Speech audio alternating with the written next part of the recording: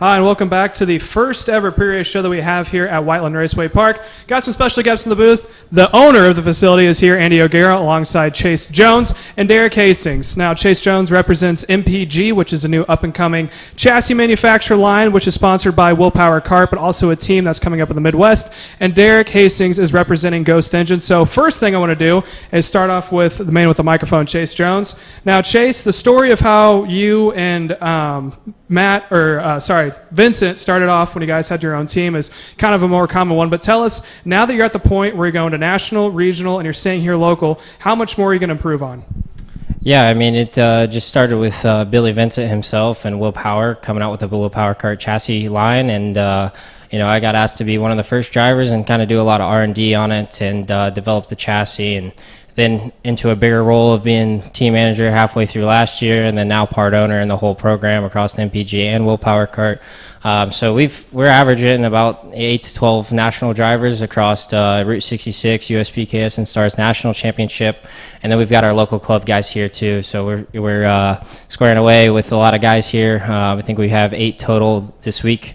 So we're really big into the development process of the driver and taking our program to the top level, and I think we're doing a pretty good job about that and growing very quickly.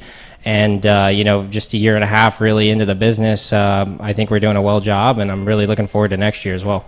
So how much, now you said that you're trying to go with promotion. What you guys have a good opportunity for is guys that come out here, start the local, then they can go to the regional and the national. Now, you said that you're within your first year and a half of being open as a business. You guys are just now at the point where I think you're probably comfortable with your size.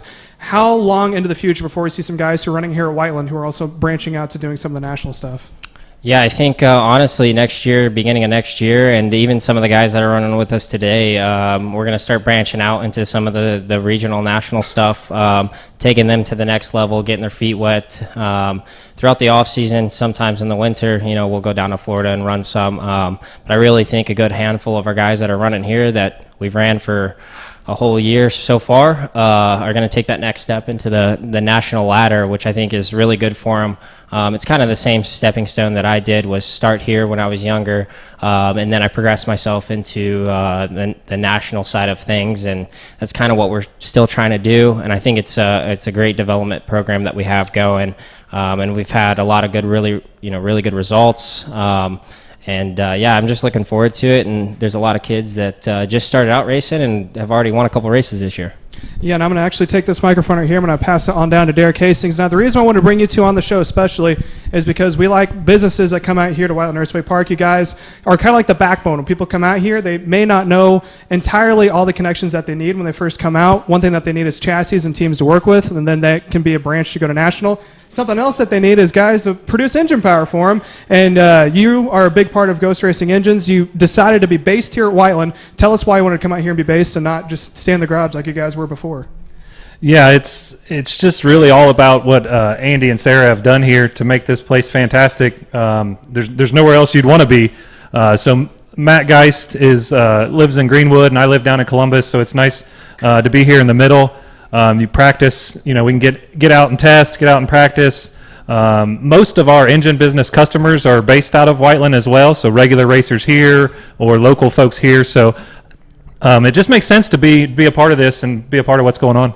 Yeah, and you guys, I asked you guys multiple times, how long until you have your own national team together, your own national engine team? I know Chase Jones was running your guys' engines up at Rock Island Grand Prix, if I'm not mistaken. Do you have any aspirations to push out a national team, or are you guys just trying to stay grassroots and be here in regional? Well, I'll take the opportunity to throw it in Chase's face that we actually beat him at Rock Island. No, we're not a driver team or a chassis team. We'll leave that to the experts like Chase. We have all kinds of other good partners here that also are a part of Whiteland. New Gen Racing, they're just a couple garages behind us. Top Kart, all kinds of good supporters. So we'll leave the race team stuff to the experts. We'll just build the horsepower. We'll keep Matt on the dyno, keep him building power, and just support it any way we can. So with that going on, because that's exactly what you guys are doing right now, do you see any further development of the guys? You're just going to perfect what you have now and keep it going? Yeah, that's a great question. We're always looking to get that next step on the 206 program. We're constantly R&D. It's kind of hard right now to get new engines, so when we do, we're testing what works, what doesn't work, still doing that, putting a lot of time on the dyno. Another thing that we announced this spring that Chase has been a part of as well is our electric kart program. So Matt Geist has put in a lot of time on developing his own system, his own battery packs, really lightweight, affordable electric package. I know that's something we're working with Rocky on to get going here, to get into production. But yeah, we're always trying to find the next thing that's going to be a part of making go-karting better here at Whiteland, everywhere. So yeah, we're always trying to find something to keep working on and keep going. All right, I'm going to take the microphone real quick. I'm going to pass it down to the boss man himself. Now, Andy, I got a few questions for you. First off, when you and Sarah originally bought this track back in, what was it, 2018 or 2019, did you have any idea that just in a span of 2 to 3 years you would see national teams start coming up, engine manufacturers start popping up, or what? How do you take this all in and process it? I mean, I think from the very beginning it was trying baby steps, making sure that we had enough of a crowd to endure the local cycle and be here for the long haul. But certainly we had aspirations and dreams of seeing some of those national teams come back and use this place to fill in their schedule and develop their drivers. And we're a product right now, Sarah and I, with our kids, of both MPG, WPK, and Ghost Racing. We've been fortunate enough to kind of grow over the last year and venture outside of here too, take those products to a national level at Daytona and Charlotte and Jacksonville and Newcastle and then everywhere in between, and continue to be here as much as we can. We have big dreams of continuing to grow it, but it's awesome to see the crowd out here on a Saturday night race. Brings back so many good memories of being here with Kyle and Chase and Rocky and you, Caleb, and just growing up here and seeing the people that just enjoy it so much. And I think it's still the purest form of motorsports, and sometimes it takes different things to remind you of just how fortunate we are to do what we do. Yeah, and as like you said before, the way how it's grown with baby steps, because at first it was maybe a couple chassis and teams that came in, obviously MPG. Now you got MPG, New Gen, Top Karts here. A couple others, I know Track Magic, or not Track Magic, a couple others come out here with the 206 side. So how much more do you expect to see not just the track side grow along with the racers, but more businesses coming in being based here? I think it's it's been a little bit, I should say, pleasantly overwhelming on a national level when you go to these places and you talk to the racers and you talk to the different groups about the future and about them getting more of a presence at Whiteland Raceway Park and trying to be a part of that direction as we grow. So I would anticipate more growth, and I think it'll do nothing but help the guys that have been here from the very beginning.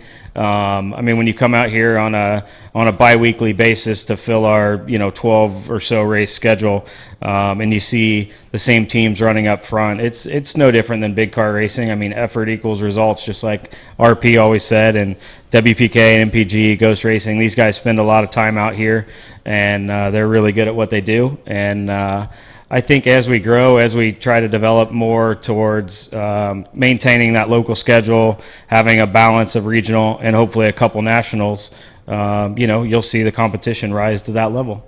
Yeah, and one more thing I want to ask you about is just recently you guys announced that you did acquire more land for Whiteland Raceway Park.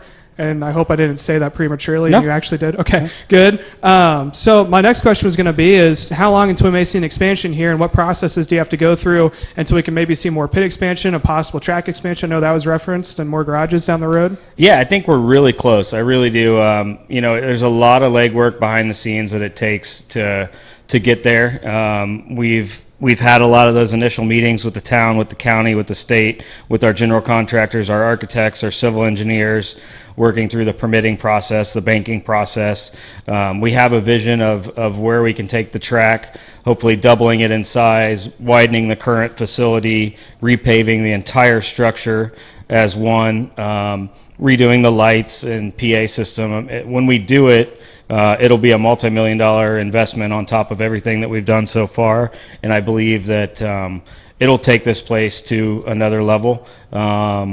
We've got on the initial blueprints, and again, nothing set in stone, but we've got like 3 acres of paved parking on there.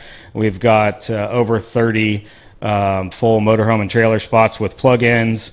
A lot of good things in the works, so we just got to get some stuff approved and sign these bankers up, get them on board, and I think we'll be there. Hopefully, I would safely say that we have a good chance of of getting an announcement out, sharing plans, and finalizing steps here within the next 4 to 6 weeks if everything goes well. Yeah, it's awesome here. I'm going to have you pass the mic down. We'll do one final round of questions. Actually, Chase, you can hold on to that one right there. So someone who is now, and I forgot to mention this too, you are a partnership when it comes to MPG. You just recently graduated with your bachelor's from the Kelley School of Business. So from someone who's been here, I don't want to say from day one when it came to Andy and Sarah acquiring the track, but guys are here fairly early. How much motivation do you get to see a track like Whiteland, where you guys have been a part of? You've been a backbone for people being able to get parts from you. Hearing something like that the track is eventually going to expand to, I have no doubt, in the near future of hosting some national races. What does that make you guys feel like in MPG? Man, I mean, even before, Andy and Sarah bought the place, I've always loved this place. It's got a lot of history into it. It's where myself and, a lot of our other people here that are here today started out as, developed themselves here into the national side and even into the car side. I think it's one of the most technical tracks where you can learn so much from. There's a lot of tiny variables that matter a lot, just based off line, and you learn a lot of racecraft things here.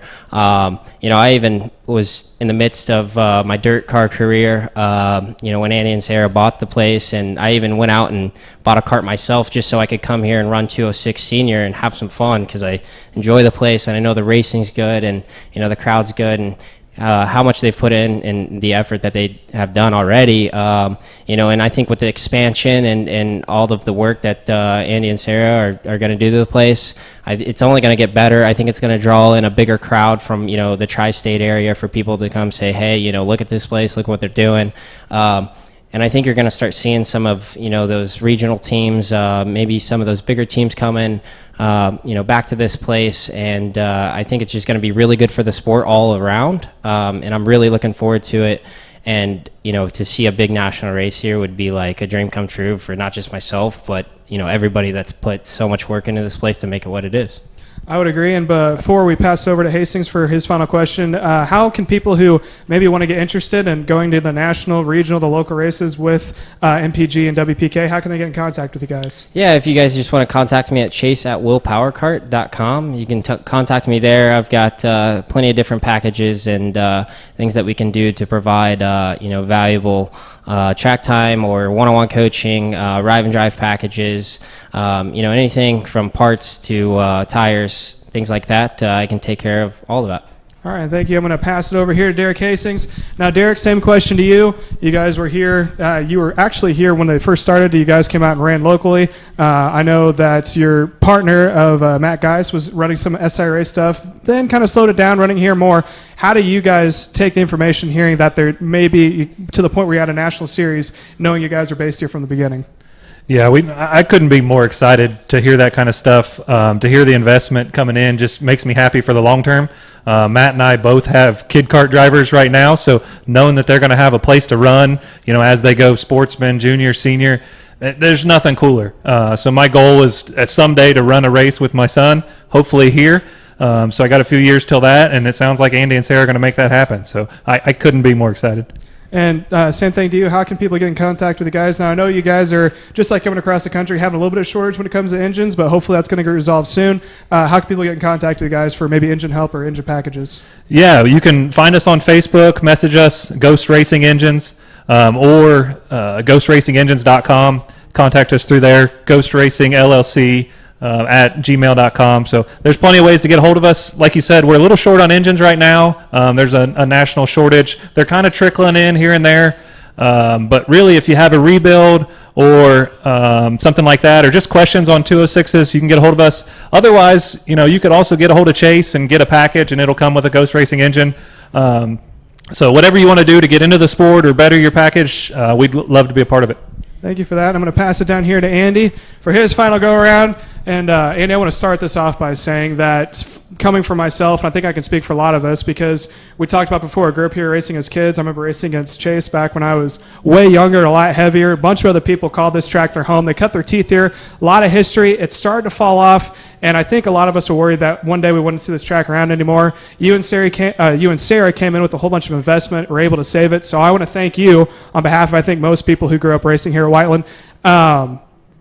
Tell us about the process that it's been so far. I know it's been a lot of hard work from when you acquired the track in 2018. You finished out the last couple of club races. The first one, I think you had over 210 entries, and you've maintained the higher entry mark. So how much work has it been so far to get you to this point?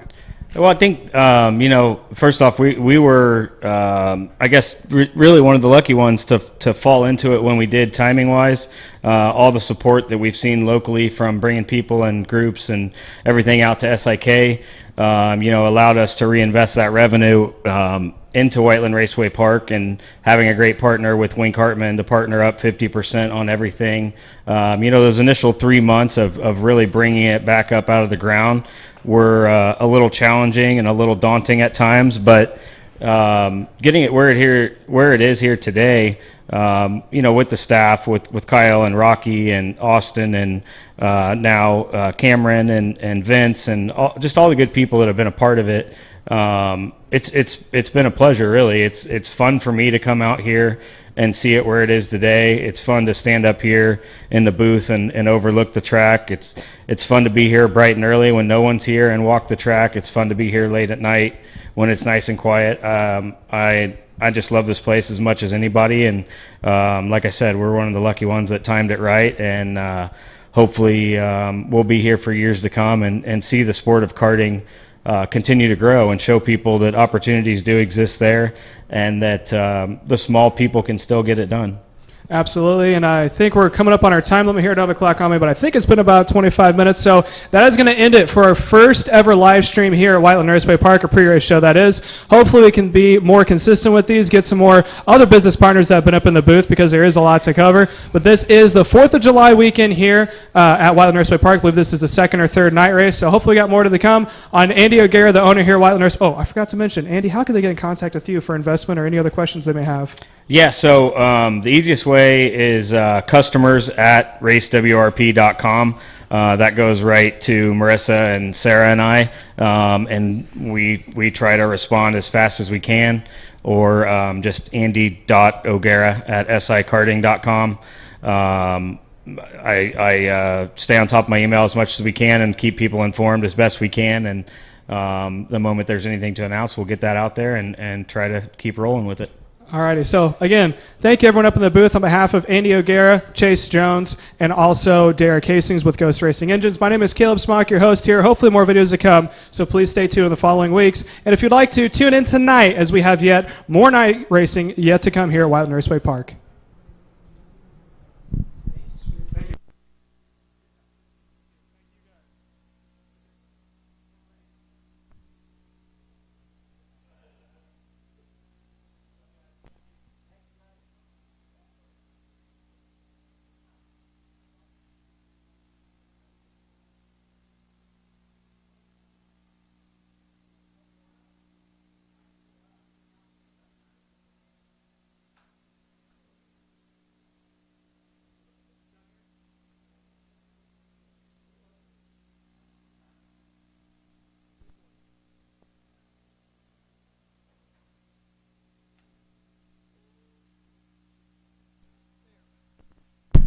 Attention everybody in the pit area and garage area.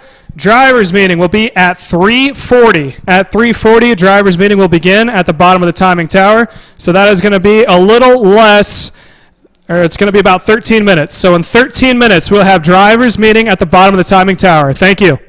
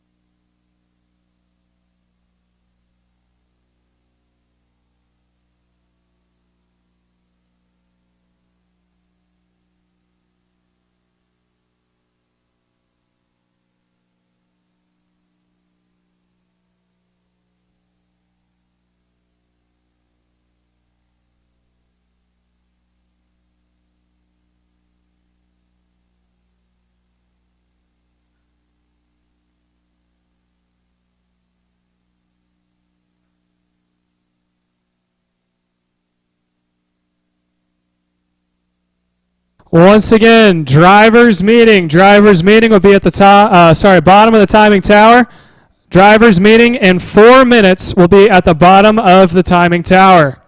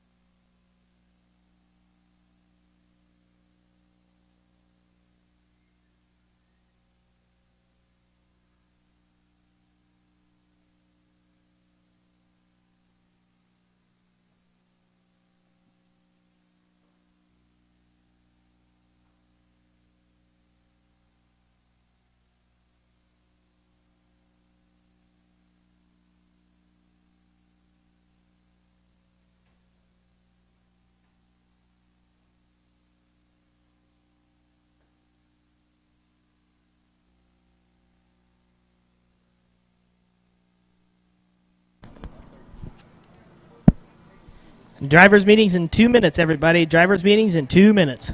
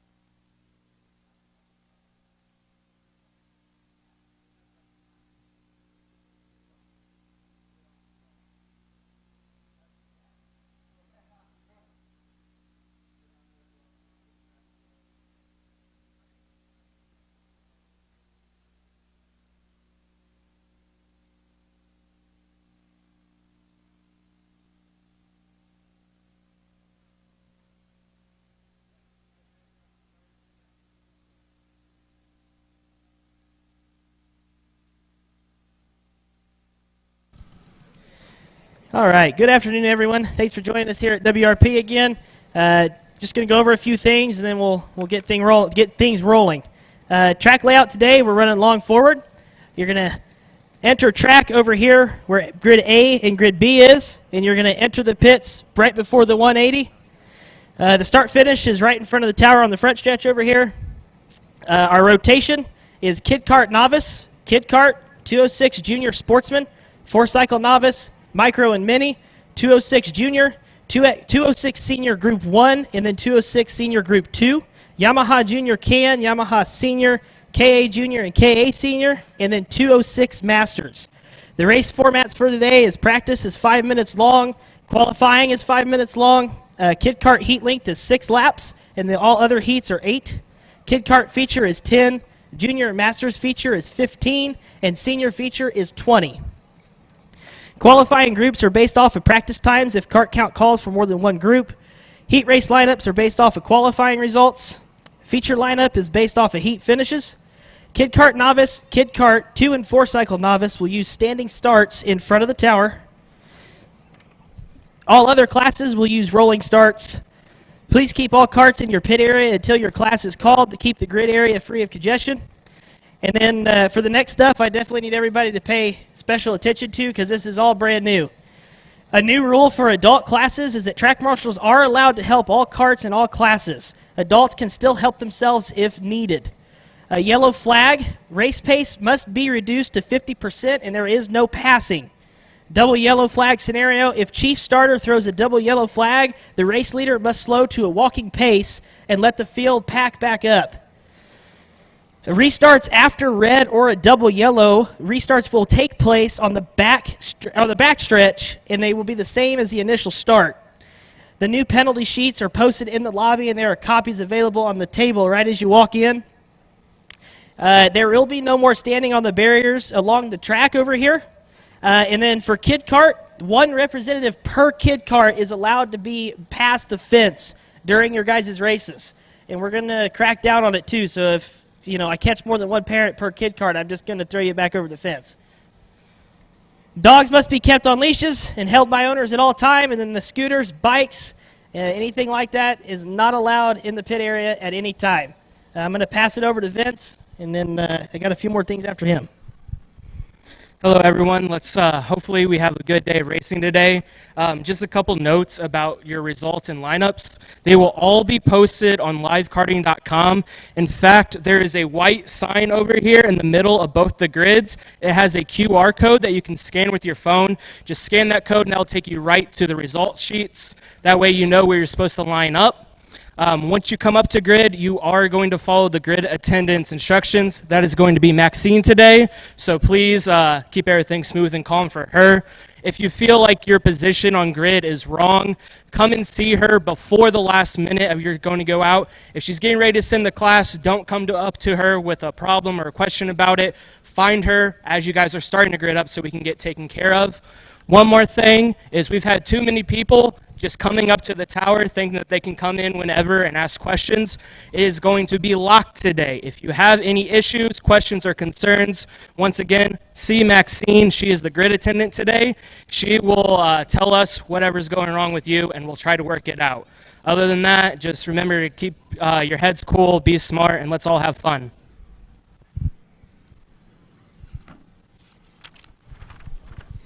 All right, and then as always, I just want to give a big thanks to our sponsors for the 2022 racing season. Top Kart, Business Art Design, Speedway Indoor Karting, Kelly Landscape, New Gen Motorsports, Ghost Racing Engines, Al Warren Oil, NK&A, MPG Motorsports with Will Power Kart, Carbon Safety Technologies, and our premier partner, Indiana Memorial Cremation and Funeral Care. If we could have, oh, never mind, we're not going to do the Kid Kart thing with Adam today since we did it last week. So just everybody have fun and let's make it a good one.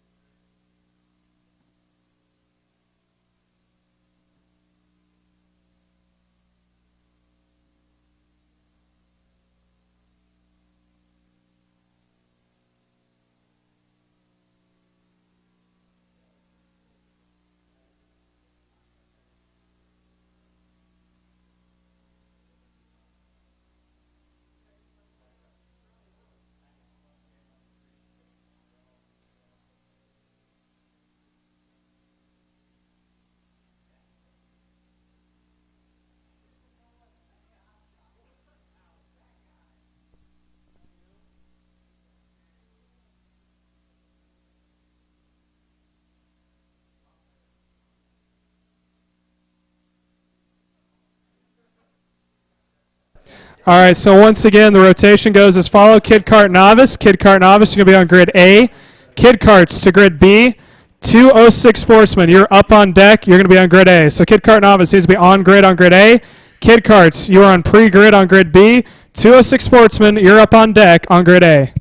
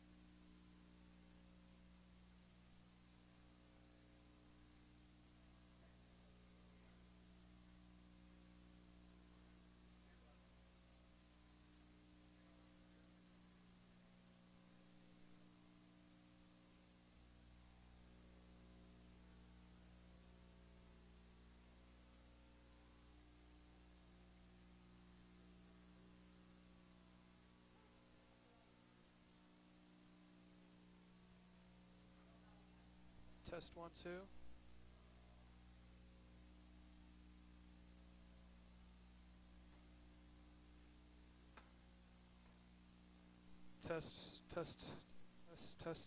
Testing. Test 1, 2. Alrighty, so right now we got Kid Kart Novice is on track, so that means Kid Karts is going to be up on grid B. Kid Karts to grid B. 206 Sportsman, you're going to be on pre-grid. You're going to be on grid A. 4 Cycle Novice, you're going to be up on deck on grid B. This is a reminder to make sure your transponders are located on your kart. And if you need to know the exact positioning of them, it needs to be sitting horizontal, up and down, light on top, and the sensor located pointing towards the track. If it points towards the sky or towards the side, it's not going to register. So make sure your transponder is hooked up correctly. And most importantly, make sure it's on your kart to make sure we have no problems before qualifying.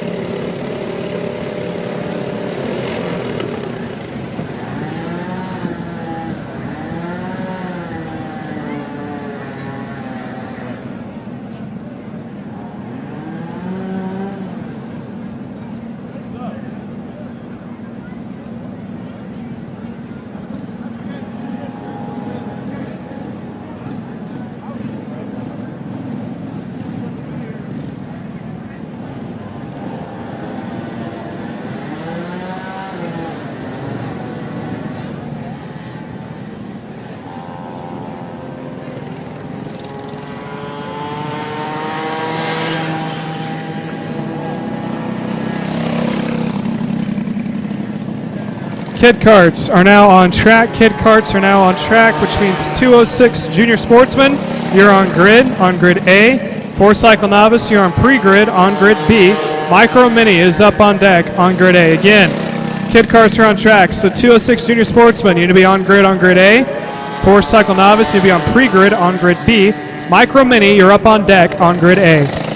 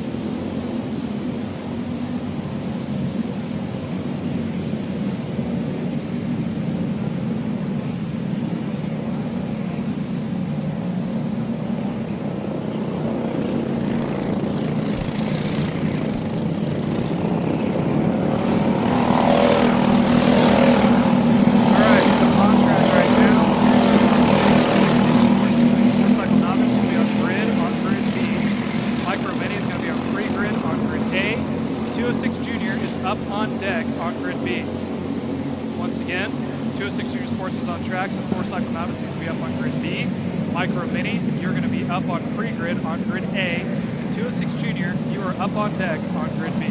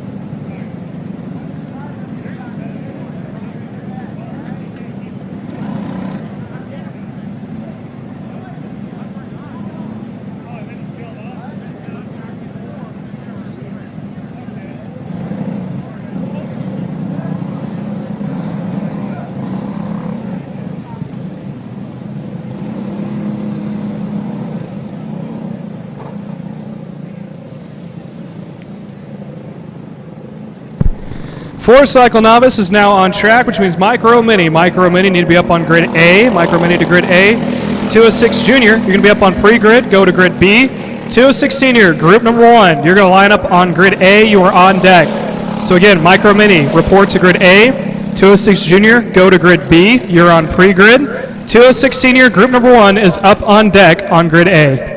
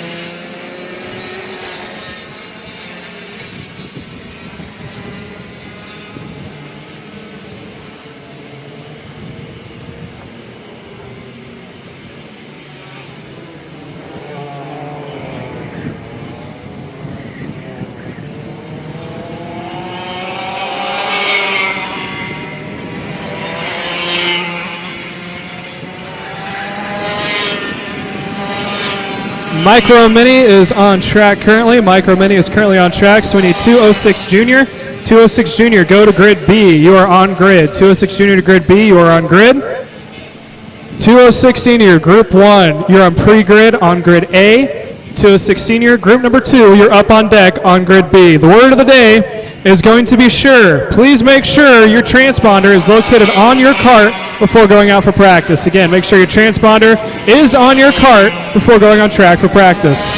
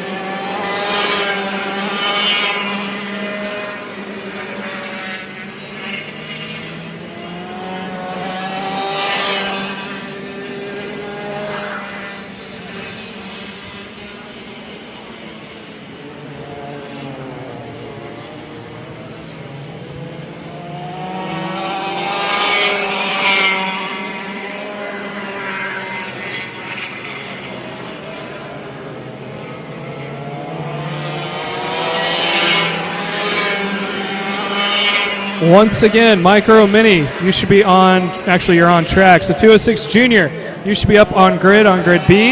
206 Senior, Group number 1, you need to be on grid A for pre-grid. 206 Senior, Group number 2, you're up on deck on grid B. After that, we're going to go to our Yamahas and KAs ran together. And then following is going to be 206 Master. So again, on grid is 206 Junior, pre-grid is 206 Senior, Group 1, and the Group number 2 is up on deck.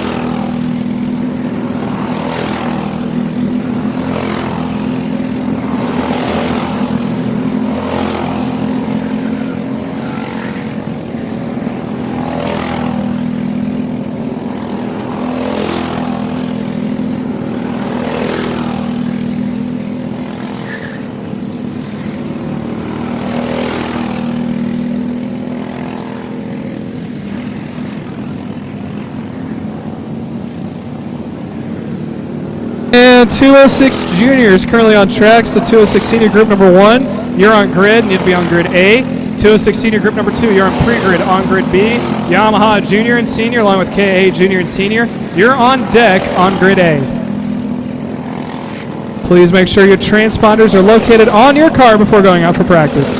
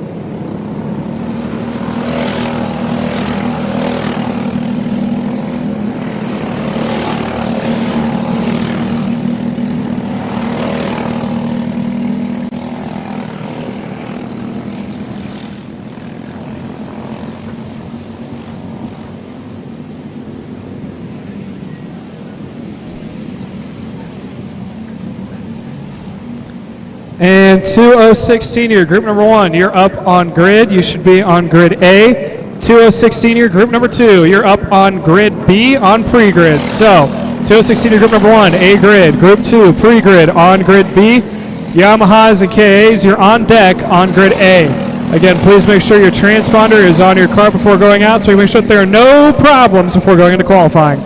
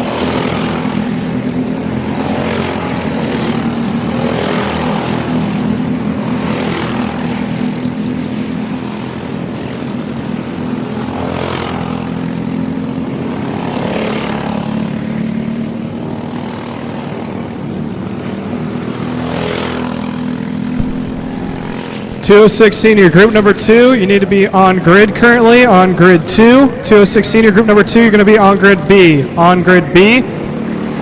On pre-grid is going to be Yamaha Junior Can Senior along with KA Junior and Senior. You need to be on grid A. Yamaha Junior Can, Yamaha Senior, Yamaha or KA Junior, KA Senior to grid A. 206 Master, you are on deck. It'll be up on grid B.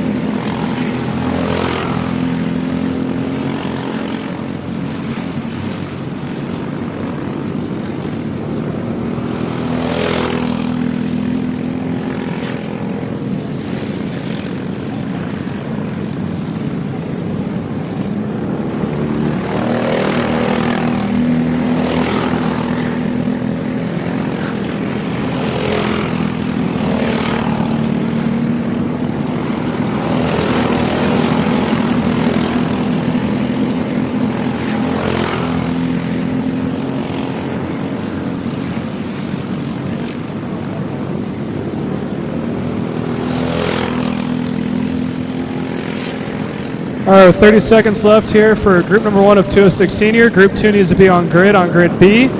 Pre-grid is going to be Yamaha Junior Can, Yamaha Senior, KA Junior, KA Senior on grid A.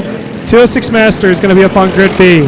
As soon as we're done with 206 Master, we're going to go straight into qualifying, and that is going to go to Kart Novice. So once 206 Master has concluded their practice session, we're going to go straight into qualifying with Kart Novice.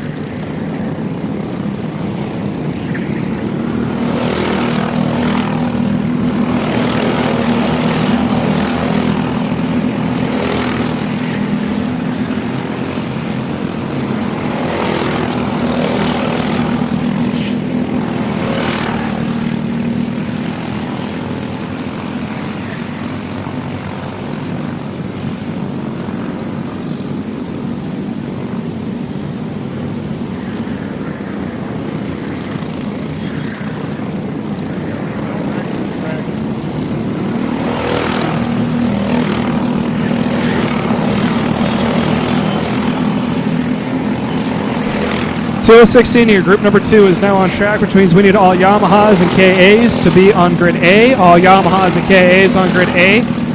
On pre-grid is going to be 206 Master, go to grid B. And up on deck is going to be Kart Novice. Kart Novice, you're on deck on grid A.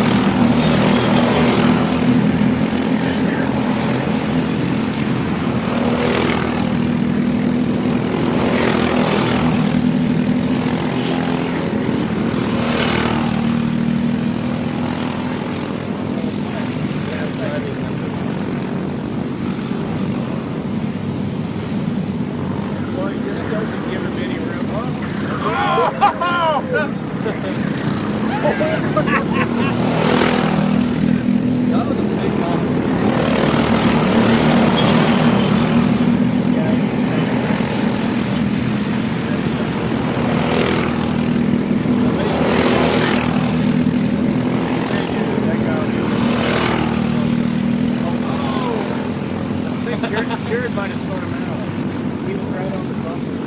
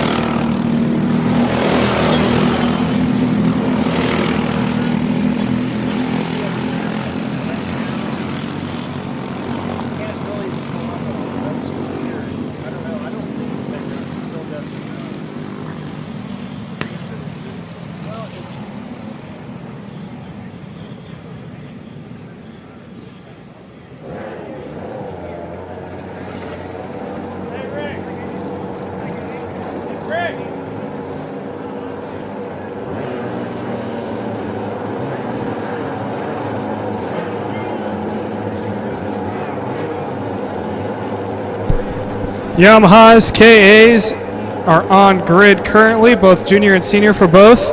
They're going to be on grid A. On pre-grid Going to be grid as soon as the Yamahas and KAs go out. Should be 206 Senior. Once 206 Senior has completed, we're going to go straight into qualifying. So we're going to need Kid Kart Novice. Kid Kart Novice, please.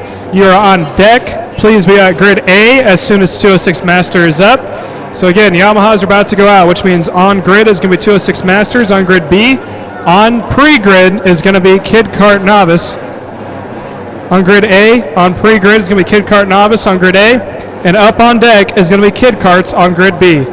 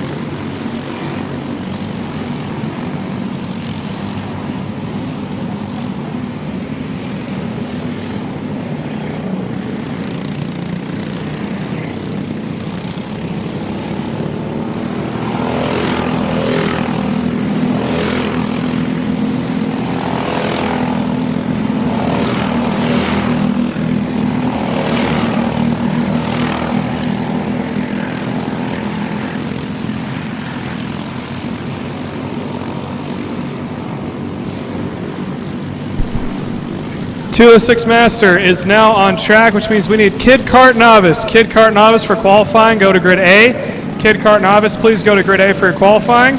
Kid Karts, you're up on pre-grid on grid B. Kid Karts to pre-grid on grid B. 206 Junior Sportsman, you're up on deck on grid A.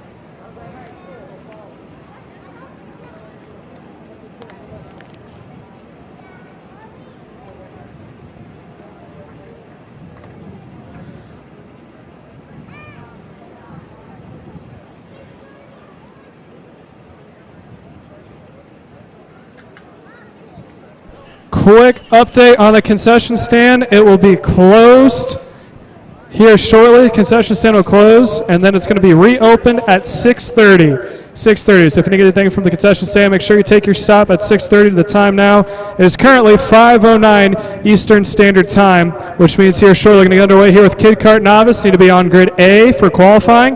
Kid Karts need to be on pre-grid. You're going to be on grid B. And 206 Junior Sportsmen, you're up on deck on grid A. You get something to eat. You can find Chick-fil-A on the back side of the registration building closest to the tech building.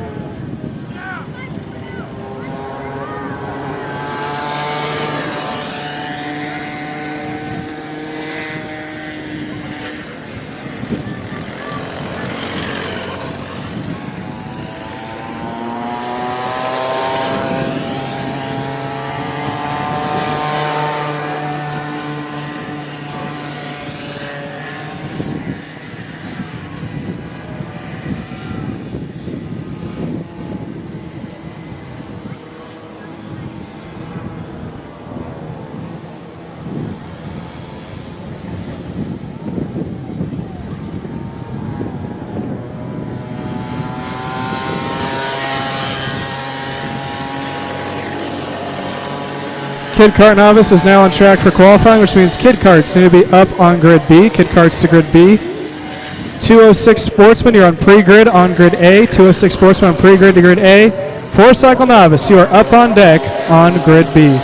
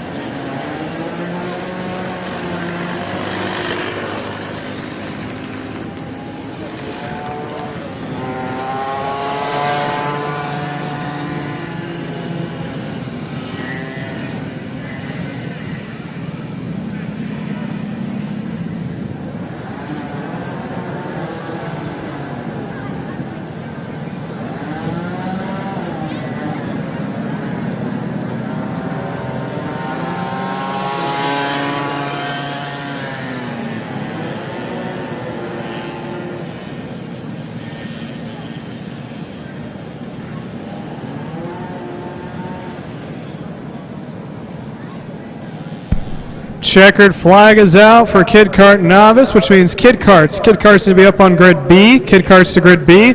206 Junior Sportsman is about to be on grid A. 4-Cycle Novice is going to be on pre-grid on grid B. Micro Mini will be up on deck on grid A.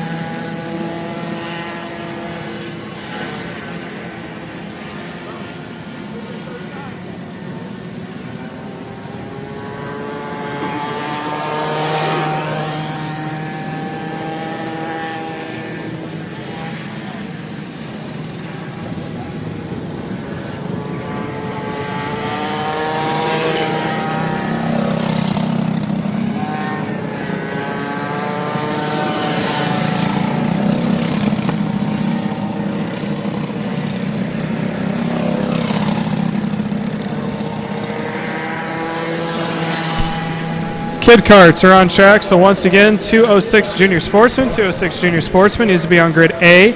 4-cycle novice needs to be up on grid B or on pre-grid. On deck is going to be Micro Mini. Report to grid A.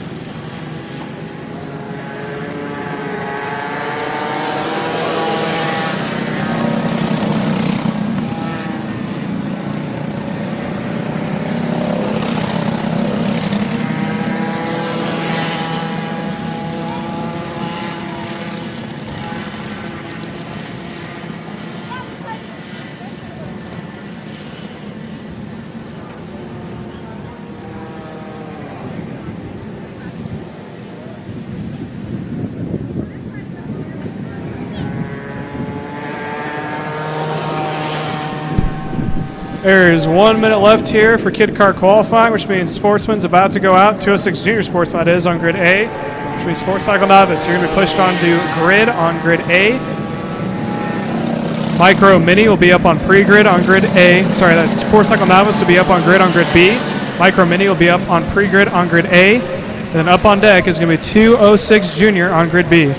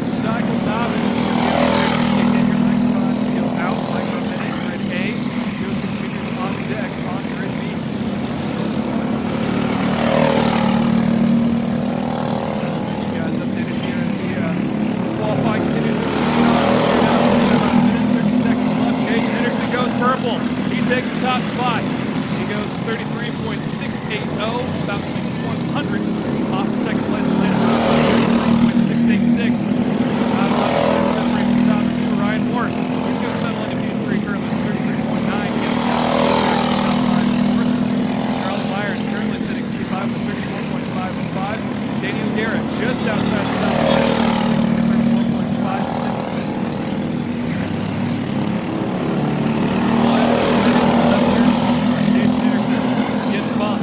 Ryan Moore coming across the line. He is now sitting in P1 currently. Here's a beautiful shot coming well now. First one across the stripe. Got it to Jim Garrett. That brings him down the line. Falling right behind him. Charles Myers. Both not able to improve their times. Let's see what else is coming up on your screen. That is looks like an Evo card. I believe that is Corey Daniels. Sorry, that's an Eto's card. Coming across the line. Next up, Kendall Johnson. Let's see what time he can do. He's improved his time, but not able to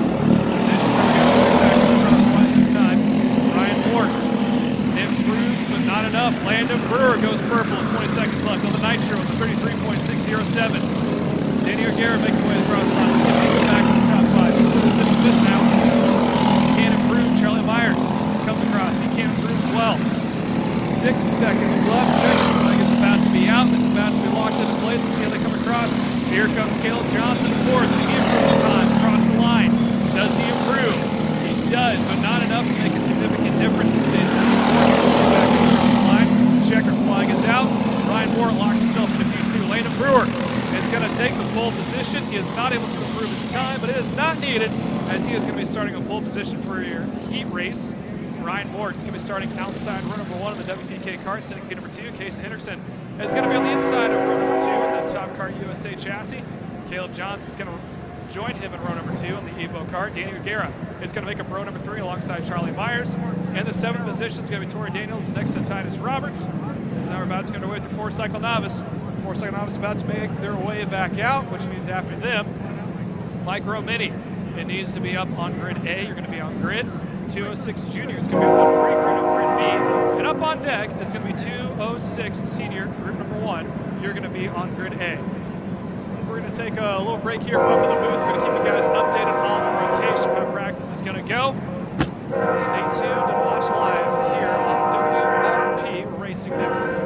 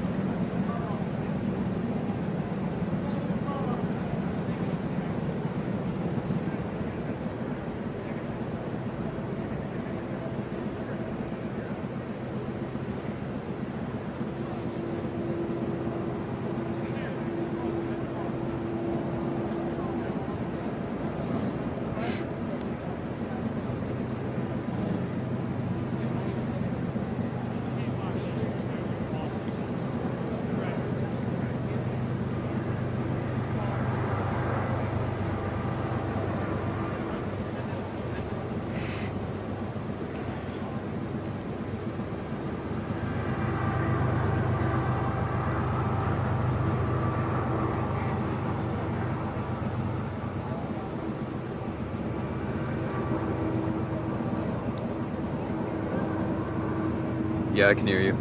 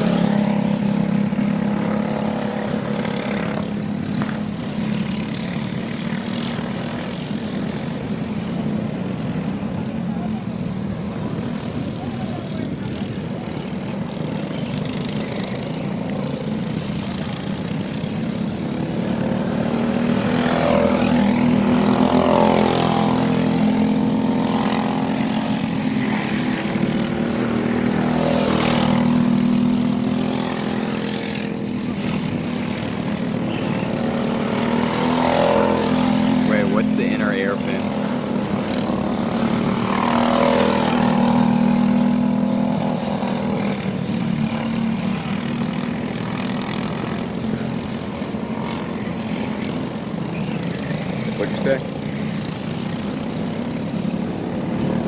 Oh, like on the inside, yeah.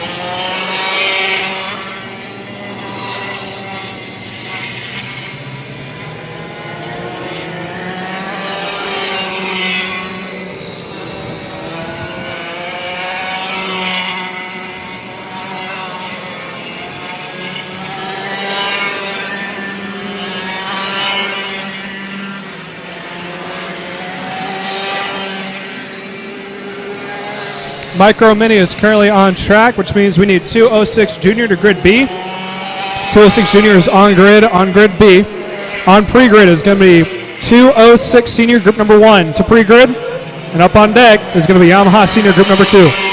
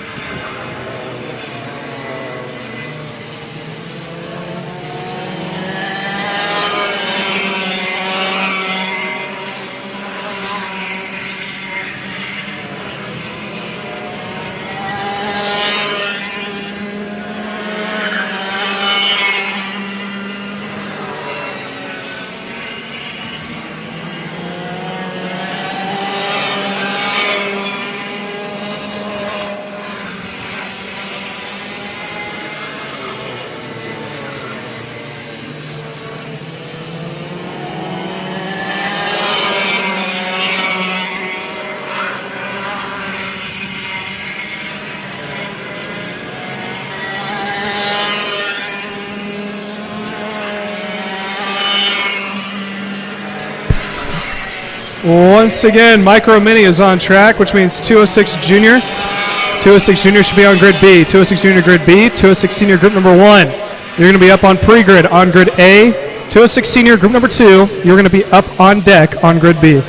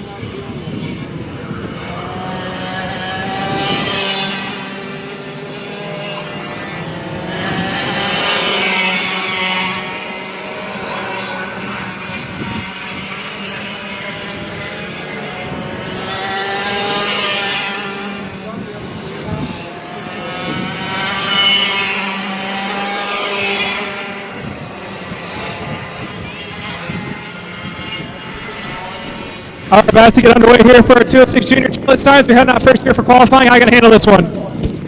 Here, just trying to get a clean lap in. There's going to be just trying to get a clean lap in. We know that we're fast after practice. All right, best of luck to you, buddy. Challenge times about to roll out underway here on Peter One here for 206 junior. We're going to get more interviews yet to come here for our 206 senior class coming up shortly.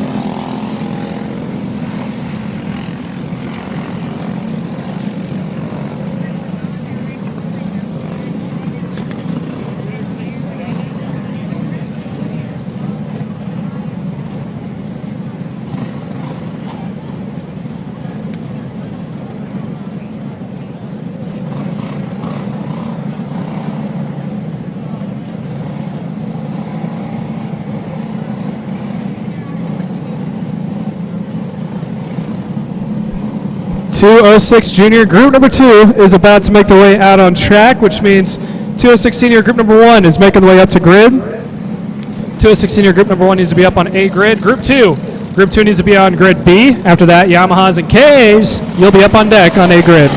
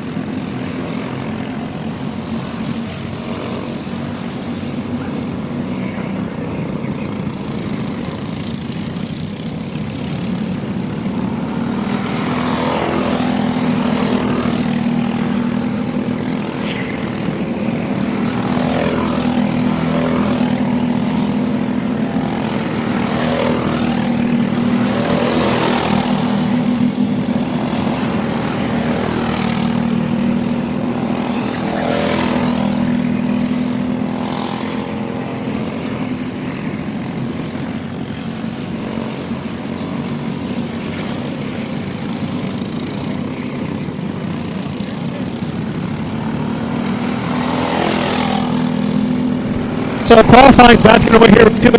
We got our very own Jared Howerton. So Jared, you know, you're piloting the crew here for iCart. You're ahead of all of them right now. You're ahead of Brady Stafford, your teammates so far. Tell us going into qualifying. What's your plan of action? You gotta stay clean and lay down the heater. Are you going to have any help from behind from any of your teammates? You're going to pull away from at the start. Pull away from the start. Yeah, get away from Bill, number 9. All right, so that's the plan of action there. The first Howerton is going to pull away from the second. Let's get to the brother action right now. So your brother says he's going to pull away from it. Obviously, your Micron right here says that you're going to stay on board with him. What are you going to stay right behind him, or do you think you're going to try to get around here on the start and get a better qualifying run? I think I'll do whatever I need to do to get around him. And what does that entail exactly? In the grass. Alrighty, so look for some mid-pack action here as we're going to get underway here shortly. See if we can't grab any more words from our drivers. Going to walk up towards the front here. Let's see what we got. Oh, yeah. Someone who's supposed to be up in the booth here this afternoon for our first ever live show, we decided not to. Adam Deeds. Adam, you know, you better be fast here since you got the extra time at home to get your mind ready. So tell us what your plan of action is.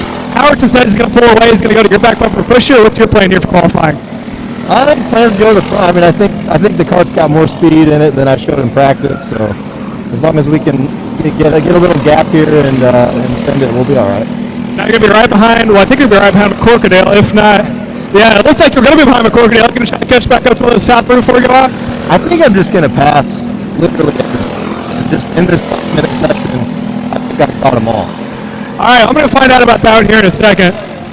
We're going to get some more words here. Let's see if we can't go up here. Matt Dean, so Adam Dean says he's going to pass you within the 5 minutes. What's your thoughts on that one? In this 5 minutes? Yeah, this 5 minutes. As long as we get a clean lap. How about that? All right, as long as he gets a clean lap, guys, we'll talk to you later. You're going to be you're the heat races. You're coming up later. So we're going to underway here shortly with our qualifying for group number 1 here for 206 Senior.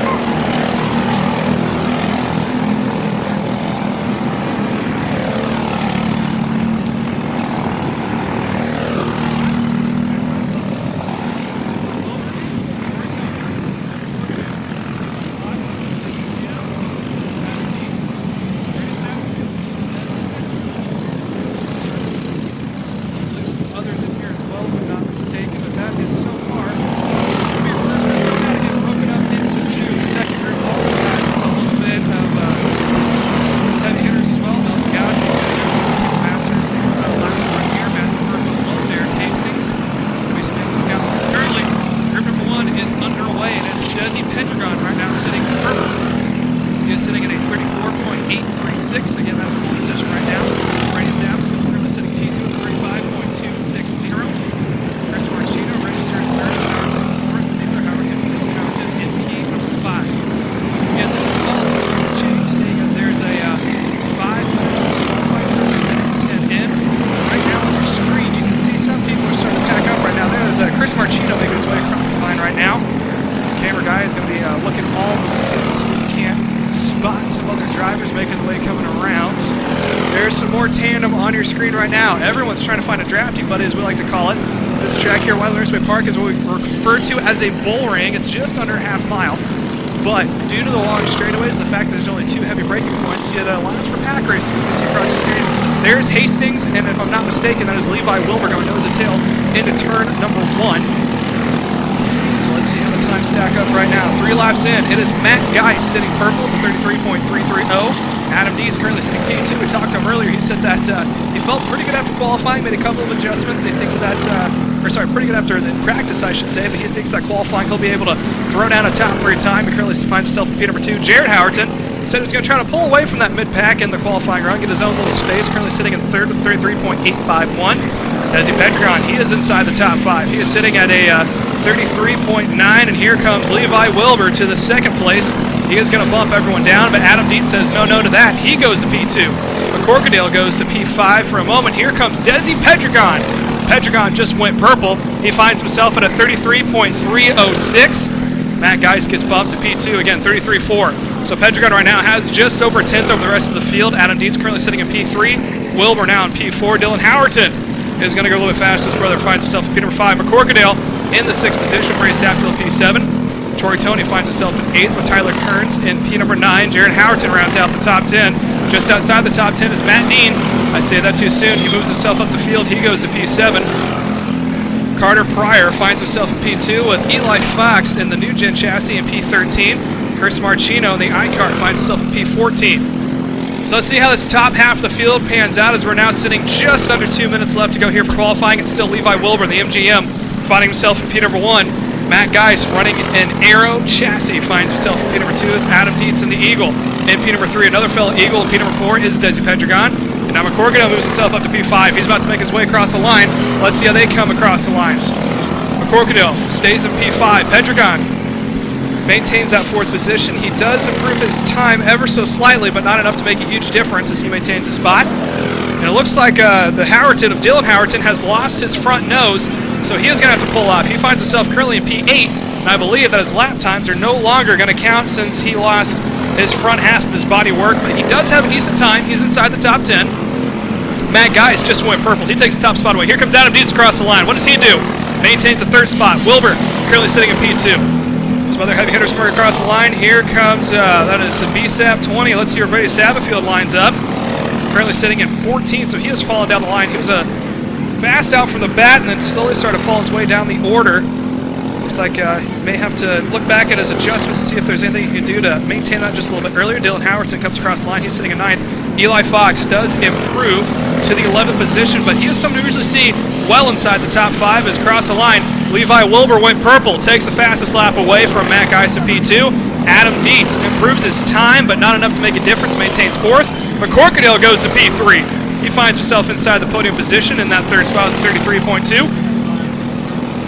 Checkered flag is about to be out this time by, if I'm not mistaken. That is going to be Tyler Kearns, who is going to be the first one to receive the checkered, making his way across the line. Let's see what he's able to do. He's currently sitting in P6. Is he able to improve his time? Sorry, that was Eli Fox, Kearns' teammate. Comes across. He cannot improve his time, maintains P12. See the rest of the order. Levi Wilbur comes across in P1. Is that able to stick? Matt Geis not able to improve, maintains P2. Adam Dietz currently sitting P3. McCorkadale improves to the 4th position, but no higher. Desi Petragon not able to improve his time, blocks into P5. Troy Tony made his way across the line in P6. And if I'm not mistaken, that is the rest of your field. So Levi Wilbur is the fastest kart from Group 1. He is going to start on the inside of that first heat race in row number 1. Matt Geis is going to start on the outside of row number 2. Outside of row number 1 in the second heat race. He currently finds himself in P number 2. Adam Dietz, 3rd fastest with that 33.070. McCorkadale currently sitting in P number 4. Petragon P5. Troy Tony P6. Tyler Kearns in 7th. Matt Dean in P number 8. Jared Howerton, a little bit faster than Dylan, finds himself in P number 9th. Chris Marchino in 10th. Dylan Howerton 11th. Eli Fox is going to be in 12th. Carter Proyer finds himself in P13. Brady Sappenfield in the 14th position. Group number 2 making their way out on track right now. Again, the 206 class is a little big here this weekend, which again, not a problem by any means. We're just going to have to split them up into 2 different groups. We're going to combine them back together after their heat races and put on one big final for you guys. So let's watch these drivers making their way across the line. Cole Marr, Kyle Landon, Derek Hastings, Pablo Corrales, Mason Green, Ryan Waldo, Carl Wiggum, Grant Timms, Matthew Burpo, Spencer Schmidt, BJ Shaw, Braden Mayfield, Doug Garth, Miles Miller, and Melvin Godsey make up the second half of the field. Let's see how their times stack up. Keep an eye on Hastings. He's going to be the second card across the line. Derek Hastings, if I'm not mistaken, is running on an Eagle. You can see him with the gold and black helmet. Making his way across the line now. He's got himself a pushing buddy. What time can he do? Derek Hastings currently goes into P, if I'm not mistaken, that is 18. Let's see who the highest one is right now from that second group. And that is going to be Pablo Corrales running on a Burrell Art. Currently finds himself P15. Again, lap number 1 is always a wash. It's usually that second, third, fourth, fifth lap. The farther you go on, the more the tires come up to temp. The sun is starting to setting, and it's been a little cloudy here this afternoon in beautiful Whiteland, Indiana on this 4th of July weekend. So as the sun starts to set, it's going to take just a little bit longer for these tires to come up to temp. That's the beautiful thing about being in the first half of the group is you get the track just a little bit hotter, and the tires are going to come in just a little bit quicker. Let's see how the second group pans out. Looks like Grant Timms went to P14 for the moment. Now he's going to be sitting in P18. Braden Sappenfield is currently holding on to the 14th spot, and that was the fastest from the first group. Melvin Godsey, fastest out of the second group, finds himself in P15 overall, currently for a 206 senior. Matthew Burpo, currently sitting in 16th.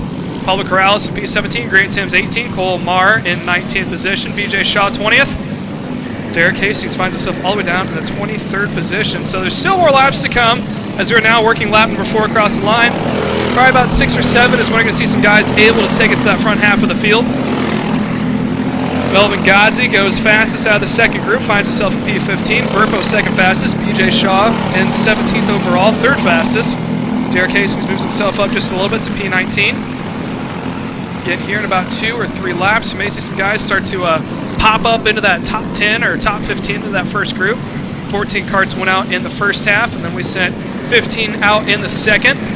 So let's see if anyone's able to crack the top 15 and go and take it to the guys from the group number 1, making their way across the line now. Derek Hastings goes 15th.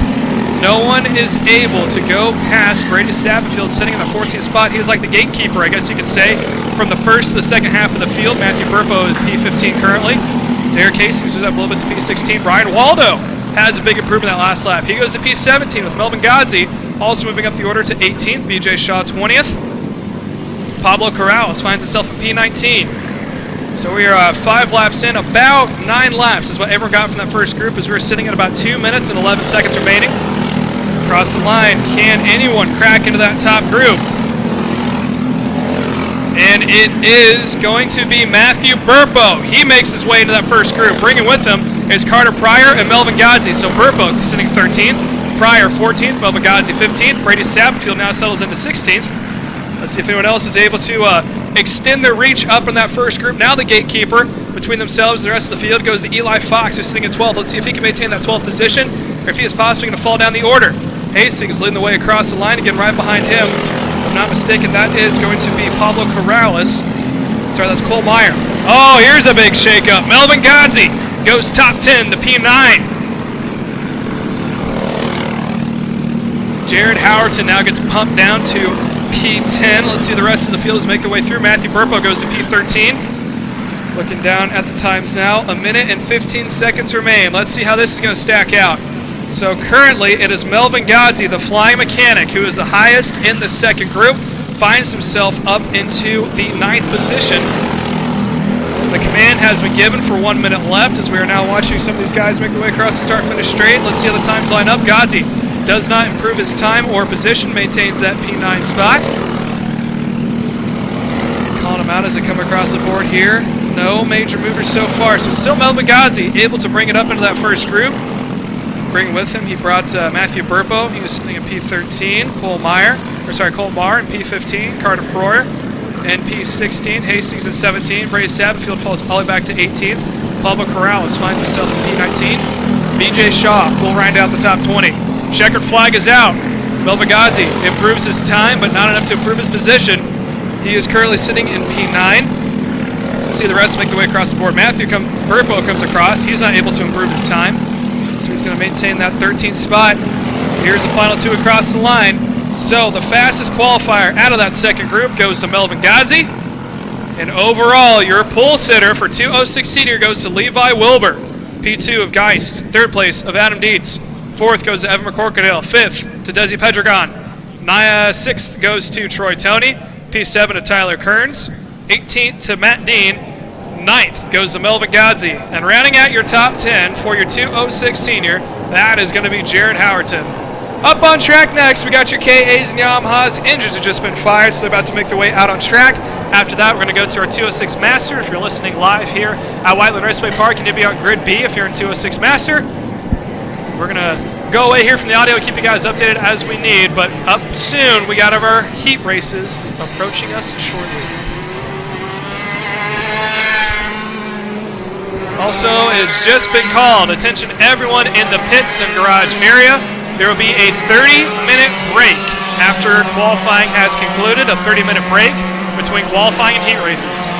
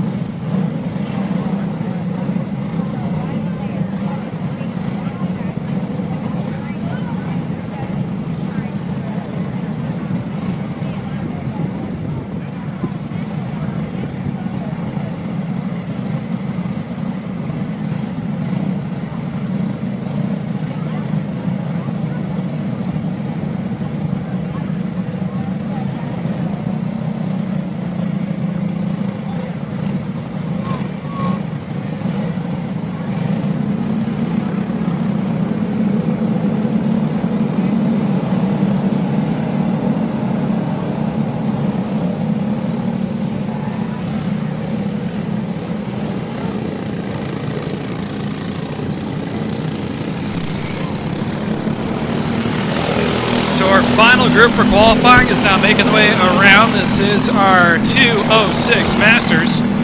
And I've just been given word exclusively to you only that we're going to go on a 30-minute break once we have concluded with our 206 Masters. So that'll be in about 5 minutes. We will then start a counter for a 30-minute break. Again, I'll give you guys an exact time we come back. But we're going to sit back, relax, and watch the 206 Masters go to work. On the top of your screen now, there's Mel Benghazi out in front, and then 2 karts back. Looks like that is Matthew Burple right behind. So there's a good 3-pack.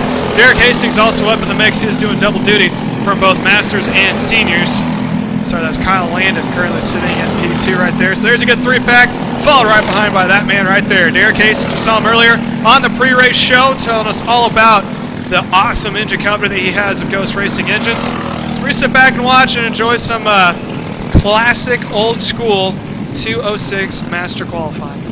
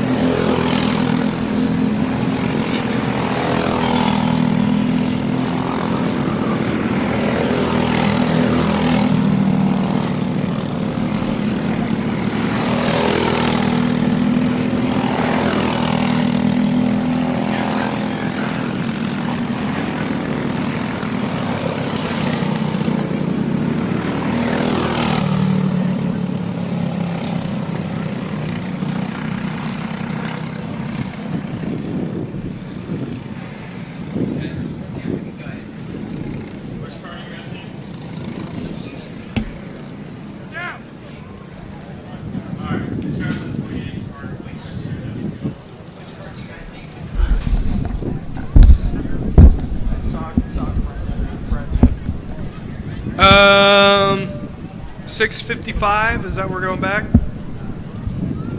I like you. So the executive decision has just been made by Rocky Paccioni that we are going back at 7 o'clock Eastern Standard Time. That is going to be 6 o'clock Central. So when we come back here in roughly 30 minutes at 7 o'clock, we'll get things kicked off with our kid Kart Novice here in 30 minutes. Again, 7 o'clock, we will come back. Kid Kart Novice be on grid A.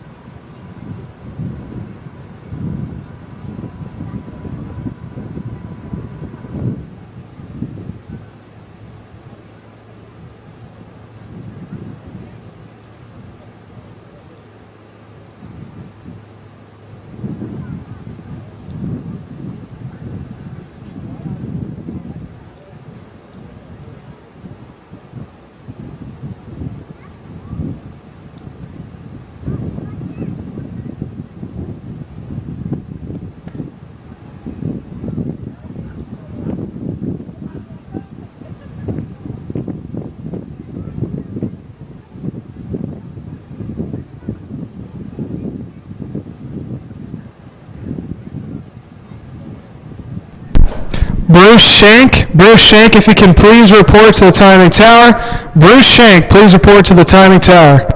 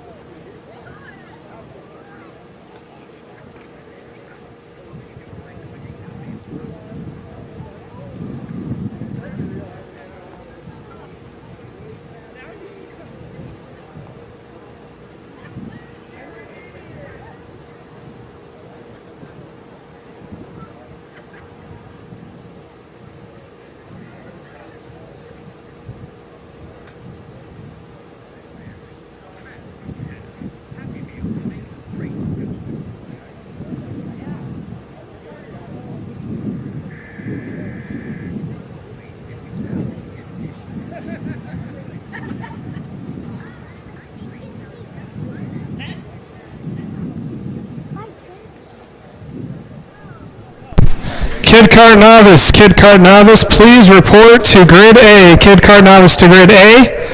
On pre-grid is going to be Kid Karts. Kid Karts to pre-grid, and up on deck is 206 Sportsman on A grid.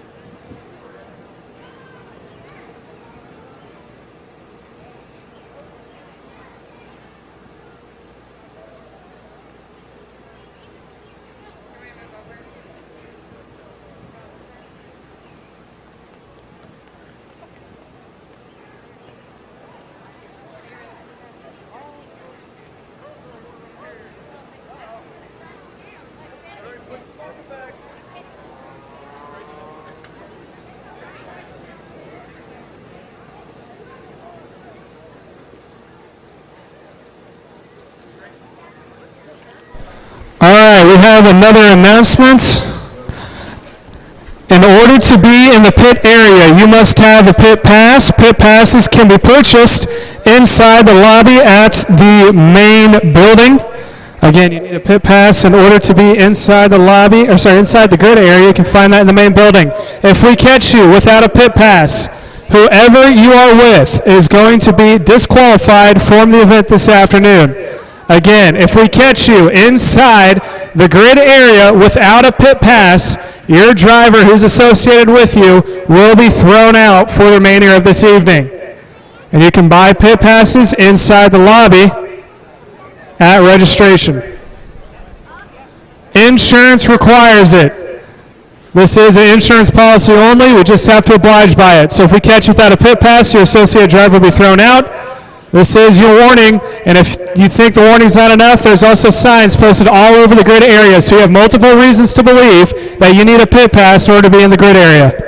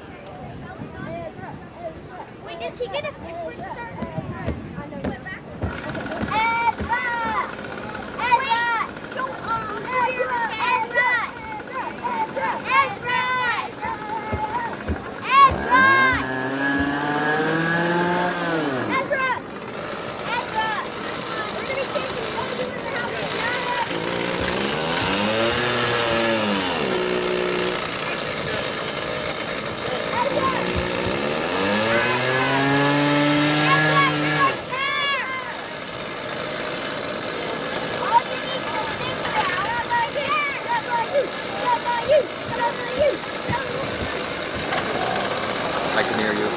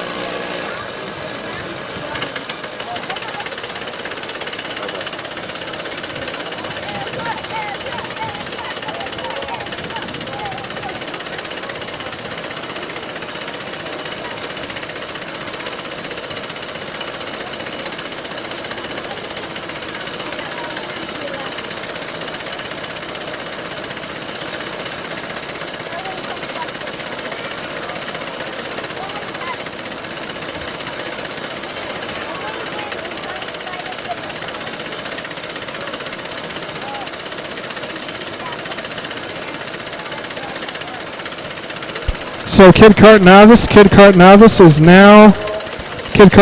now on track, which means Kid Karts need to be on grid B. Kid Karts to grid B. 206 Junior Sportsman, you need to be on grid A. 206 Junior Sportsman's on pre-grid on grid A. 4-Cycle Novice, you're up on deck on grid B. These are going to be a little bit shorter heat races. They're going to go by fairly quickly, so please make sure you are on grid at the appropriate time.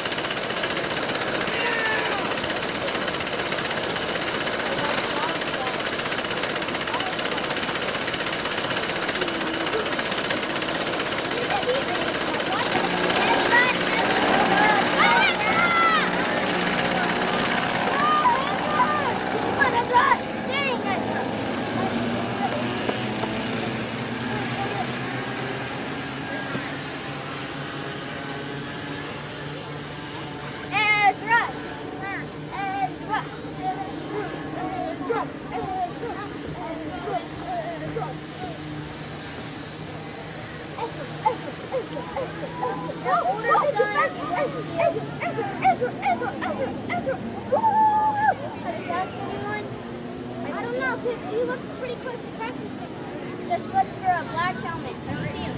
He's right there. He passed someone! Yeah! He's about to pass somebody too. Yeah.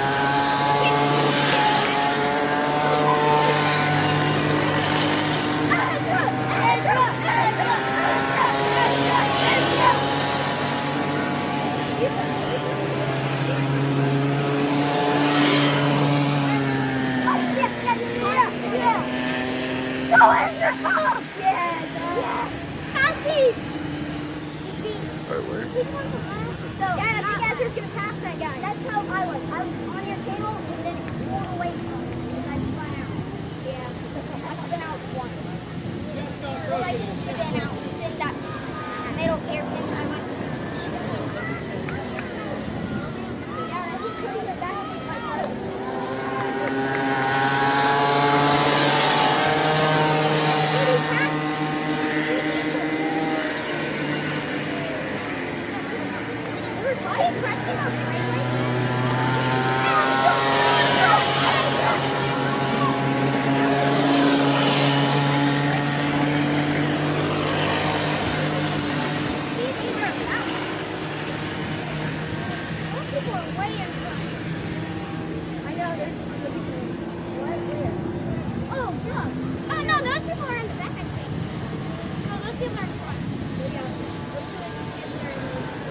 Wait, if that's your pass back.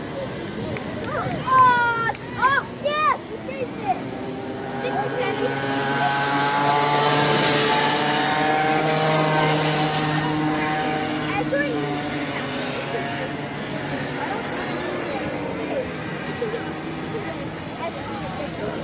Number 5 keeps spinning out.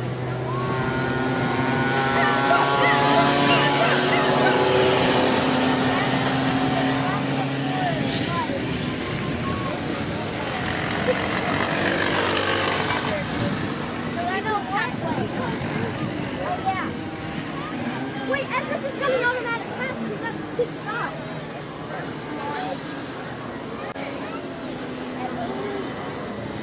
To pass that kid, it's good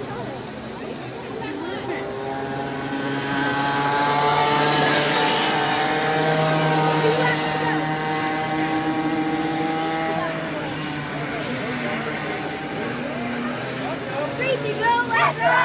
Ezra's free to go! Ezra's free to go! Ezra's free to go! Go, Ezra! Wait, did Ezra spin out? No. That's me!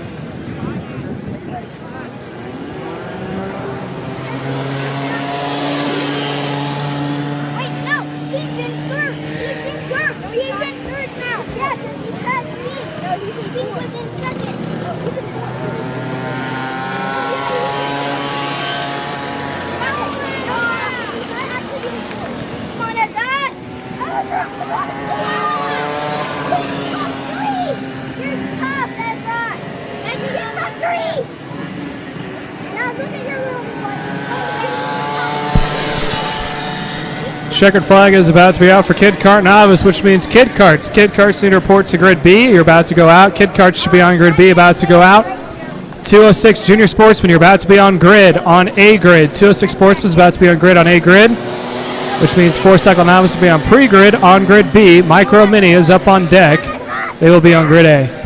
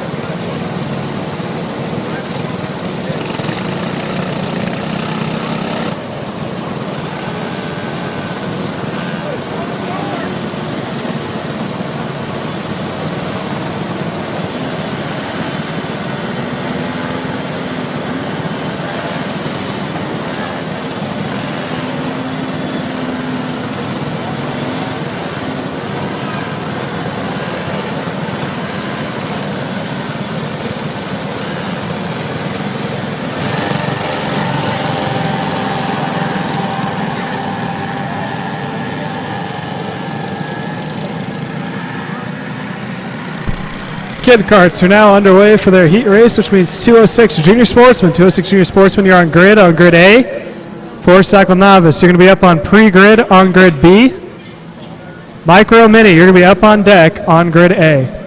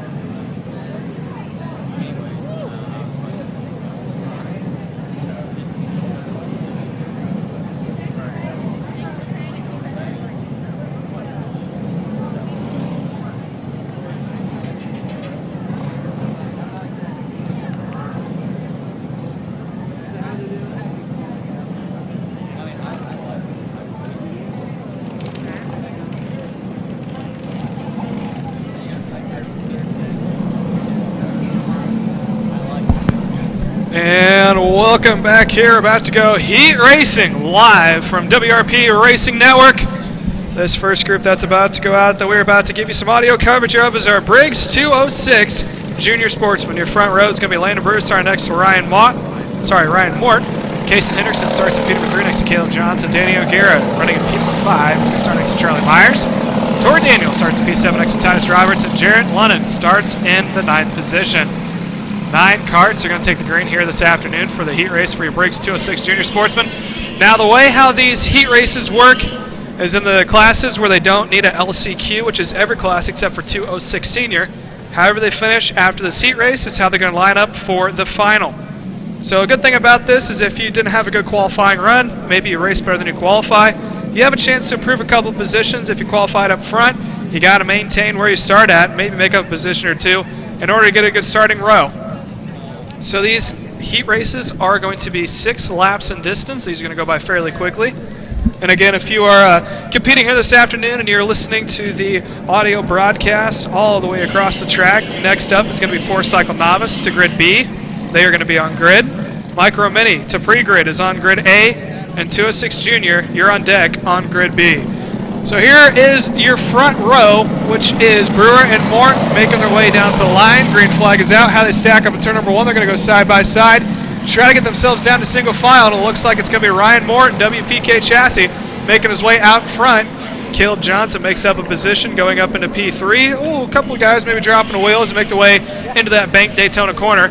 Coming down to the south side hairpin. Again, you're going to lose it out of view, but we'll try to give you guys all radio broadcasts that we can to make sure you don't miss any of the action here this afternoon. Ryan Mort hangs on to the lead. P2 goes to Landon Brewer, and right behind him in 3rd place, up 1 position, is Caleb Johnson. You can tell by that white and blue, I should say, nitro kart with a bright orange helmet. He's easy to spot. Charlie Meyer off there in the distance in the cue ball white helmet, running in P4 right now, so he's trying to catch back up to that lead pack. Top 3 going nose to tail as make their way out of south side or Daytona corner, heading into the south side hairpin. Again, top 3 is Mort, Boer, and Johnson. Johnson's caboosing the top 3, and just now into view, you can see Charlie Meyer, who's slowly making his way back up to that front pack as they snake their way around the final 2 corners, coming down to the line. All over the back bumper of Mort is Landon Brewer. He may try to set him up for a run coming out of turn 1. Let's see how it goes out. Out of turn 1, now coming down to the run of turn 2. Not close enough is your 2nd placement of Landon Brewer. And just behind in the 3rd place looks like Caleb Johnson, maybe starting to lose just a little bit of time as the top 2 go nose to tail. Almost looks like Landon Brewer is pushing your leader of Ryan Mort, trying to see if they can't get some breathing room between the 3rd and 4th placement of both Caleb Johnson, and now slowly coming up into view is Charlie Meyer, making the way out of the inside hairpin, coming up the hill one more time. Down to the line is your top 3. They're going to burn 1 more lap. It is 3 to go, halfway this time by. There's your flagman giving the cross signs halfway through the race. Down into turn 2, Ryan Mort, Landon Brewer, nose to tail. Caleb Johnson looks like he gets just a little bit of a poor run coming out of the final corner, but he makes up for it from turn 2 all the way over the south side hairpin, using that toe to his advantage. Making the way through south side, coming down into the inner parts of the track. Advantage still your leader of Ryan Mort. Landon Brewer playing the long-term game here. Again, these are 6 laps. They're going to go by fairly quickly.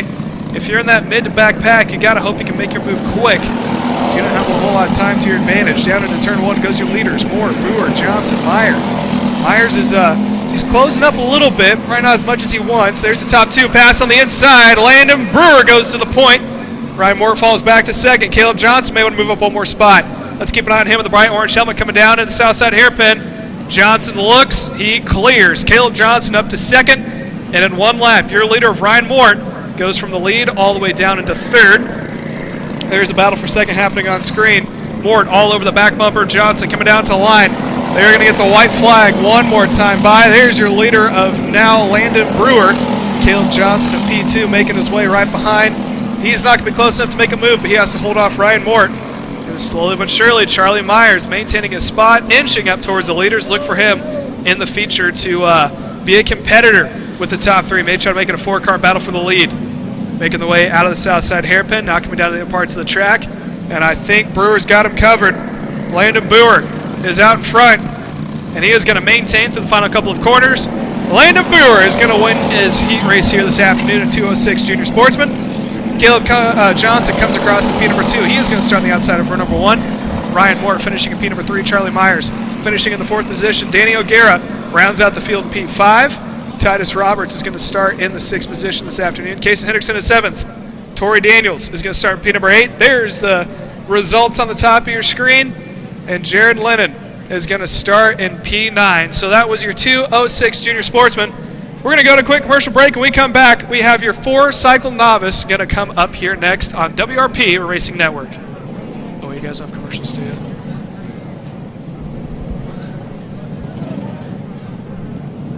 I'm unmuted.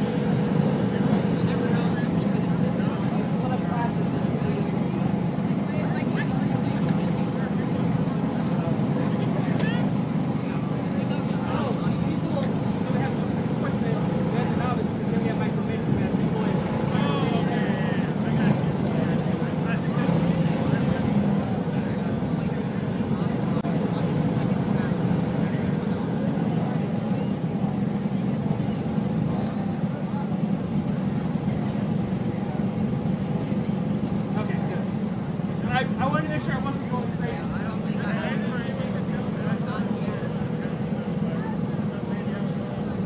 Nah.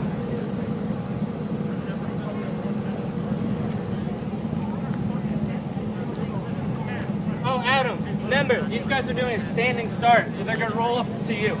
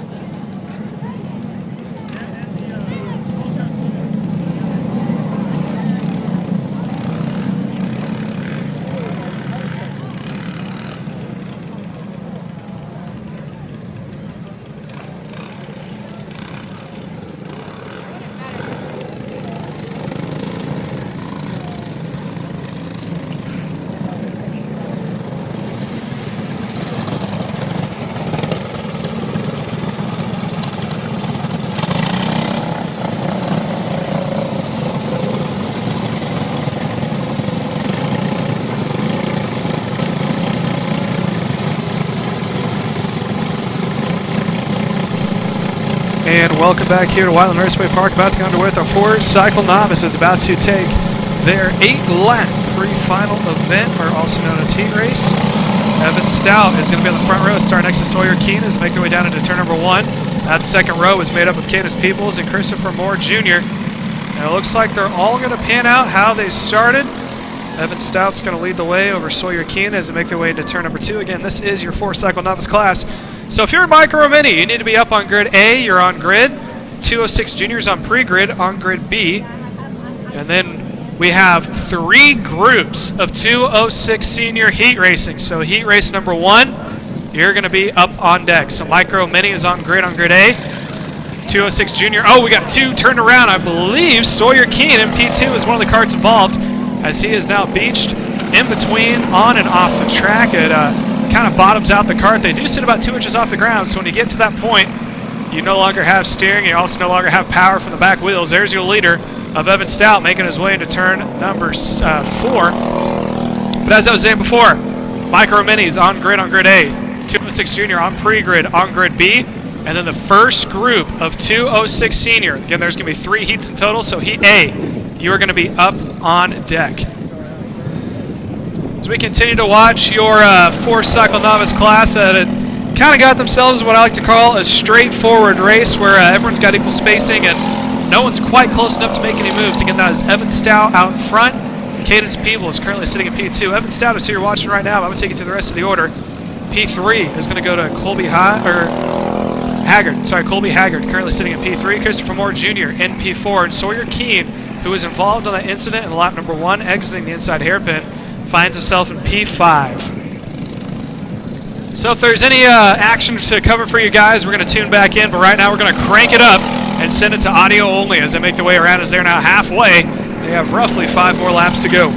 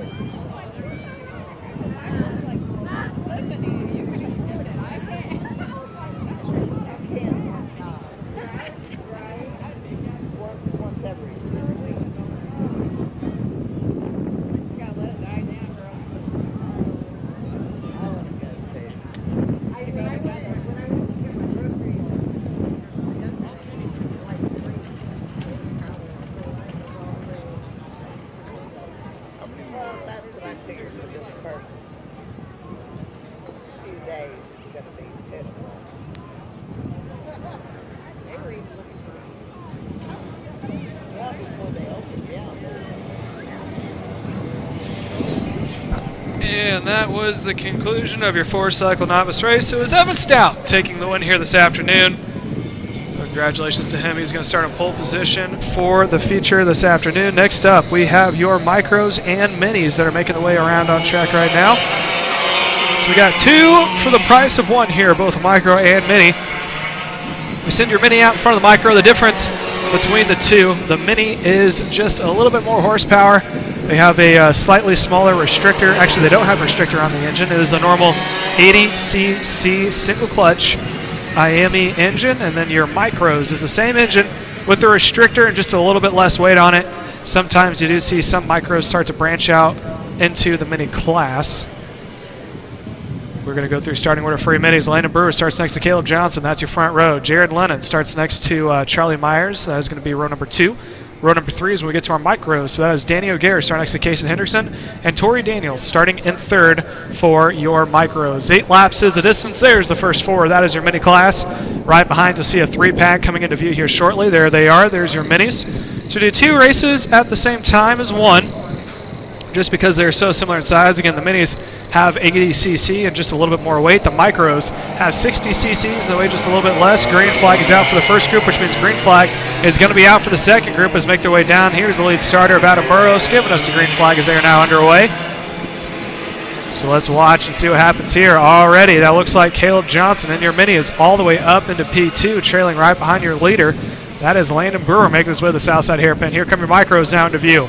Let's see how they stack up. Making the way through, I believe that is going to be your leader of Danny O'Gara out in front for your micros. Right behind him goes to Kason Hendrickson, and right behind Kason Hendrickson, that is going to be Tori Daniels. So there is your top 4 for the first group and top 3 for the second.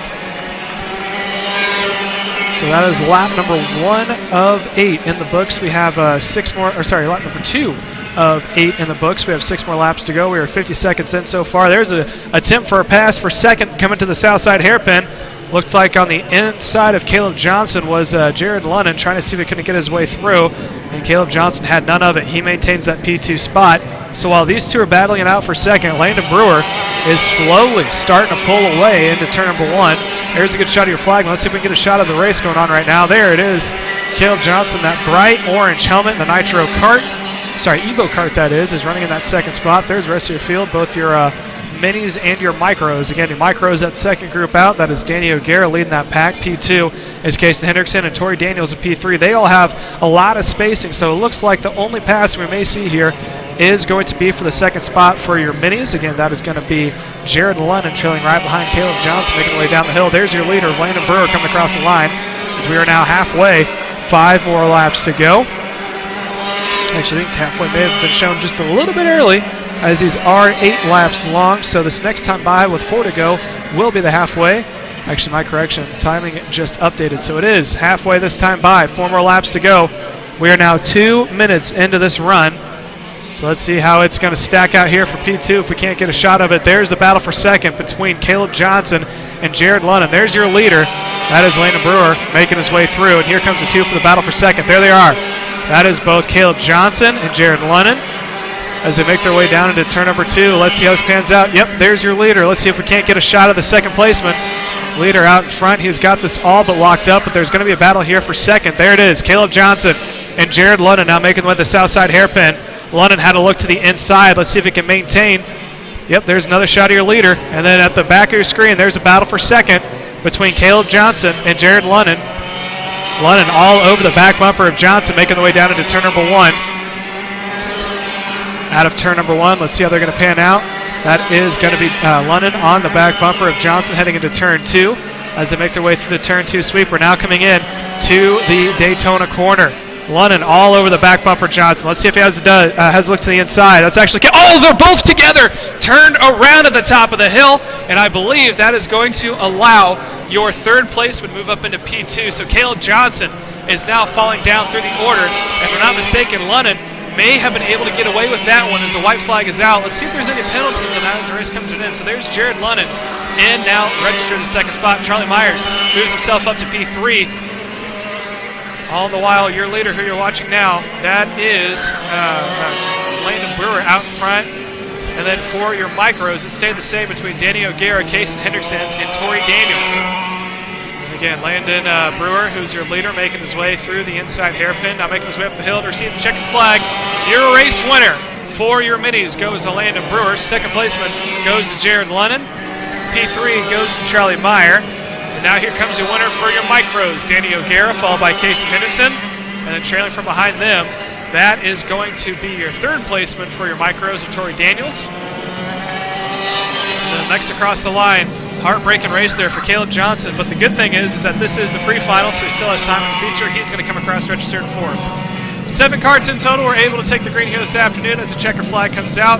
There's the rest of the order between both your micros and your minis. Again, the minis were the ones that ran in front, so Landon Brewer, you can see there it says 4 then 1. That is the position for the race that he was in.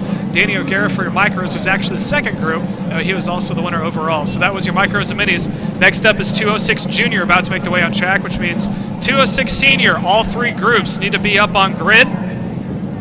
Group number 1 is going to be on A grid, Group 2 to B grid, Group 3 to A grid. So 206 Senior Group number 1, you're going to be up on grid A. 206 Senior Group number 2, up on pre-grid on grid B. And group number 3, you're going to be up on deck on grid A. Stay tuned and don't go anywhere. We still have more racing here yet to come on the WRP Racing Network.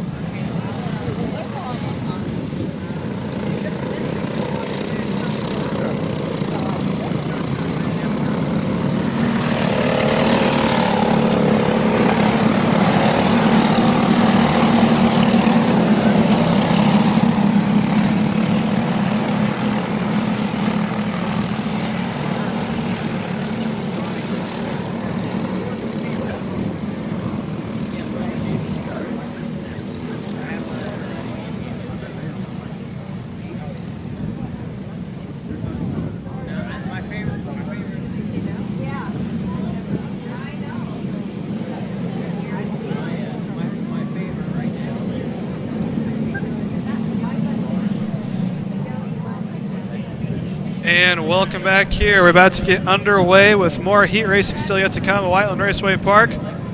Your first group, the next group out is your Briggs 206 Junior. Briggs 206 Junior is now making the way out on track. Your front row goes as follows. Charlie Stein starts in P number 1 next to AJ Ludd in P2. Braden Rudder is going to start on the inside of row number 2 next to Braden Heber. Row number 3 is going to go to Hudson Rogers, starting in P number 5, starts to Kyler Peebles. Maddox Hopper starts in P7 next to Alex Jones, and P number 8 is going to be Brendan Capital as they make their way down the line. Green flag is out.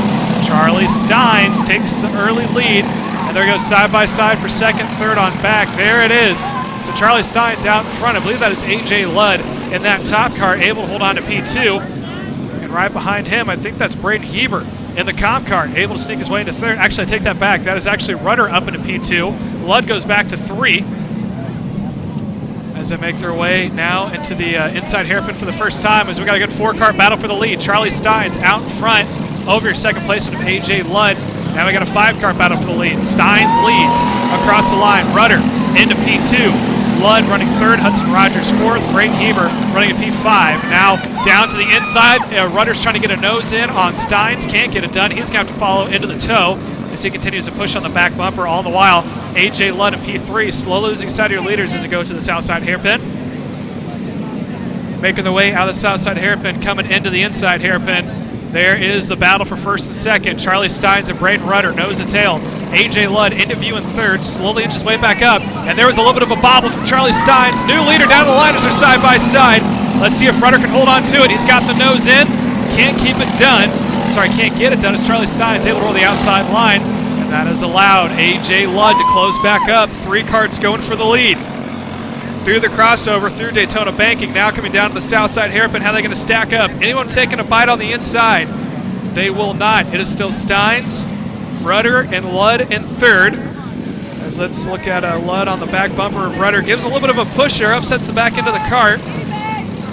That is going to go to the advantage of Charlie Steins, making the way across the line. Down into turn one yet again. Let's see how this battle for second now is A.J. Ludd losing a little bit of time, the leader of Steins. I think Charlie Steins is set up to have the cart come in the latter half of the race. There is the battle for fourth. That is between Hudson Rogers. We switch back over to the leader. Let's see how this battle for second pans out. Charlie Steins starting to pull away. A.J. Ludd got his nose in on the inside, not enough to get it done. Braden Rudder continues to run out in P2, but A.J. Ludd is not making his life easy. Making the way up the hill, coming across to burn one more lap. This time by, it's going to be 5 laps to go. 4 laps to go. We are now halfway. Making the way out of turn number 1. Still Rudder out in front. Ludd second, see him up on the wheel, give a little bit of a push. Ludd looked to the inside, thought about making a move. Not able to get it done as he goes through the crossover.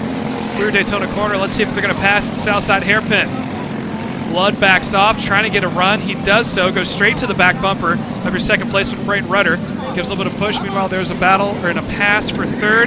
That is now going to push Braden Rudder around Hudson Rogers, so he's going to take over. Sorry, that is on the 4th spot. Burn one more lap, side by side for second. Let's see if we can't get a shot of this one. That is Braden Rudder and A.J. Ludd, and it looks like Ludd continues to try to get his nose down on the inside as they now make their way over through turn number 2, the sweeper through the crossover. A.J. Ludd all over the back bumper of Braden Rudder. Coming down to the south side hairpin, backing it off is A.J. Ludd.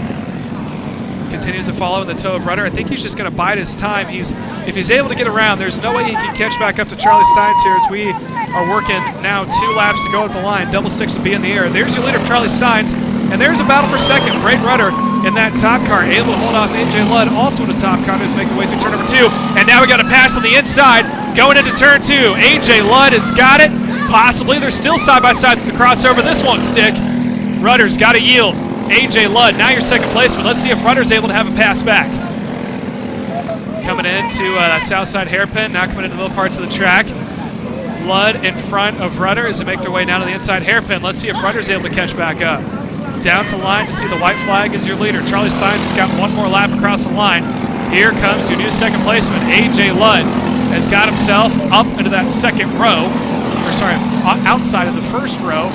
Leading in the inside of the second is going to go to Braden Rudder unless something crazy happens here. But I think A.J. Ludd's got enough insurance to hold himself in that spot as long as he's perfect here for the rest of the lap. So there is your leader. Charlie Steins about to punch his ticket to start a pole position for the final if he can't make his way through the final 2 corners. Through the 2 left-handers coming down to the line. Charlie Steins is going to take the win here for the heat race. Coming across in second with a fantastic battle is A.J. Ludd. Braden Rudder, also very respective run, going back and forth with Ludd, finishes in P3. Braden Heber comes across in P number 4. 5th spot goes to Hudson Rogers. P5 goes to Kyler Peebles. Maddox Topper comes across in P7 with Alex Jones in P8. And Brendan Caffel is going to finish in P number 9. So that was your pre-final for your 206 junior. Up next, we got the big dogs. We got the 206 senior. 3 heat races, top 5 transfer into the feature and would punch their ticket. Everyone else goes into 1 LCQ, where again, we will take the top 5 from that to start 20. That is going to come to you shortly, so stay tuned and don't go anywhere. We got your headline events still yet to come here at WRP Racing Network.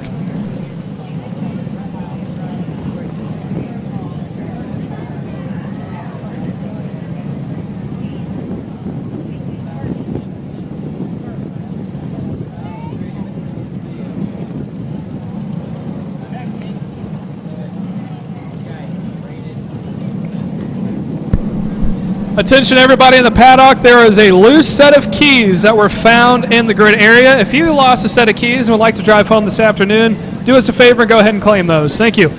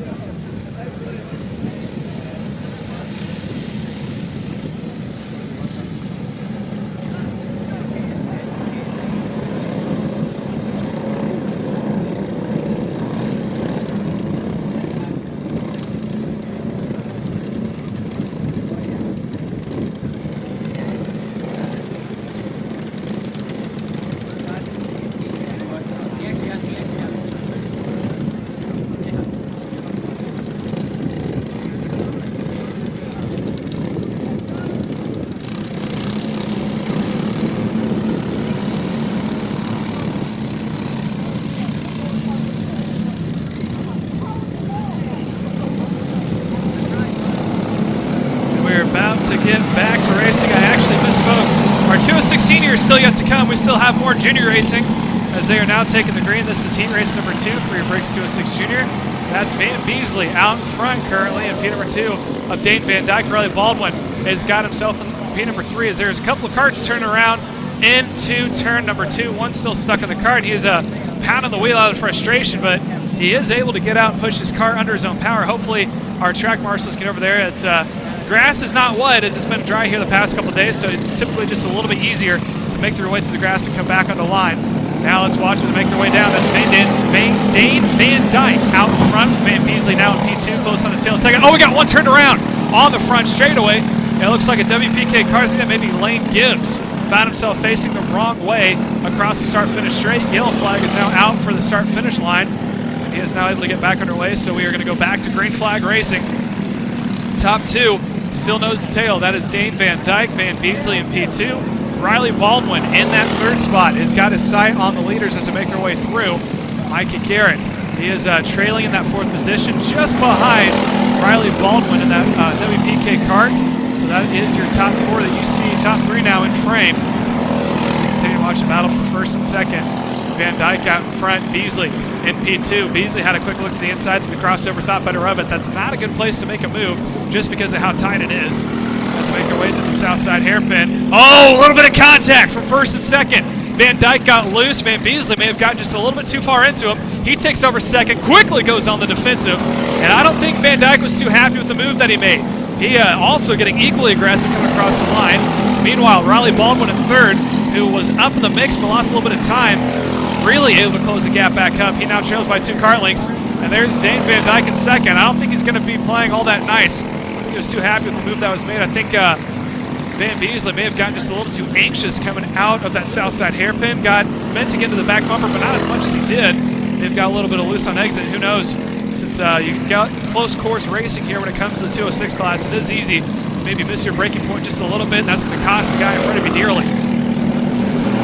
Let's make your way across the line, burn one more lap. We're now going to be halfway this time by, 4 more laps to go. There's the top 3 in the background, making way to turn number 2. Again, that is Van Beasley out in front, Dane Van Dyke in P2. Riley Baldwin up in 3rd. He is now in the tow of Dane Van Dyke as they make their way through the Daytona corner, coming the south side hairpin. There is appearing to be lap traffic in the near future for your top 3. So let's see if this may cause a little bit of action there for your leaders that they may not want. In the car number 25, Eagle of Van Beasley out in front. Dane Van Dyke running in the EOS cart in P number 2. In the 3rd placement, Riley Baldwin in that bright green chassis and cart helmet all together as a P3. Oh, and your leaders gets caught up by the lap cart. That was Van Beasley getting caught up behind the lapper, and it appears that he is still not able to get around. So that is going to push Dane Van Dyke up to the lead. Riley Baldwin goes to 2nd. And now, just able to get around is Van Beasley. So he was able to get around eventually, but probably not as quick as he wants. So now, a 3-car battle quickly goes down to 2 as we have 2 laps to go. Riley Baldwin has done a great job of keeping his nose clean and staying consistent. He may not have had the same speed as the leaders, but again, 206 is all about strategy and mind games. So he was able to keep his nose clean, stay in the draft of the leaders, save his tires, and now if he is able to do this one correctly, he is in a good position to try to take the lead away on this final lap. Making the way out of the south side hairpin, coming to the final couple of corners. Here comes Riley Baldwin. He's in the tow. White flag, one more time to go. He's in the tow. A little bit of a run. You can see him up on the wheel. Probably not enough to pass him into turn 2. He's going to have to trail him now, coming through him the crossover. Look for a pass from Riley Baldwin, the south side hairpin. He has a peek to the inside, not enough momentum to get it done. Has to take the high line and try to get a more momentous run.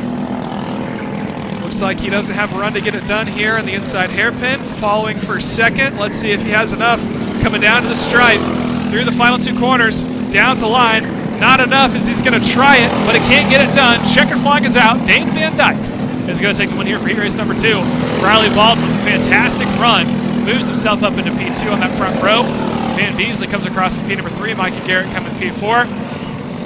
Gage Justinato comes across in P number 5. Eduardo Rubles is going to come across in P number 6. Malcolm Hollowell comes across in P number 7. Christopher Satterfield comes across in P number 8. Lane Gibbs is going to round out the field in P number 9. Don't go anywhere, because now we do have the headline class coming up next. 3 heat races. Top 5 punch their ticket to go to the feature. Everyone else is going to have to go to an LCQ. If there's one thing we love here at Whiteland Raceway Park, it is a last chance qualifier. Sparks are going to fly here on the 4th of July weekend. Still yet to come is your 206 senior.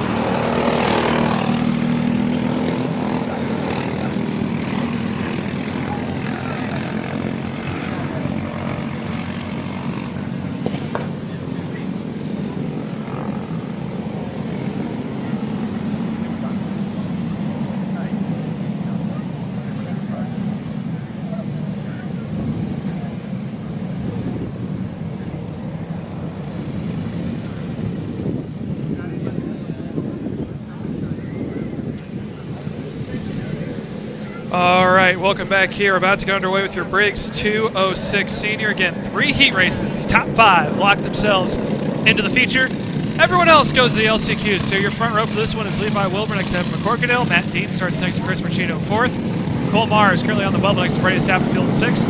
Ryan Waldo 7th. Kyle Wiggum, Doug Rhythm, and Dylan Howerton is on the back row as they make their way to turn number 1.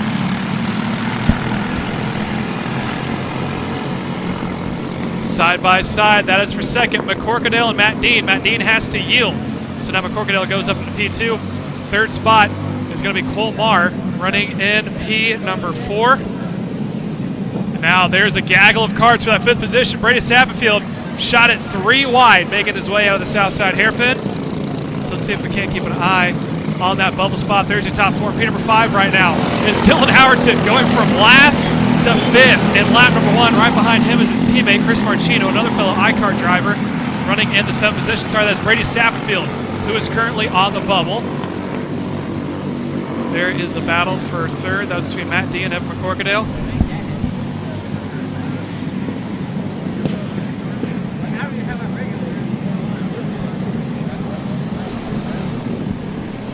So there's your top 3. Matt Dean throwing a slider in for 2nd. We're going to see if we can't get the battle here coming on for the 5th position. There it is. Brady Sappenfield in the last transfer spot. Right behind him is his teammate, Dylan Howerton. So Howerton's now going to see if we can't try to close back up. There's 3rd and 4th out in front. Let's see if we can't watch the battle for 5th. Howerton closing up on the back bumper of Brady Sappenfield as he makes his way through the crossover now coming into Daytona Corner. Let's see if Howerton's able to set him up for a pass.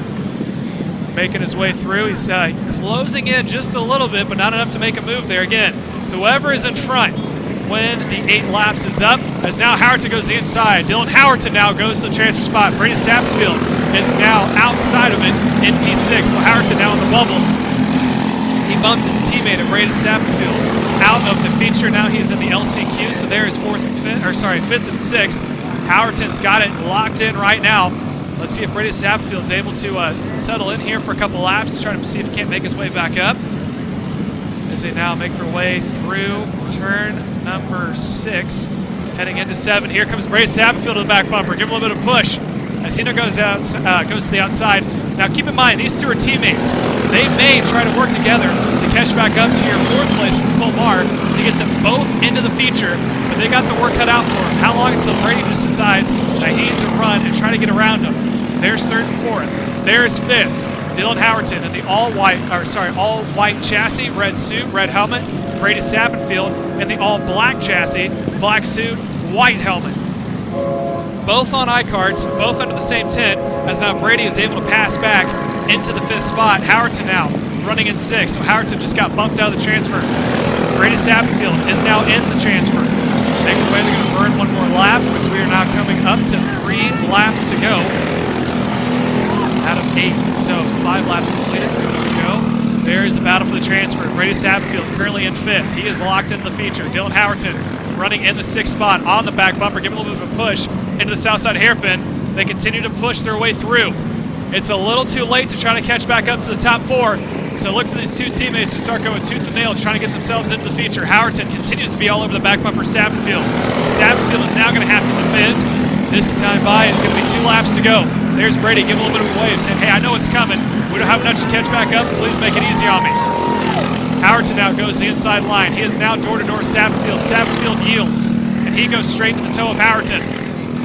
Through the crossover. Brady now is going to have to see if he can't time this one perfectly. He has got 1 more lap to try to get a run, but he's got to be perfect out of this hairpin and perfect out of the inside hairpin. Let's see if he's able to run it back down. He's going to close up this breaking point of the inside hairpin. He does so just a little bit, gets a run. It's got to be a good one, and it looks like it is. He is now in the toe. He's not going to be close enough into turn 2, but he just might be close enough to the south side hairpin. White flag is out. There's the rest of the field of your leaders. Let's see if we can't get this transfer. Howerton may have just locked it in. I think he got a better run out of turn 1 than Brady did. Brady now is going to have to see if he can't make a Hail Mary run here in this final half a lap.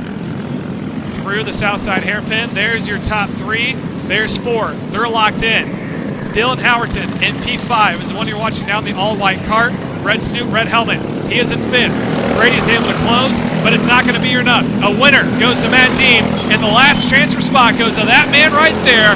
Dylan Howerton's going to lock it in and go to the feature. Brady Sapperfield's going to have to go to the LCQ along with Ryan Waldo, Chris Marchino, Kyle Wiggum, and Doug Garth all have to go to the LCQ. The top 5, as we were caught up in that battle for 5th position, as Matt Dean was able to take the win over Levi Wilbur for 2nd. Evan McCorkadale finishes at P number 3. Cole Marr finishing in 4th, and Dylan Howerton in that last chance for P number 5. There's the running order. All 10 carts have made their way through. We're going to go away here just for a moment. We come back. We still have 2 more heat races still yet to come for your 206 senior class.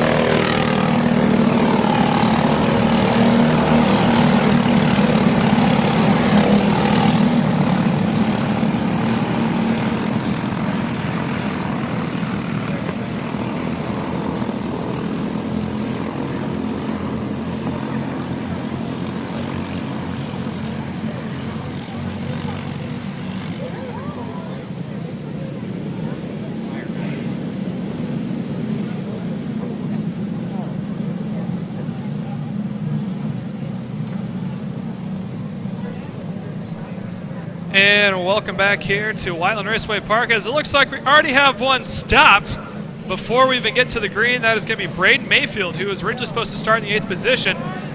10 drivers in total are scheduled to take the green here this afternoon. Again, top 5 lock it into the feature. The bottom 5 have to go to an LCQ. We'll then take the top 5 of that one. So it looks like we're going to bring it to a stop and get Braden Mayfield caught back up to the rest of the field. So we go over your starting order.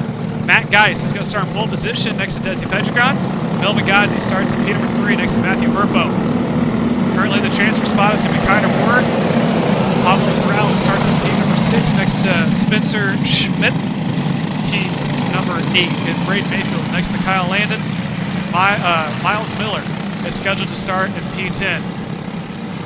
So we got 10 karts in heat race number 2 of 3, scheduled to make 8-lap shootout. And again, top 5 go straight to the transfer into the main. Bottom 5 go to an LCQ that'll be run before the feature. So let's see how this one pans out. Last one was a little interesting. We had a good battle for the 5th position between both Brady Sapfield and Jared Howerton. Dylan Howerton put on a good show for us.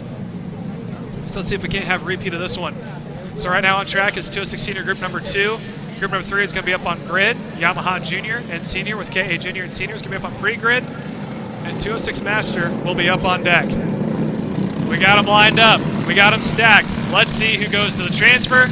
Let's see who goes to the LCQ. Making the way through the final corner. Let's see how they lined up. Both Geis and Pedregon are side by side across the line. Green flag is out, down into turn number 1. How's this one going to pan out? Pedregon on the outside. Geis on the inside. Pedregon yields for second. They're about to go through wide to turn 2. And it looks like they're all going to back off. I believe that's Godsey losing a couple of positions. He lost one to Matthew Burpo, I believe, along with Carter Porter. So make their way through the south side hairpin. They all got themselves stringed out single file. P1 currently goes to Matt Geis, 2 to Pedregon, 3 to Burpo, 4 to Pryor, I should say, sorry. And then your 5th spot is Melvin Godsey. He is the last one in the transfer. So let's see if the flying mechanic can't go to work and defend for what it's worth to hold on to P5. Right behind him is Pablo Corrales, who is running in that Burrell Art, finds himself in P6. And I think if Godsey can keep it consistent here, he's got Pablo just out of drafting range. So if he can maintain that distance, maybe improve on it just a little bit more, look for Melvin Godsey to be locked into the show. There's a good battle happening out for the 3rd and 4th position with Matthew Burpo and Pryor, and that is a battle for 3rd. There's the last transfer, Melvin Godsey. It looks like he is slowly starting to open up a gap, roughly about half a straightaway, over Pablo Corrales as they make their way into turn number 2. Godsey actually is closing up on both Carter Pryor and Matthew Burpo, running in the 3rd and 4th position, and he continues to open up the gap. So I'm going to actually try to run downstairs and see if I can't grab a couple interviews for Heat Race 3 still yet to come. And there is your top 5. P1, Matt Geis, 2, Desi Pedregon, P3, Matthew Burpo, P4, Carter Pryor, P4, Carter Pryor, Melvin Godsey in the last transfer in P number 5, Pablo Corrales just outside the transfer, finds himself in P6, Braden Mayfield currently sitting in P7 with Spencer Schmidt in P number 8, Kyle Land finds himself in P number 9, and Miles Miller is registered in the 10th position. So I'm going to run downstairs, get some interviews. If anything happens, I'll make sure to check back in with you guys, as we still have one more heat race still yet to come.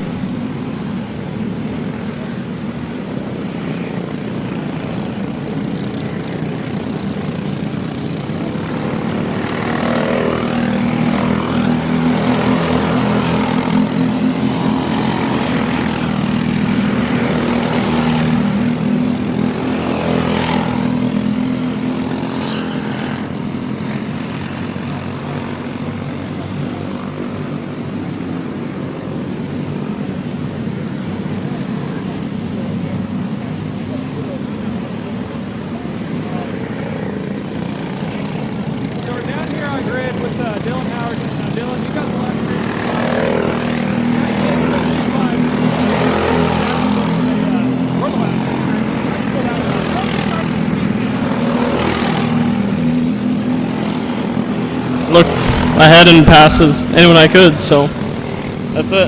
That was it. You went from P10 all the way up to P5. It would run down half the field, and you were able to get on your teammate. What was the first thing you said to Brady when we got out of the cart? Pure talent. All right. There was your last transfer. Jared Howerton able to outrun Brady Sapfield. Sorry about that.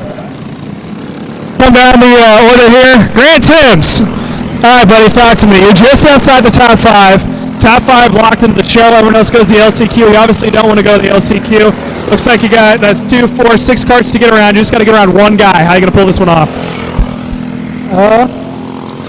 Just be smart with my moves, I guess.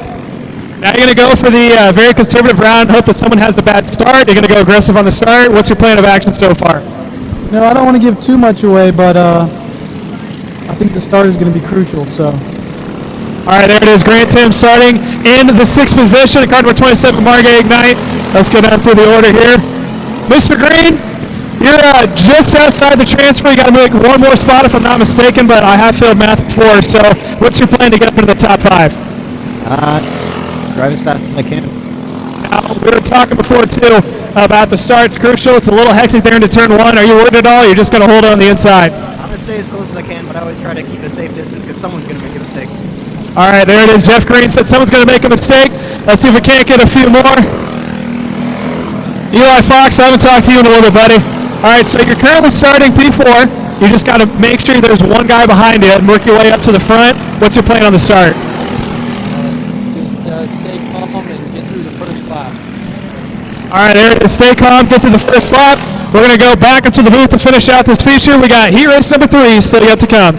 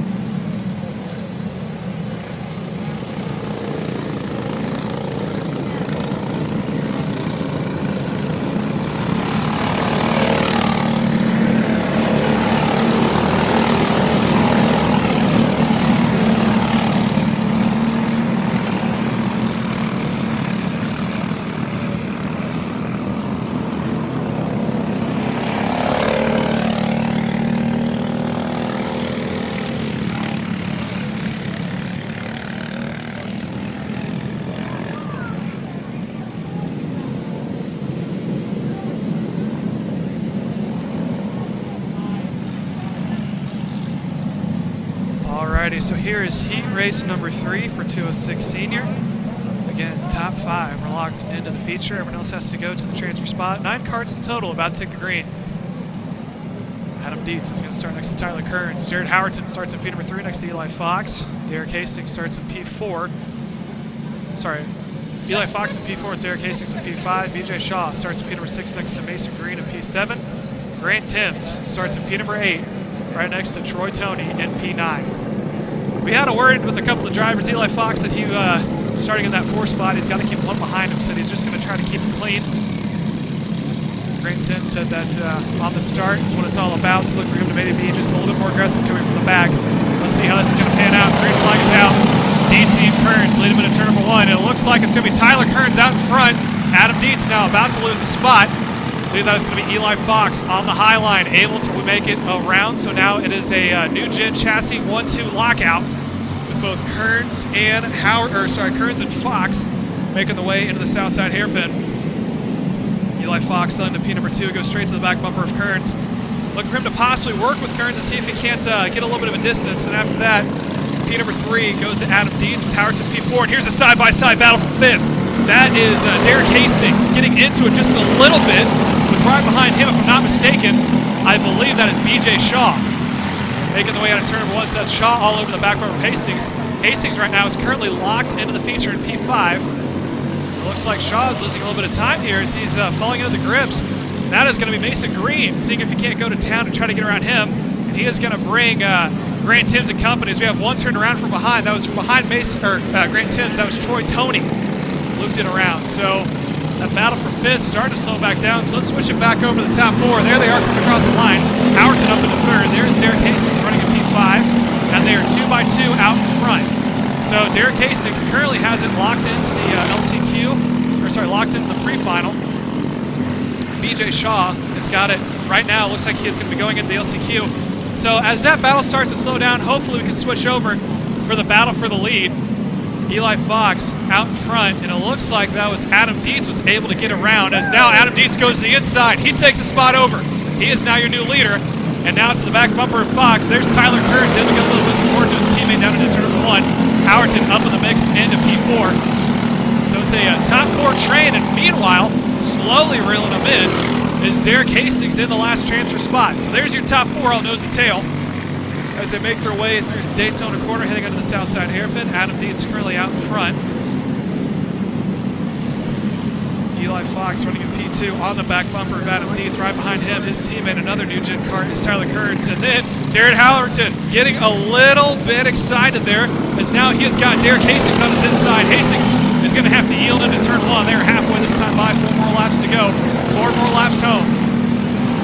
Top 2 starting to pull away. That is Adam Dietz out in front of Eli Fox. Eli Fox is going to settle into P2 and start to give a little bit of push to the back bumper. And there's a 3-car battle for 3rd. Tyler Kearns running in 3rd. Howerton 4th. Derek Hastings in that 5th position as they make their way out of the south side hairpin, coming in the inside hairpin. Let's see if there's any passes. Howerton tries it on the inside. He does so.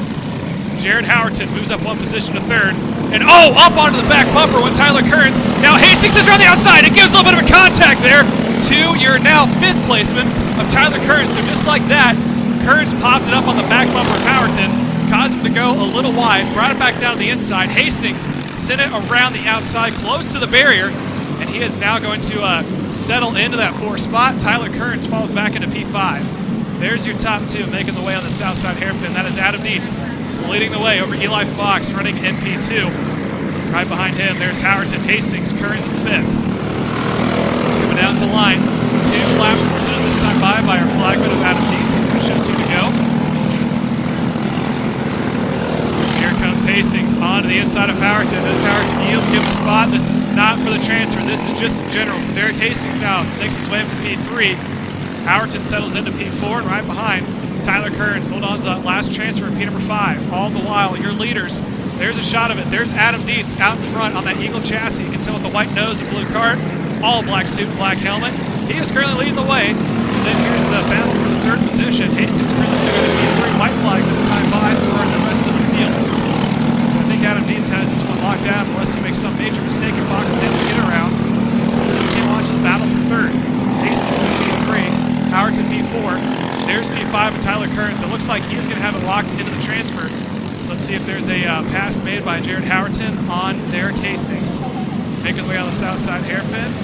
Looks like unless Howerton sends a Hail Mary, which I don't think he will, he's going to settle in to get it locked on the transfer. Heat race winner goes to Adam Dietz. 2nd place goes to Eli Fox. There's your 3rd and 4th of both Derek Hastings and Jared Howerton finishing 3rd respectively. Tyler Kearns finishing in P number 5. BJ Shaw is going to have to go to the LCQ, finishing in 6th. Joining him is going to be Mason Green, Grant Timms, and Troy Tony. So that was heat race number 3 for your 206 senior. We have the top 15 set. We have the LCQ now set, and that's yet to come later half of the race. Next up, we have our Yamaha Junior Can with Yamaha Senior, KA Junior, KA Senior. Following that will be 206 Masters. And then once we get done with the pre-finals, we'll get started here with our features on this gorgeous 4th of July weekend here in beautiful Whiteland, Indiana. Don't go anywhere, so more racing still yet to come.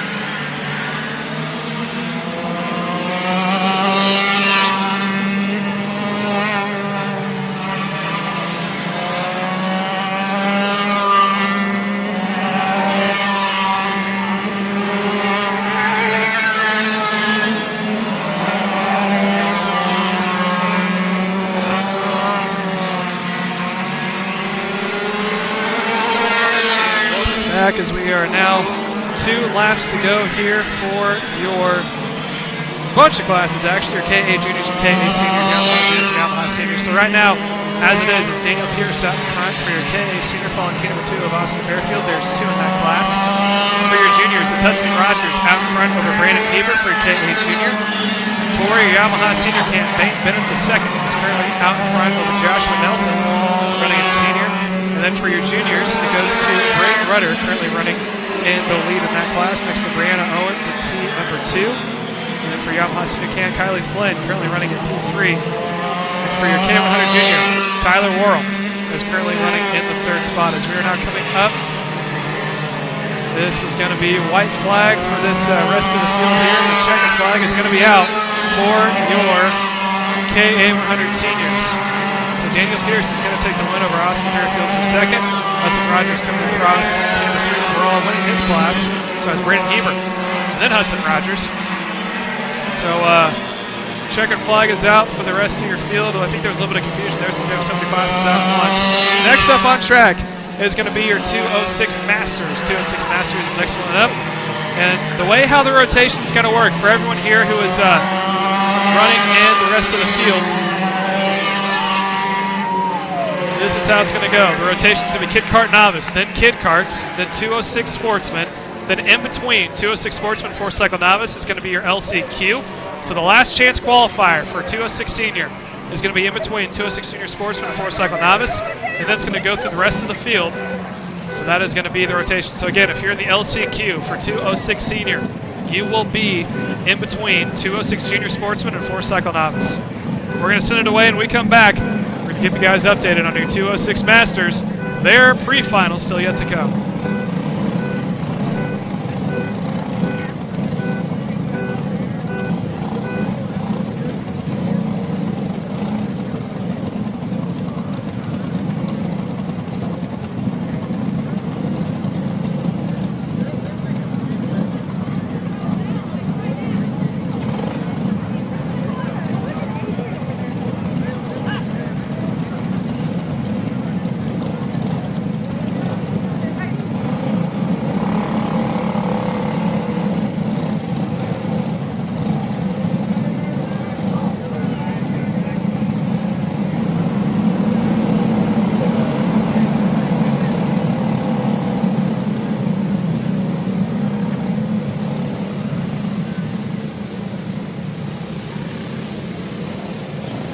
My phone's at 10%.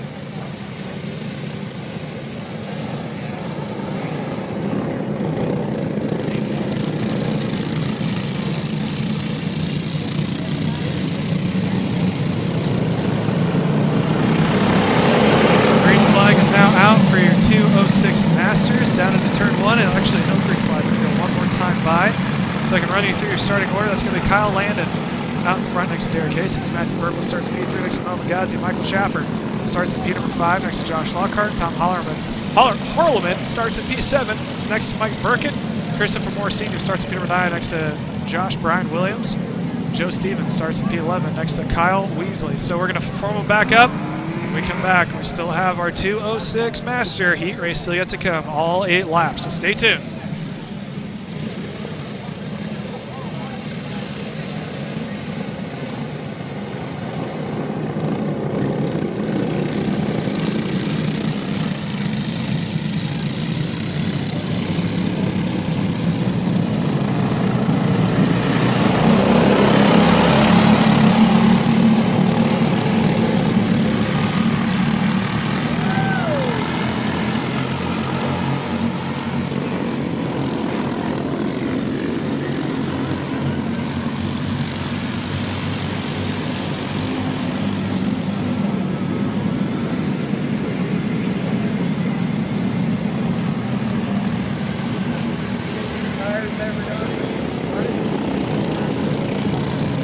Also, a special announcement, we have a guest commentator up in the booth. Kyle O'Gara is going to be joining me up in the booth here because he loves to tell us how to do our job. So, Kyle, why don't you come ahead and don't be shy. Come on, buddy. He's got a mic. Oh, okay, well, he's being a little camera shy. If you guys didn't know, he did get his first win ever, if I'm not mistaken, at IRP in a, if I'm not mistaken, it was a Silver Crown car, who is now making it. Now, let's have a quick tune-up as we switch back over to our 206 Master Race. It's Derek Hastings way out in front of Kyle Landon running in P2. Matthew Burpo running in P number 3. Right behind him is going to go to Melvin Ghazi and Josh Lockhart in P5. So now it's a 3-car battle for the second position currently.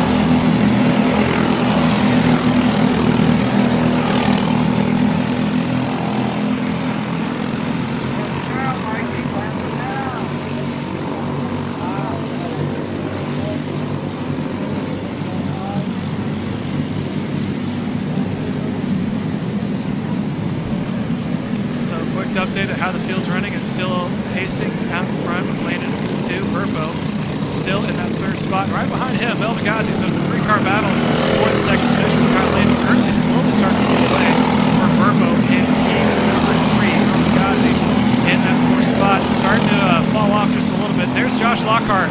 Battle for 5th position. Right behind him is Michael Schaffer. And there's no LCQ for this one. However they pan out is how they're going to start here for the feature. So we're going to keep you guys updated on the pace and everything that pans out so far. So Hastings leading the way over Kyle Landon in P2. Burpo in 3rd. If there's any, there's actually Ghazi. Had a nose on the inside of Burpo there. Thought about trying to make a move. Close enough to get it done. So all up Burpo holding on to that 3rd position for the line of Ghazi running in P4. Lockhart trying to pull out Michael Schaffer for the 6th position. Tom Harleman currently running in the 7th spot, just inside the top 10. After that, it goes to Mike Burkett, P8, Christopher Moore Sr. in the 9th position, John Brian Williams in 10th, and Joe Stevens in the 11th spot. As we're now 4 laps in so far, it's about to be 3 to go at the line. Here's your top 4, making their way down to the line. Hastings, Landon, Burpo, Ghazi, your top 4. Just outside of that top 4 is the 2 that just came across the screen. Josh Lockhart in 5, and Michael Schaffer running the 6th spot. There's your top 4 all nose to tail. Landon all over the back bumper of Hastings.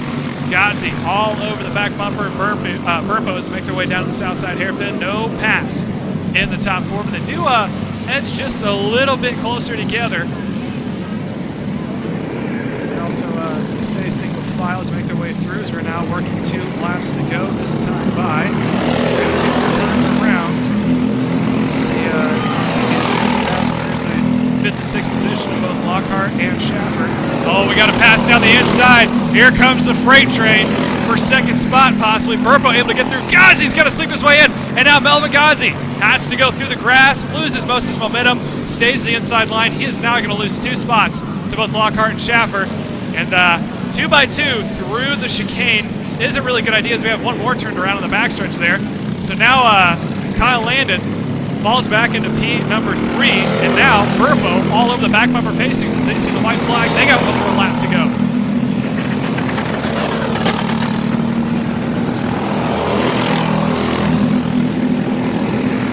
So Hastings leading Burpo, that is 1 and 2. 3rd place of Kyle Landon with Lockhart running in 4th. Michael Schaffer in the 5th position. So this time by, checker flag's about to be out. Let's see if Burpo has a last minute move. It looks like he is going to have to stay in line, making the way down to the line. So it is going to be Derek Hastings taking one here for the pre-final. Burpo comes across in P number 2. Landon in that 3rd position. Then Lockhart, followed by Schaffer for 4th and 5th. Melvin Ghazi is going to come across in the 6th spot. Here comes another 3-pack battle. That is going to be Tom Harleman finishing in P number 7. Mike Burkett finishing in 8th. John Brian Williams in 9th. Joe Stevens in 10th. The Christopher Moore Sr., followed by Kyle Weasley. There is your order for your 206 Master Heavy Race. Up next, we're going to have our opening ceremonies here shortly. And again, our LCQ is going to be in between our 206 Sportsman and our after 206 Sportsman, it's going to go to a 2R6 B main, followed by our 4-cycle novice. So if you're in the B main or the LCQ for 206 Senior, you will go out right after 206 Sportsman. I believe we're going to go on just a quick little sabbatical before we come back with our opening ceremonies, followed by our first race of the afternoon of Kid Cars. So don't go anywhere and stay tuned.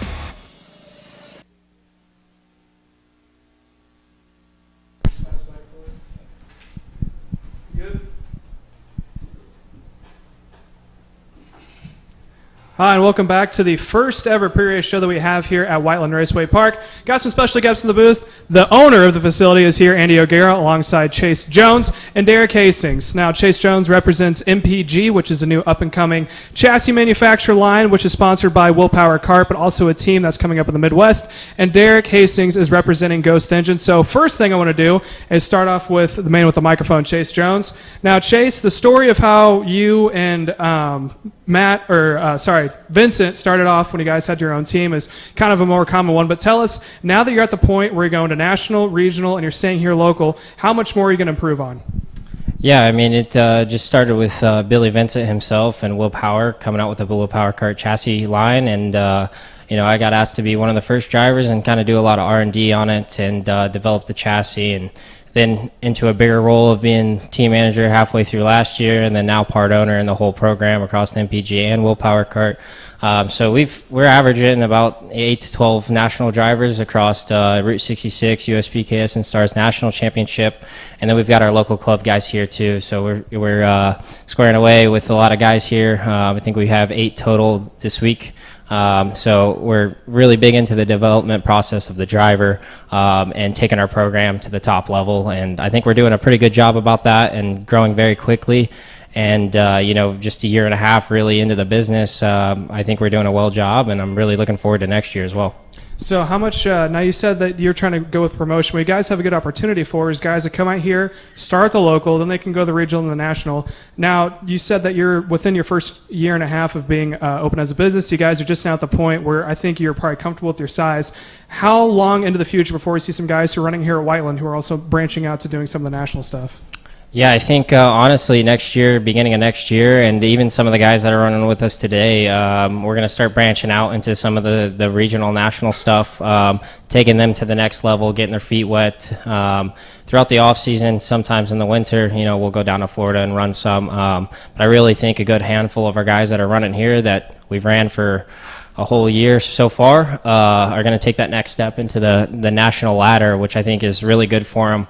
It's kind of the same stepping stone that I did, was start here when I was younger, and then I progressed myself into the national side of things, and that's kind of what we're still trying to do. And I think it's a great development program that we have going, and we've had a lot of good, really good results. I'm just looking forward to it, and there's a lot of kids that just started out racing and have already won a couple races this year.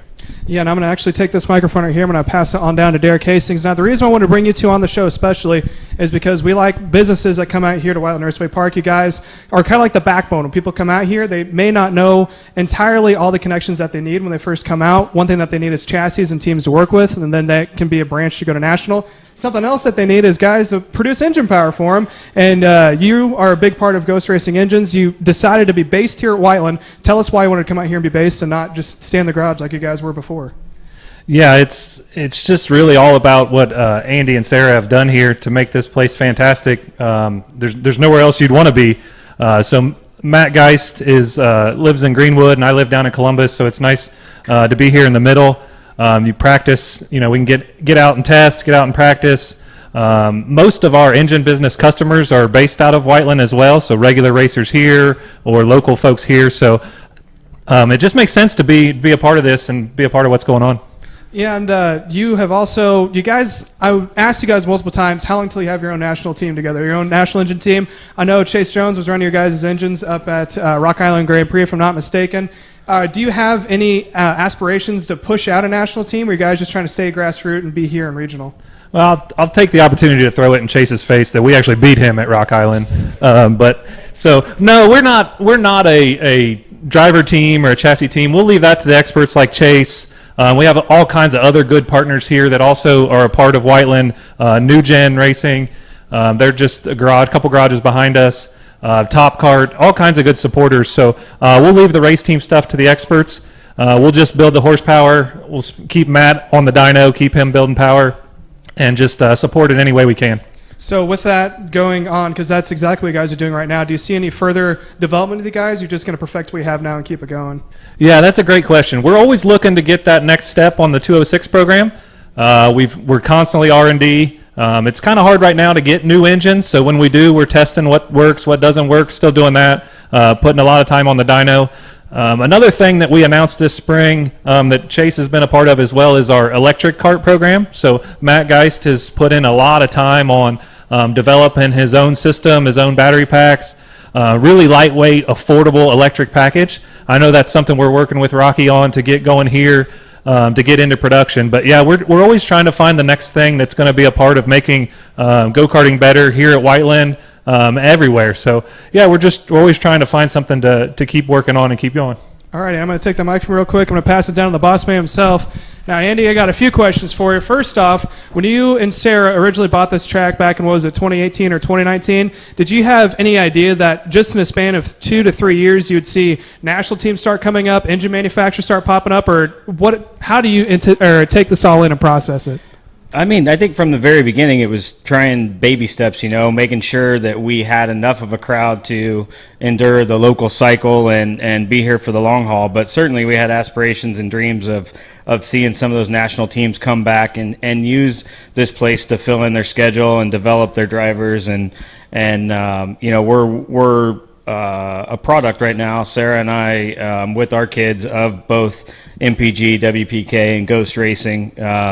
We've been fortunate enough to kind of grow over the last year and venture outside of here too, take those products to a national level at Daytona and Charlotte and Jacksonville and Newcastle and everywhere in between, and continue to be here as much as we can. We have big dreams of continuing to grow it, but it's awesome to see the crowd out here on a Saturday night race. Brings back so many good memories of being here with Kyle and Chase and Rocky and you, Caleb, and just growing up here and seeing the people that just enjoy it so much. And I think it's still the purest form of motorsports, and sometimes it takes different things to remind you of just how fortunate we are to do what we do. Yeah, and as like you said before, the way how it's grown with baby steps, because at first it was maybe a couple chassis and teams that came in, obviously MPG. Now you got MPG, New Gen, Top Karts here. A couple others, I know Track Magic, or not Track Magic, a couple others come out here with the 206 side. So how much more do you expect to see not just the track side grow along with the racers, but more businesses coming in being based here? I think it's, it's been a little bit, I should say, pleasantly overwhelming on a national level when you go to these places and you talk to the racers and you talk to the different groups about the future and about them getting more of a presence at Whiteland Raceway Park and trying to be a part of that direction as we grow. So I would anticipate more growth, and I think it'll do nothing but help the guys that have been here from the very beginning. When you come out here on a bi-weekly basis to fill our 12 or so race schedule, and you see the same teams running up front, it's no different than big car racing. I mean, effort equals results, just like RP always said, and WPK and MPG, Ghost Racing. These guys spend a lot of time out here, and they're really good at what.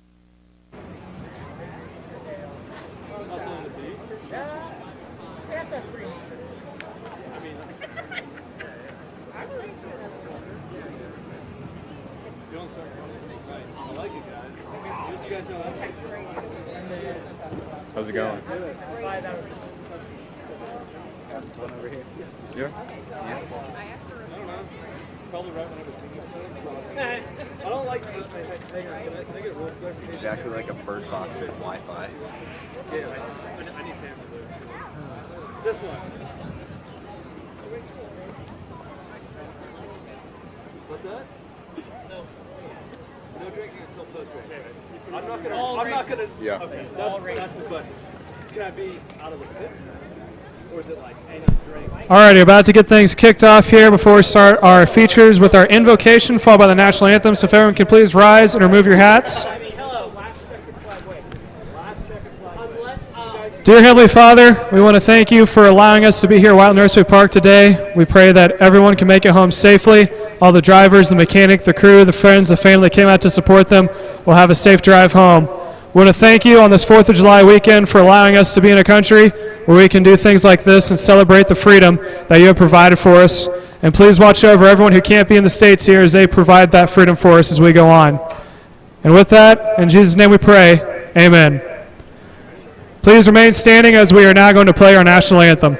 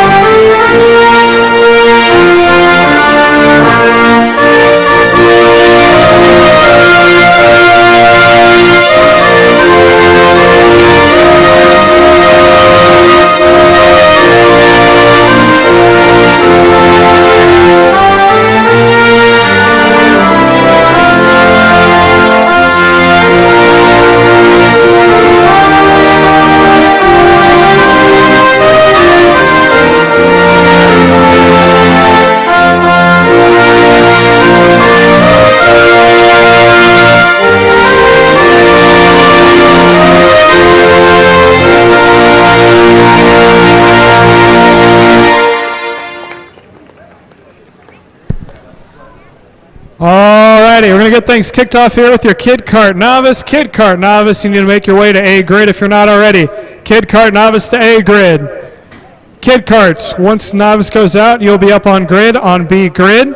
206 Sportsman, you'll be up on pre-grid on grid A. If you haven't already and you're in the Kid Kart class, make your way up to the grid, both Kid Karts and Kid Kart Novice.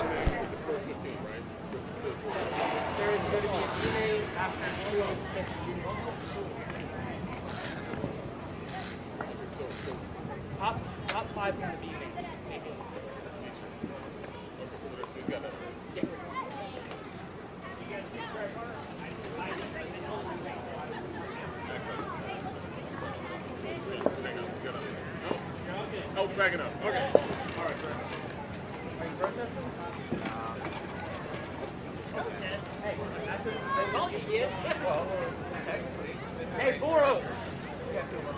Come here. Come here.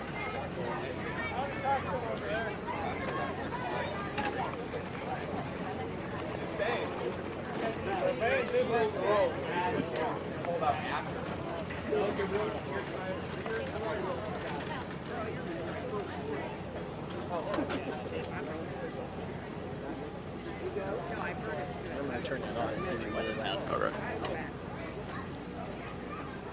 So if for some reason Stuart texts you and he says, hey, we can hear the generator, you tell him too bad. Are they running an LCQ procedure?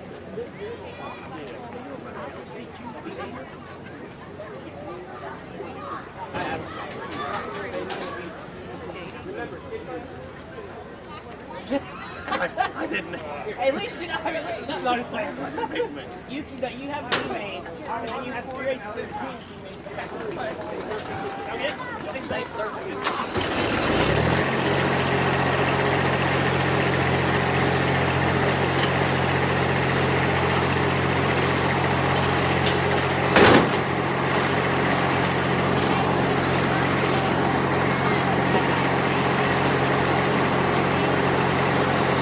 Go, boy. Hey, let you go.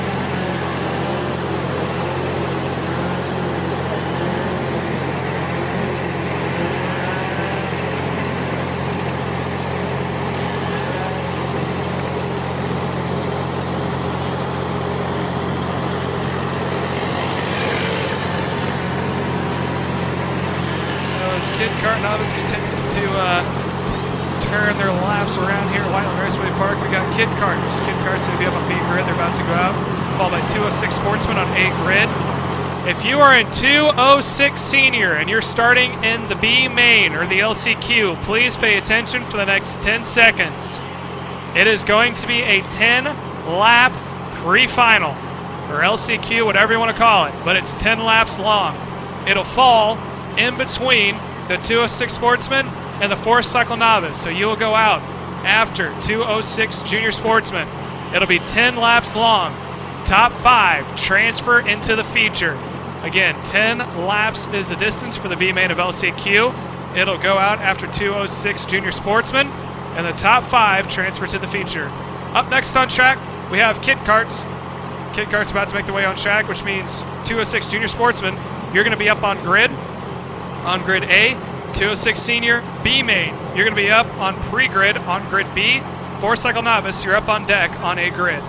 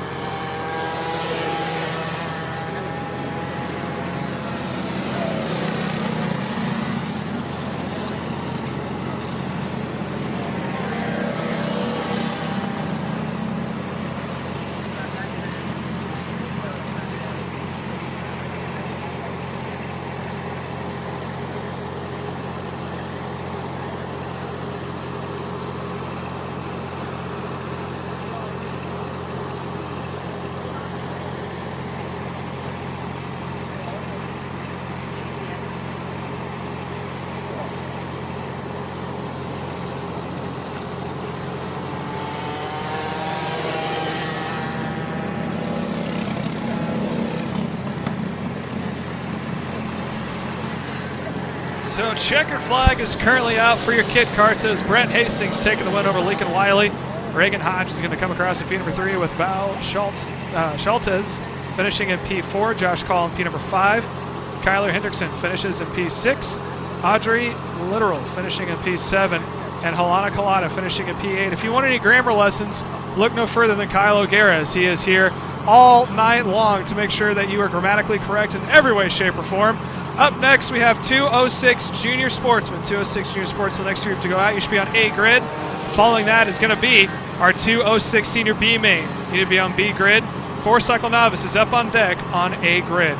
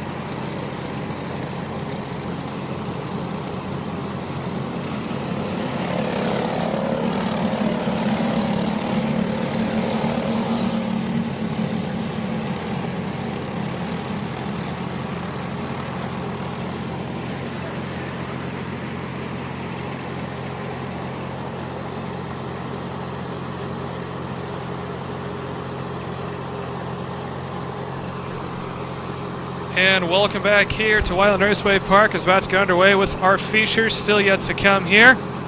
Briggs 206 Junior Sportsman is about to make their way on track for their 15-lap feature event.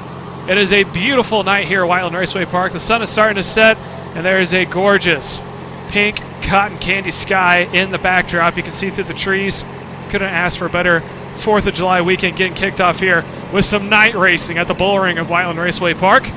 Your front row for your 206 Junior Sportsman goes as follows. Landon Brewer starts at P number 1. Next to him is going to be Caleb Johnson. Ryan Morton, P number 3. Next to Charlie Meyer.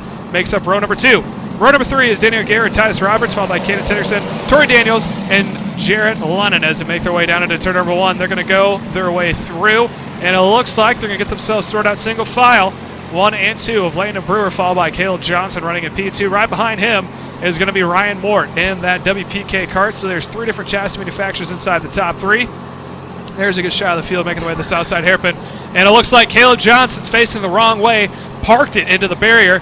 So now he is going to have to try to see if he can't catch back up. The good news is it happened on lap 1. The bad news is he did wreck out. So he's got some time to make it back up, although I'm not sure if there's going to be penalties on him or the other cart that was involved. If I'm not mistaken, that might have been, stand by here, I think that may have been Charlie Myers, who was also involved.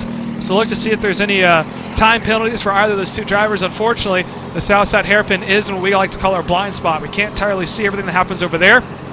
We can only tell by the top of the helmets, and it is all up to our track officials to determine whether or not there was an incident at play. So now we continue to watch Landon Brewer making their way around. P number 2 now goes to Ryan Mort, who trails by almost a straightaway going into turn number 1. And then Danny O'Gara getting a little antsy right behind your 3rd placement, Titus Roberts. He's trying to see if he can't get on the podium. Looks it on the inside, sticks it in through the crossover. Danny O'Gara is still side by side with Roberts through the banking, a little bit of contact, and they're going to make their way through. Hopefully we can switch the camera over to this angle to see this race happening out for the 3rd spot as we continue to watch Titus Roberts and Danny O'Gara 3rd and 4th as your leader. There's your leader. Here's the battle for 3rd. That is your 2nd placement, Ryan Mort. Danny O'Gara was able to get, or sorry, that's Titus Roberts running in P number 3. Danny O'Gara running, as he is now trying to do a crossover move going down into turn 2. So let's see what O'Gara can do. He's got it on the inside. Will it stick this time? He's a little bit farther ahead than before, and it looks like Roberts is going to have to let him go. So Danny O'Gara now maintaining that 2nd position, but let's see if there's any reason that Titus Roberts might have to try to get it back. Yep, there's a great shot of your leader. Let's go to this battle for 3rd. That continues to heat up as your leader stretching it out over the rest of the field. behind is a battle for third. That is between O'Gara, who is now starting to pull away, and then Titus Roberts. Tori Daniels is there now side by side all over the place. Here comes Caleb Johnson for the comeback into turn number 1. Caleb Johnson is now up into 5th. He is now trying to see if he can't get her out of Titus Roberts. He's got his nose on the inside line. He moves up one more spot. Caleb Johnson, Titus Roberts gets a little loose going into turn 2. He is going to have to back it off. So Caleb Johnson moves himself up into P4. Rest of the field still falling from behind. Let's watch Caleb Johnson see if he can hold to the spot. There's Danny O'Gara running in 3rd. 4th placement in the bright orange helmet, trying to claw his way back up is Caleb Johnson. Then we get to the battle for 5th. That is Titus Roberts running in P5. Tori Daniels right behind him along with Kason Hendrickson as they make their way through turn number 1. They're all in a line going that is going to be 5th, 6th, and 7th. So that's a battle for the top 5. 5th place is currently being held on by Titus Roberts as they make their way through the Daytona corner, heading into the south side hairpin. And it appears that Caleb Johnson is slowly reeling in Danny O'Gara for 3rd, making the way through the south side hairpin. There's a beautiful shot of the two starting to go back and forth as Johnson continues to reel in. There's the battle for the 4th spot. Let's see if we can't get a shot of Danny O'Gara and Caleb Johnson, who are about to go back and forth here shortly for the 3rd position. There is Titus Roberts, Tori Daniels, Kason Hendrickson.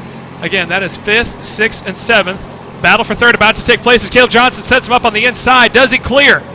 It appears that he is not, but he is going to be trying back and forth. There's your leader, Landon Brewer, doing a great job out in front. 2nd place are going by Ryan Mort. Here's a battle for 3rd. It currently goes to O'Gara. Right behind in 4th is Caleb Johnson as they make their way down across the stripe to burn one more lap.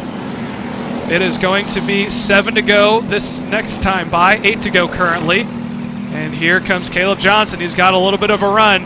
O'Gara's going to have to go on the defensive here for the next 7.5 laps through Daytona corner. Coming up in the south side hairpin. We're going to lose him here for a second on the stream. Let's see if we can't see the tops of the helmets. Johnson still running in 4th. O'Gara in 3rd. They're at the back of your screen. There's your leader, Landon Brewer, still out in front. The same as he has from the start as we're halfway this time by. Danny O'Gara in 3rd. That is Caleb Johnson running in 4th. Cross flags halfway this time by. Let's see this battle for 3rd. Or let's watch the battle for 5th. Again, that is Roberts in P5, Daniels in P6, and Hendrickson running in P7. Hendrickson had a look to the inside as talking about the battle happening for 3rd. Caleb Johnson trying on the inside of O'Gara yet again. He keeps trying every single lap in that south side hairpin. He's going to have to make it sooner. Coming up into the inside hairpin. It looks like he had thought about it for a moment, loses a little bit of momentum as they now make their way down across the start-finish straight. There they are at the bottom of your screen heading into turn 1. Let's see if we can get a shot of the battle for 3rd between Danny O'Gara and Caleb Johnson as Caleb Johnson works his way over into turn number 2, all over the back bumper of Danny O'Gara through Daytona corner. Coming up into the south side hairpin, Johnson looking on the high side. Does he have enough for a crossover? Goes high through, tries it on the inside, but this time by, he was a little bit closer than before. All over the back bumper of O'Gara is your 4th place with Caleb Johnson. Remember, he was out on lap 1, parked it backwards into the barrier, and now he is trying to claw his way back up through the field. As we continue to watch, there's now 5 laps to go. I think Johnson has looked to the inside. He's side by side with O'Gara, takes the spot away. Caleb Johnson moves himself up into 3rd, and that is going to be Danny O'Gara running now in 4th, just outside of the top 3. There's a beautiful line of karts. This is a battle for the 5th position.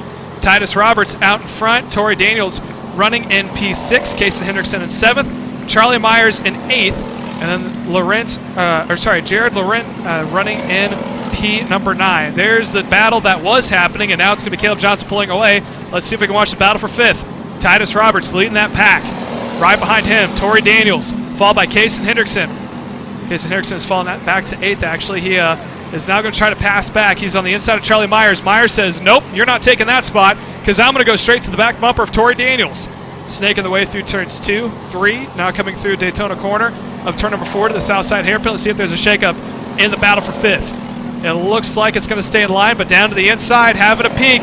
It looks like Kason Hendrickson, that is Charlie Myers is able to get on Tori. Oh, he gets into the back bumper of Titus Roberts. So Charlie Myers moves up one more position. They continue to go nose to tail across the line. It is 3 laps to go. 2 laps to go next time by. We're going to continue to watch as there's Kason Hendrickson looking on the inside of Tori Daniels. We continue to watch this as I'm going to try to run down real quick to see if we can't get a quick word from our LCQ drivers in our 206B main.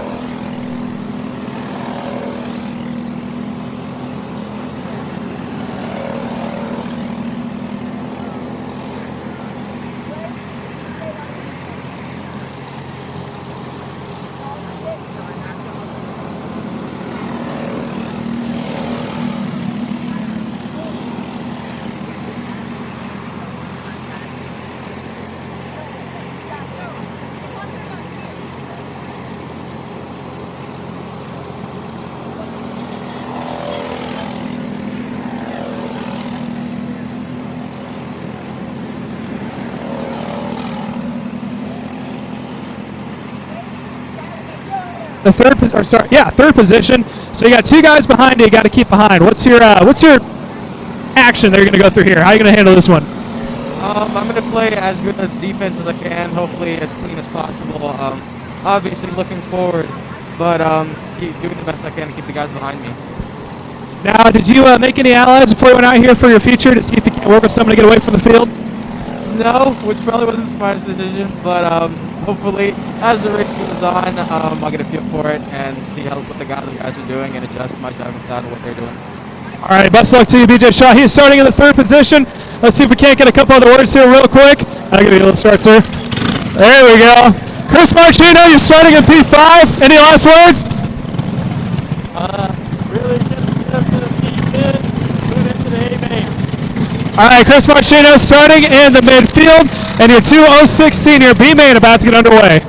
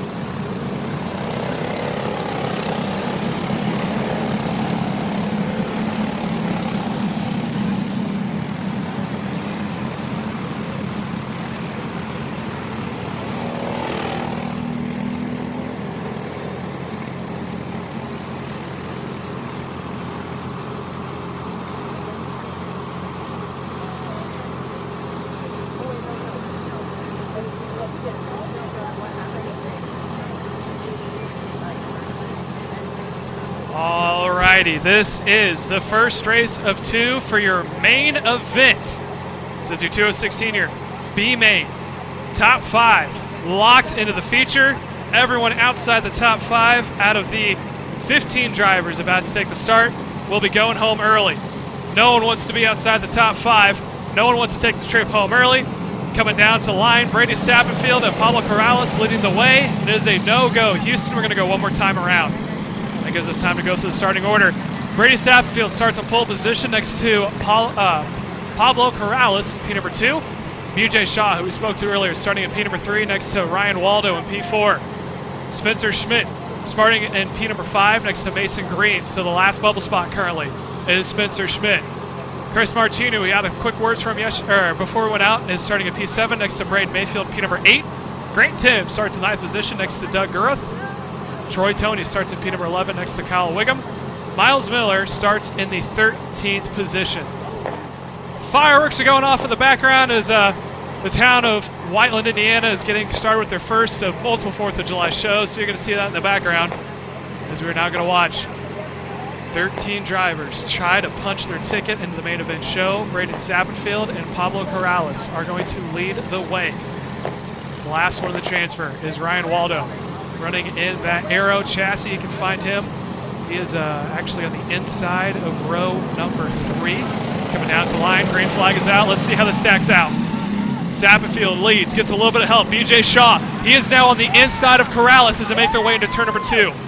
He is now working the inside line, backs up the field just a little bit, but BJ Shaw is now up into P2. Gives himself some breathing room through the rest of the field. Right behind him, Pablo Corrales running in P number 3 now. Waldo still in 4th. I believe that is Schmidt still in 5th, as Sappenfield has now opened up a little bit of a lead over the rest of the field. But BJ Shaw starting to close back up. 4th placement of Pablo Corrales. And that red Burrell art following him is Ryan Waldo, I believe, in that Aero kart coming across the line this time by. That is Ryan Waldo. So Spencer Schmidt in the WPK chassis is the last kart in P number 5 to make it into the show. As of now, Brian Mayfield is not in. Grant Timms is not in. Chris Marchino is not in. Troy Toney also not in. Cal Wiggum, Doug Griff, Mason Green, and Miles Miller are currently not into the show. So let's see how this top 5 plays out. Sappenfield leads. BJ Shaw up into 2nd. Pablo Corrales running in 3rd. Ryan Waldo 4th. Right behind him in that WPK kart, that is Spencer Schmidt. Braden Mayfield not too far back, but he is not within striking distance. He needs to hope that the battle between Pablo Corrales and Ryan Waldo slows down Schmidt just a little bit in order to catch back up for a pass for 5th. We're going to keep monitoring this battle for the 5th position, but as of now, it looks pretty straightforward unless Braden Mayfield is able to inch his way back up. Meanwhile, while this is going on, Mason Green in 7th has got his hands full as he's trying to hold off Chris Marchino, running in the 8th position. Just behind him, Grant Timms getting a little help from Troy Toney, trying to push him to see if they can't catch back up to that transfer position. So there's the 2 leaders, Sappenfield and Shaw, making their way through Daytona Corner. And then we have the 3-pack battle for the 3rd position. And the caboose of that 3-pack is Spencer Schmidt, who is currently on the bubble. I say that, but slowly but surely, more are starting to join the party. As now your 6th placement of Braden Mayfield is closing back up to Spencer Schmidt. Let's see what happens here. Spencer's actually able to go on Ryan Waldo. So Waldo is now on the bubble. About 2 karts behind him is Braden Mayfield in the 6th position. He can count the 5 in front and knows he's just got 1 more position to make up.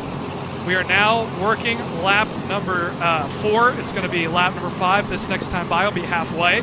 So there's your 2 leaders of Sappenfield and Shaw. They are currently locked in, good to go for the future. Coming down to line here. Here's a cross flags. Halfway this time by. Sappenfield and Shaw making the way around. Shaw all over the back bumper. Sappenfield trying to push him away from the field.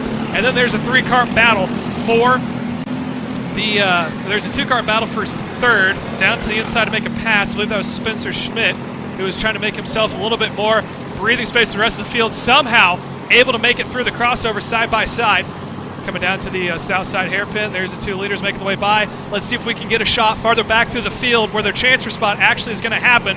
There's the 2 that went by. Here is 3rd right there. That is Spencer Schmidt up into 3rd. 4th is going to be Ryan Waldo. And now 5th in the transfer spot is Paulo Corrales as they make their way down into turn number 1. And just behind, Mason Green in the 6th position now is slowly starting to edge back up to the 3, battling it out for that transfer spot as they snake their way over into turn 2.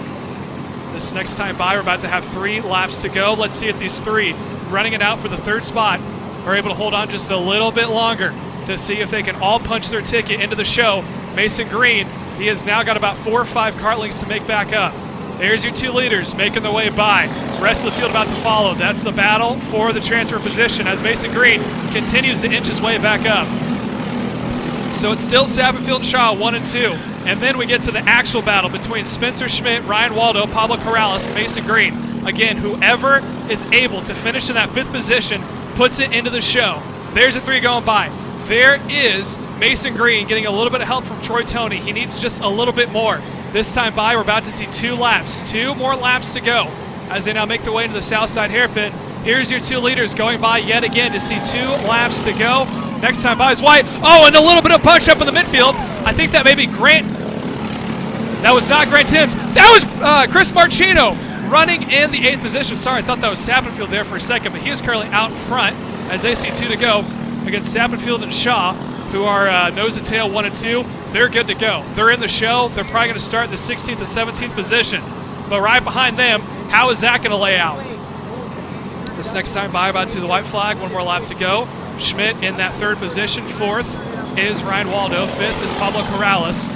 And they need to be careful here because we all know if there's a couple of passes, it may slow down the field. Pass for the leaders. We're not worried about that. We're worried about the transfer spot. We're going to worry to see who can make it into the show this afternoon. Spencer Schmidt, Ryan Waldo, Pablo Corrales, and Mason Green. They are the big factors. When it comes to the Southside hairpin, how is this going to pan out? They get lost behind the light. They are blinded by the light. In the words of famous singers, they make their way through. Their nose and tail looks like it's still going to be Pablo Corrales in that Burrell Art in the 5th position unless something happens coming up the hill right now, and it looks like it won't. So your winner, BJ Shaw, able to take a win here this afternoon. Congratulations to him. He locks himself into the 16th position for the final. Brady Sabenfield comes across in 17th, and then Spencer Schmidt able to run up, I believe 4 or 5 positions, transfers into the 18th position.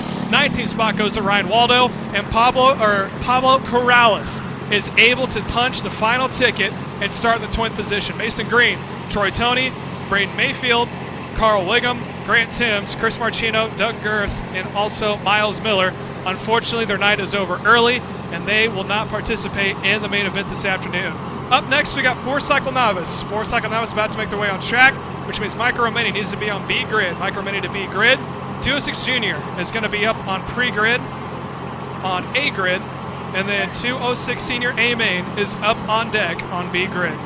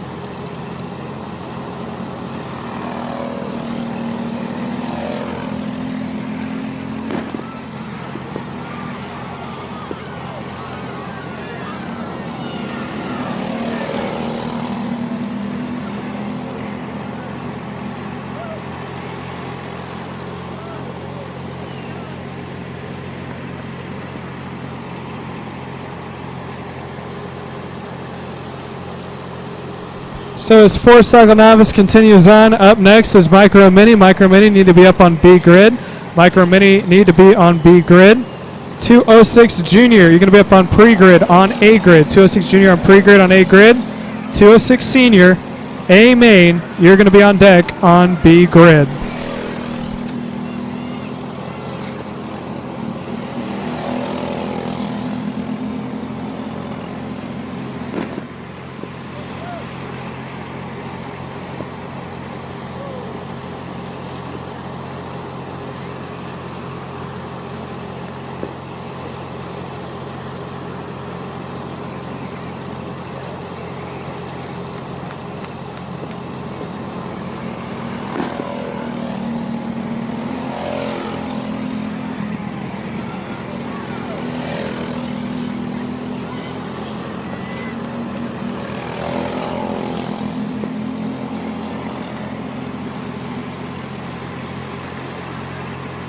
White flag is out, and there's one lap to go here for Four Cycle Novice. It is Cadence Peebles out in front of Everett Stout in P number 2. Sawyer Keene currently running in the 3rd position with Christopher Moore Jr. in P4. And Colby Haggard rounds out your top 5 through the final hairpin for the final time up the hill to the double left. Cadence Peebles is about to take the win here this afternoon on a beautiful 4th of July weekend event. That is your race winner. Cadence Peebles coming across with the win. Evan Stout in P number 2, and Sawyer Keene rounds out the last podium position in P number 3. If I'm not mistaken, Christopher Moore Jr. is the next one to come across the line as they make their way through the south side hairpin. Let's see if Colby Haggard is not able to maybe slip by to take that 5th place away from him, as they're now making the way to the south side or inside hairpin, out of the south side hairpin, trying for a crossover move. Colby Haggard thought about it, loses a little bit of momentum, so that is going to mean Christopher Moore Jr. comes across to P number 4. Colby Haggard is going to round out the field in P number 5. Next up is our Micro and Minis. Following is going to be our 206 Junior A main. 206 Junior needs to be on A grid. 206 Senior A main needs to be up on B grid.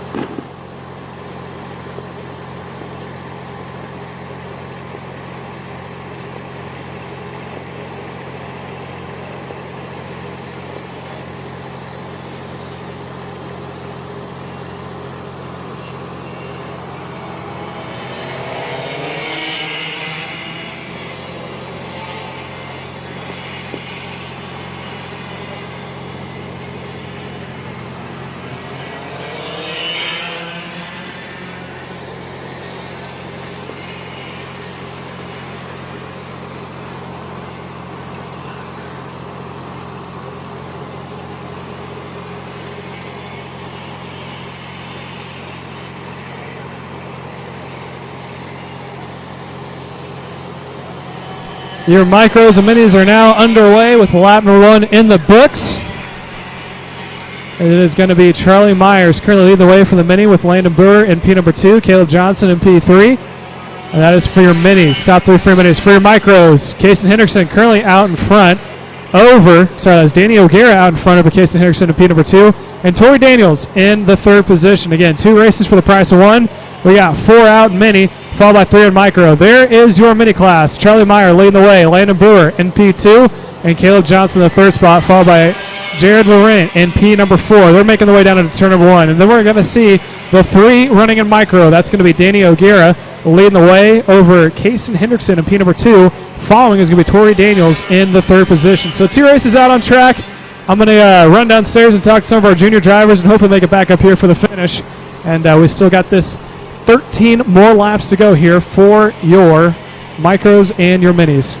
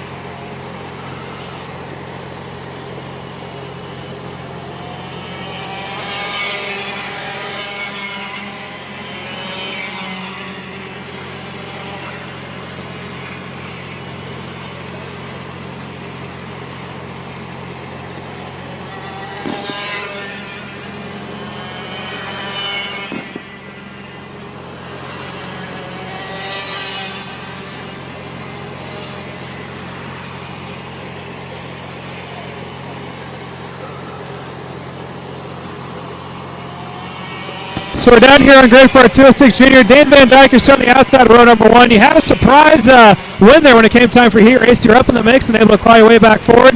Going into this one, what's your plan of action to make it through? I'm just going to try and go as fast as I can from the start. So I'm just trying to get over the lead.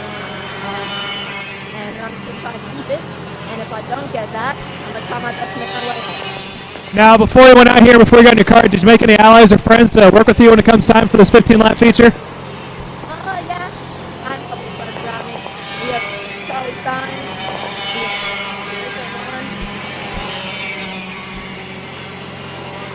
have yeah, that lady. All right, well, good luck to you, buddy. We're going to get a couple more interviews. Again, that was Dane Van Dyke on the outside, row number 1. Let's talk to Riley Ball. Riley, go and hop on in. I'll get you a couple words here. You had a good run here when it came time for your heat race. So heat race number 2, you were up in the mix. You played it kind of long-term wise. You weren't there in the start, and then you came into frame more and more. Is that your plan for this one, or are you going to go all out in the start? We're going to try to go all out on the start, but if it doesn't work, then we're going to hang in the back and hope something happens. Now, earlier today we watched the outside in turn number 1 hasn't really been the best. Some guys are able to slip through on the inside. Are you worried about some guys dive bombing you from behind, or do you think you're just going to roll the outside line? That's always a worry, but you just kind of got to go with it. All right, that was Riley Baldwin. Good luck to you, Riley, starting in P number 4. And we're going to know the word here.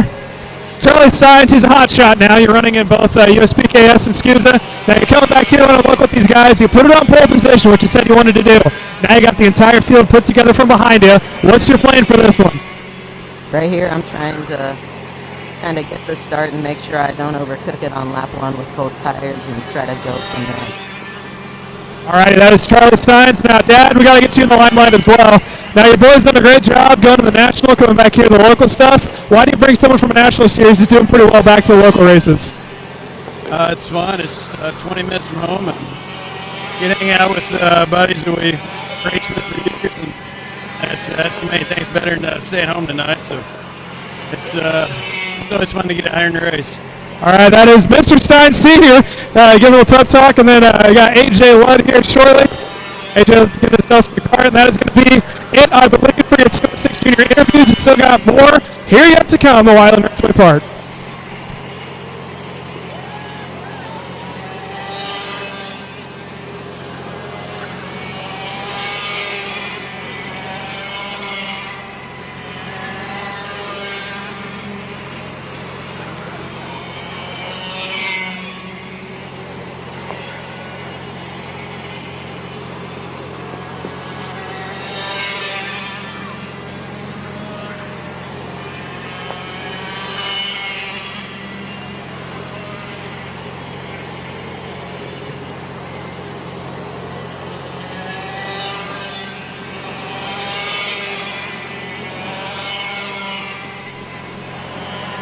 Alrighty, and so rounding it out for your micros as we have 2 laps to go. A little update on the field. It's now Landon Brewer leading the way for your minis in front of Caleb Johnson at P number 2.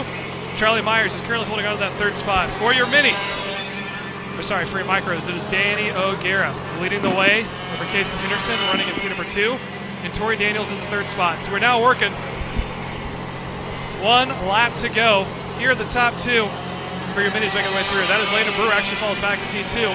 Or leading the way, I should say. Caleb Johnson not in frame all that much as he's working his way out of turn number 1, roughly about a straightaway and a half down from your leaders. Let's make our way to turn number 2. Again, white flag is out. Next time by is going to be checkered. Danny O'Gara making his way around the start-finish straight. Again, that is going to be for your Mike Rose leading the way that 2nd class. Following him is going to be Casey Henderson, just now making his way across the line. White flag is out for him. Checkered flag is about to be out. There's your leader. Landon Brewer is about to win not only the mini class, but also overall. Checkered flag in the air. Your mini Swift winner is going to go to Landon Brewer with Caleb Johnson coming across to P number 2. And on that final podium step, Charlie Myers is going to bring it home in 3rd. Next time around, for the checkered flag is going to be our micros. Here it is. Danny O'Gara through the final corner, coming down the straight, fist in the air. Danny O'Gara takes the win here for your micros. Casey Henderson coming across to finish in P number 2 across the line now. And Tori Daniels rounds out the field in 3rd. Up next, we talked to some of the drivers in the 206 junior class. They are all set, ready to go. Fireworks happening all over track in the background, both to the south side and the east side here at beautiful Whiteland Raceway Park. It's 4th of July weekend, and sparks are about to fly here with our 206 junior race. 2nd biggest class still yet to come, so stay tuned and don't go anywhere. You are watching the WRP Racing Network.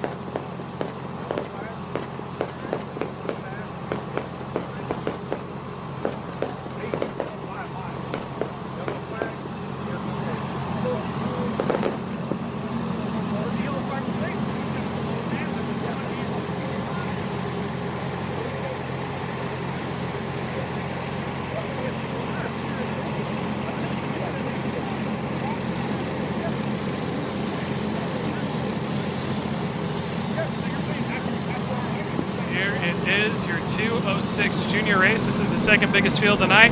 Charlie Steins and Dana Van Dyke leads them down to turn number 1. Who's going to get it? Van Dyke's got the outside line, tries to roll it, goes side by side. Steins out in front. We talked to him earlier. He said he's trying not to cook the tires on the start and maintaining a long-term race here this afternoon, as he is now making his way over through the short chute coming into Daytona Corner, as they're now making the way single file coming down to the south side hairpin. Let's see how they stack out as they're about to complete lap number 1. Steins out in front. Oh, we got 2.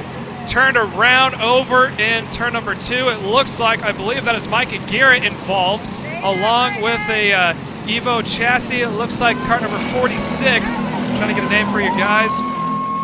That is Eduardo Robles, who was involved as well. And it looks like Micah Garrett was able to get around and back going underway.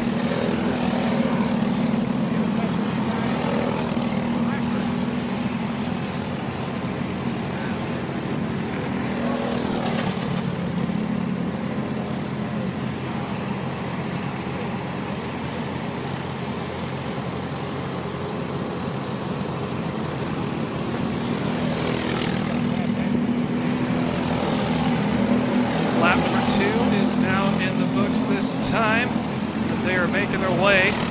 Again, this is a 15-lap feature, so we're now working 13 more laps to go. There's some action happening all over track. It still is Charlie Steins out in front with Dane Van Dyke in P2. The rest of the field, here comes Riley Baldwin in the fifth position. He's kind of farther down the order than I thought he would be. AJ Ludd currently running in P number 3 with Braden Rudder in the 4th spot. Van Beasley currently running in P6. So there's a gaggle of karts. There's your leader, Charlie Steins. There's a lapper out in front of Micah Garrett. Then there's the rest of the field, the cavalry, making the way into turn number 1. That is being led by, if I'm not mistaken, that is Dane Van Dyke with AJ Ludd, Braden Rudder. Also up in the mix in that top cart. And then right behind him, the bright green WPK cart. That is Riley Baldwin. Right behind Riley Baldwin is Van Beasley. So a big pack happening all the way through. There's some lappers going by. There is Charlie Steins. You can see him in the background. He is leading, got a huge lead over. Looks like we got one slowing in that main group. I believe that may be Micah Garrett letting them go by. That is great sportsmanship on his part, knowing that he is just turning laps at this point due to the unfortunate incident that happened in lap 1, and he's just going to let these guys go by. He's here trying to get points of championship. So high props to Micah Garrett. That is very professional and great sportsmanship on his behalf to let that huge field go by as we watch Charlie Steins lead the way, and then we got the cavalry from behind. So right now, Charlie Steins kind of has this locked into the books right now if he can just maintain what he's doing.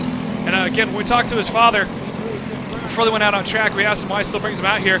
We love seeing kids who cut their teeth at the national, or at Whiteland Raceway Park. They learn all the racecraft, go up into the nationals, and they don't forget where they came from. Coming back here, some old school grassroots racing at Whiteland Raceway Park. It is awesome to see. It's something we see a lot here. Great examples of that is Chase Jones, Elliott Cox, drivers who made it all the way up to the National Series, still come back, have a great time, and put on some fantastic racing. So we watch him put on a dominant performance over the rest of the field. We're going to keep an eye on that battle for the second position. That is Dane Van Dyke in the EOS cart, running in P number 2. AJ Ludd in the top cart, right behind him, and another fellow Eagle of Van Beasley. Actually, that's a Ricardo cart running in P number 4, and right behind him, Riley Baldwin moves into P number 5. So there's still a good, decent amount of karts in that battle for the second position. You got second out in front of Dane Van Dyke. 7th position is trailing it. That is Brayton Eber in the comp cart, running in the tail end of that field. Everyone in that pack has a chance of possibly making themselves up a couple positions, possibly losing a couple of positions. The accordion effect comes into play here. That's when you go into the tighter parts of the track, you bunch back up. In the mid parts of the track is typically when you see them spread back apart, and that is due to a couple of reasons. It's due to the toe not being in effect when they go into the intermediate speed corners. And that's also due to the fact that when you come out of the corner, some guys may not be able to get the gas as quick, some guys go a little bit wider. So when you get to the longer parts of straightaways, when they bunch back up, and also in the hairpins. As we saw a pass, I believe that was Riley Baldwin trying to get around Van Beasley. I don't think he was able to. He is not. He is still in the toe of your fourth place for the Van Beasley. One more lap in the books. His lead goes by of Charlie Stein. 7 laps to go. Then there's your second place with Dane Van Dyke. We talked to him earlier. He said that he was just trying to get a clean start and see what would happen. Well, he got that clean start on the outside line, trying to possibly get his nose in for the lead on Charlie Steins on the start, but he was not able to do so. He is now maintaining that second spot. AJ Ludd running in P3, has had a good race all weekend long as there's a pass on the inside, or attempt I should say, and it does not work out. That was Riley Baldwin still trying to get around Van Beasley, running in the 4th position. But as I was saying, AJ Ludd currently comfortable in that 3rd position, and he is slowly starting to edge back up to Dane Van Dyke, who is running in that 2nd spot. Then Van Beasley has got his hands full because right behind him, Riley Baldwin in the green WPK kart. He's got the green suit, the green helmet, very easy to spot, running in P5. He has tried the past 3 or 4 laps to get a nose in on the inside line heading into the south side hairpin. Right behind them, they got a little bit of a break before we get to Braden Rudder in the top cart running in P6. And right on his tail is Braden Hebert in 7th, running in that green and black comp car with the white helmet, running in that 7th position as leaders making the way through. The lap carts are up into effect. That's going to bunch them up just a little bit more. And who else is going to bunch up? Dane Van Dyke and AJ Ludd are now nose to tail heading into turn number 2. We got 5 laps to go. This next time by, it's about to be 4. So here comes the 3rd and 4th placement, 2nd and 3rd of Van Dyke and AJ Ludd, who continue to trail each other back and forth. And now I think AJ Ludd might be on a run here as he makes his way into the inside hairpin. There's a good shot of him running in the 2nd and 3rd positions. They're now on the back bumper of a lapper, making their way through the final corner, and it looks like Van Dyke tries on the inside. Is going to be able to get clear. Lapper goes high. Following is AJ Ludd. AJ tries for a crossover move. They're side by side in turn number 2. Who's going to get it? AJ Ludd gets his nose in. He holds on, but I don't think Dane Van Dyke is done just yet. He is now on the back bumper. Check for a run going into turn number 2. It looks like he'll try to take it. Will it be complete? Making their way out, it will not. So AJ Ludd has now moved himself up into the 2nd position. Meanwhile, Riley Baldwin trying to see if he can't work the outside line of Van Beasley to get himself in the 4th spot. This time across the line, it is 3 laps to go, 2 to go next time by. Ludd 2nd, Van Dyke still running in 3rd. And then it is a close battle. That last time by, Riley Baldwin lost some positions. He now finds himself farther down the field. I think there was a little bit of trouble there with some lappers, but not 100% sure. But Van Beasley now has got his rear view mirror full of Braden Rudder running in the 5th position. This time by, we're about to see 2 laps to go for your leader. Your leader has already gone past the start-finish straight. He's about to come across, working his way around the lapper. There's 2 to go for your leader. So he works his way through the lap traffic. Then there's some other lap carts in the mix. There's a few up in the mix, and then we get to AJ Ludd and Dane Van Dyke running in 2nd and 3rd. Beasley still running in 4th. Braden Hebert in that 5th spot as they make their way around. So it looks like it is going to be a lockout win from start to finish from Charlie Steins. There's 2 laps to go at the line. I'm going to try to run downstairs to get some quick interviews here from our headline group of our 206 senior. So we're not going to be able to call the finish, but I have a feeling unless something major happens, Charlie Steins is on cruise control for another win here this afternoon.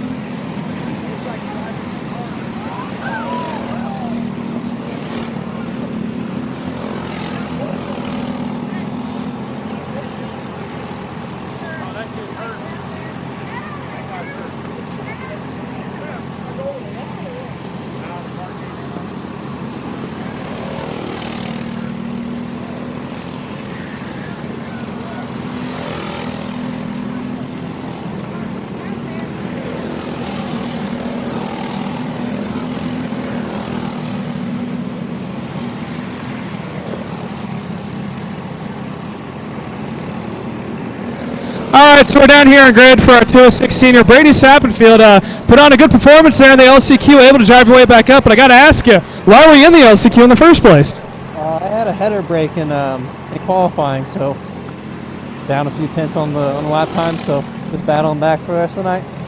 Now you got a teammate next to you. He's a little farther up of Howard, so once you get in your car here for a second, do you have a plan with Bill and Howard to make your way through the field, or are you just going to maintain where you're at? Just trying to stay clean for this feature. That's about it. That's the plan. All right, Brady Sapfield, your heat race winner, starting farther back in the field, 60th position. Look for him to make his way back through. He's about to go green here shortly with our 206 senior mainline event.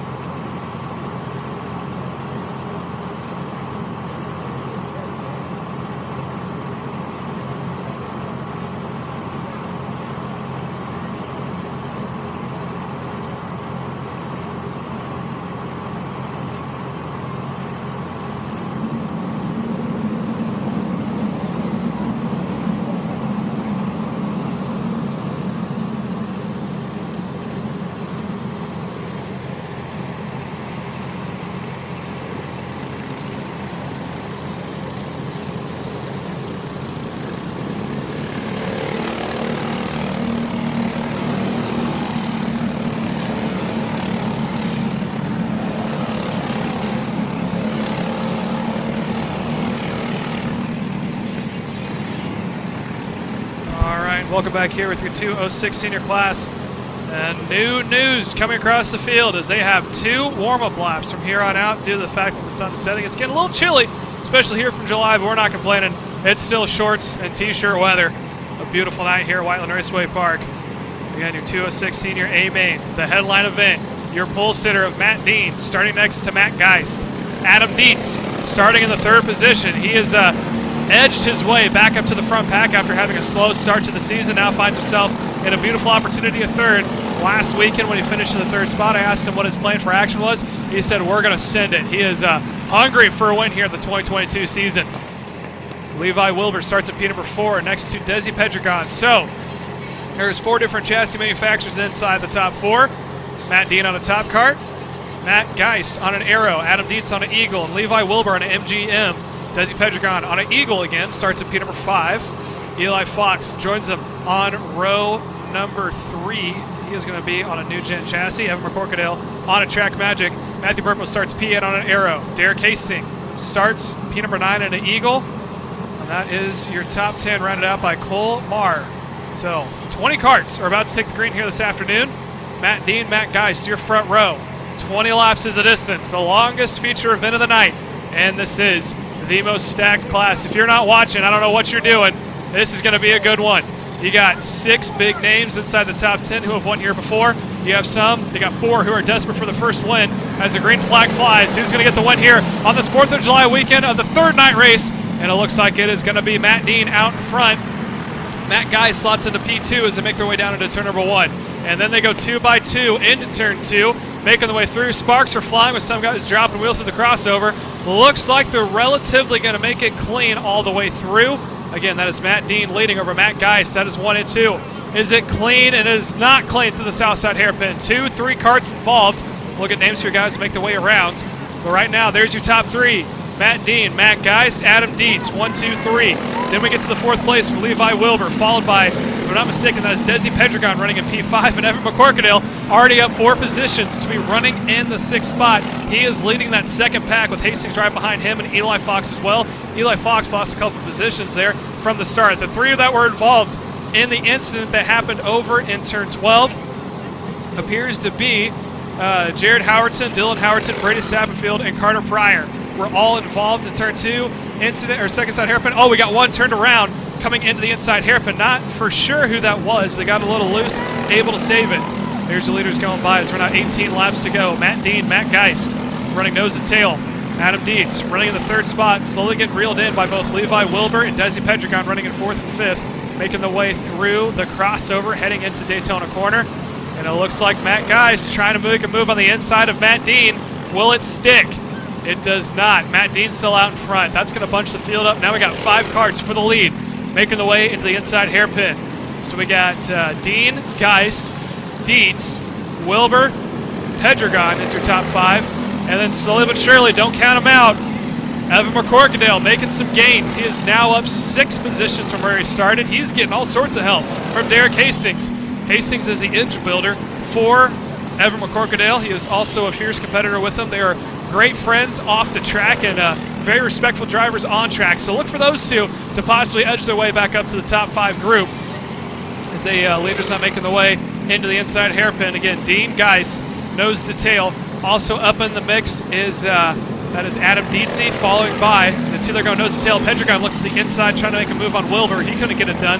So now it's a 3-car breakaway. Here comes the look to the inside from Geist. Does he take it? Yes, he does. Matt Geist, your new leader. Dean goes to his back bumper. All the while, your 3rd placeman of Adam Dietz is trying to see if he can't get a nose in on the inside of Dean. Let's see if that's able to go through. Through the south side hairpin, it looks like Dietz was not able to make a move around Matt Dean. Matt Dean now sits on the inside of Geist, and now Adam Dietz is on the outside line. It looks like sparks are flying from Geist. It looks like he does have an engine. I'm not sure if it's an engine mount, or it does have a problem. I don't know if he's got an engine mount coming loose or what, but there are sparks flying out of the back of his car as he makes his way down through the field. When he came across the line, he was in 4th position. I wouldn't be surprised if he's back into 6th or 7th, as now that top pack closes up once more. And I'm looking at the scale line. It does not appear that Geist is pulled off, but there are definitely sparks flying out of the back of his cart. There's that front pack And up and over! That was Pedregon over Adam Dietz. Dietz has got his hand up in the air as he's falling back through the field. And surprised that Adam Dietz is okay because that went right over his leg, but he is able to continue on. That is going to push him back through the field as he is now fallen into the 7th spot. He's still up in that front group, but he is slowly losing track of the leaders. Meanwhile, Matt Geis maintains 5th place now. Still has sparks flying out of the back of his car. I think an engine mount may be coming loose or some piece of metal starting to scrape the track. It's not a consistent amount of sparks. It's just like a chirp here or there of sparks coming out of the car. There's your 2 leaders going by. There is Dean and Wilbur, 1 and 2. Again, Matt Dean on the top cart, trying to see if he can't get his first one of 2022. Levi Wilbur on the MGM, also trying to get his first one of 2022 as they make their way through the crossover. Right behind them, Evan McCorkadale, Mr. Consistent. He started in the 7th position, now finds himself, 10th position, now finds himself all the way up to 3rd. Derek Hastings has been his pushing partner, running in the 4th position. Eli Fox has clawed his way back up to 5th after a poor start. And right behind him, Adam Dietz is trying to settle back down and see if he can't make up a couple more positions. So now the front 4 is a 2-2 pack. Dean and Wilbur, nose and tail, then McCorkadale and Hastings. As they work their way into turn number 2, it's going to be 11 laps to go next time by. We're currently 12 laps to go currently. Coming down into the south side hairpin. Let's see if Wilbur has a nose on the inside of Dean. It looks like he tried it, but not enough to get it done as he's going to go to the back bumper, coming up into the inside hairpin. And it looks like to look to the inside, new leader, Levi Wilbur out in front, and just like that, the 4-pack is bunched back up, nose and tail in the top 4. Wilbur, Dean, McCorkadale, and Hastings as they make their way out of turn number 1, heading down that long stretch into turn 2. Dean goes straight to the back bumper of Wilbur as they snake their way through the crossover, now coming to Daytona corner. Let's see if there's any passes coming into the south side hairpin. They appear to go nose to tail, and everyone taking the normal line. No one trying for a crossover move. Making their way out of the south side hairpin, now coming up in the inside hairpin. Anyone going to try for the crossover? They all make it through cleanly, all nose to tail. This time by is 10 laps to go, half time, or halfway, I should say. So Wilbur continues to lead over Matt Dean running in 2nd, Evan McCorkadale in 3rd, followed by Derek Hastings in 4th. That is your top 4. Adam Dietz has made his way back up to 5th. It looks like Matt Geist has pulled off because he is currently registered.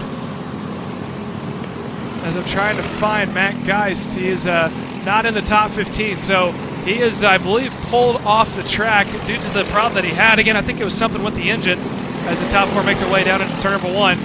Wilbur leads over Dean. So now we got 4 different chassis manufacturers inside the top 5. MGM leading, Top Kart running P2, Track Magic in 3rd, Eagle in 4th, and then there's an Eagle in 5th of Adam Dietz. As they make their way now, heading towards the south side hairpin, making the way back out again. Wilbur has led the second half part of the race. It looks like he's got about a 3-car length advantage over Matt Dean running in 2nd. Right behind him, get a little antsy, Evan McCorkadale trying to see if he can't work his way up into P2. He's getting all sorts of help from Hastings. Those 2 came from the mid-pack to now run up in the front group. All the while, Levi Wilbur slowly starting to pull away as we are now working 8 laps to go. It's going to be 7 to go next time by. Through the crossover, now coming up into Daytona corner. And it looks like their families all start to separate themselves. Wilbur out in front. Not mistaken, last time by, he opened up almost about a 3/10 of a second lead of Matt Dean running in P number 2. Dean is trying to hold off Evan McCorkadale running in the 3rd spot. McCorkadale's in a beautiful position. He's on the podium spot, but he's also got help from his good buddy of Derek Hastings in case he makes a mistake that maybe requires a little bit of assistance to catch back up to. He has got that from behind. So there's the top 2 on your screen. Wilbur followed by Dean through the crossover. This next time by, it's going to be 6 laps to go. And the top 4 continue to spread themselves back out. There's the rest of the field making their way through. There's your leaders now coming into the south side hairpin. A few lap cards off in the distance, but I don't think it's going to be enough time in this race in order for it to be a huge factor. That's going to be good news for your leader, Levi Wilbur. He does not want to see lap cards as a way to possibly bunch up the field as they make their way through turn number 1.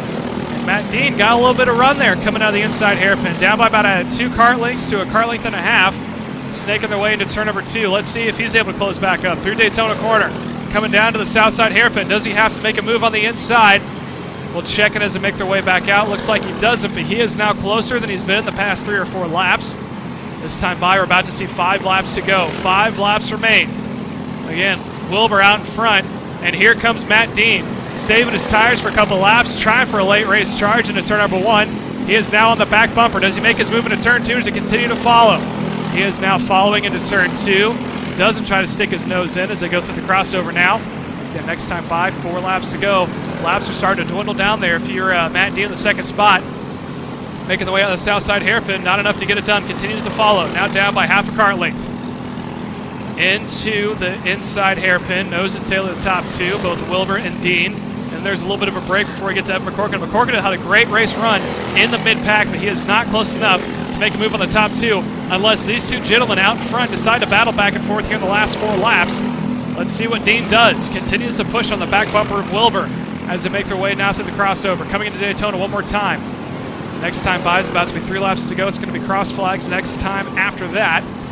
Through the south side hairpin, coming up in the inside hairpin, nose to tail are the top 2. Let's see, looks like Matt Dean trying to set up for a crossover move, taking the long way around the exit of the inside hairpin. Doesn't pay off for him. He's in the toe, closing back up in the toe of Wilbur, heading into turn number 2. Not close enough this time. Looks like Wilbur's defending into turn 2.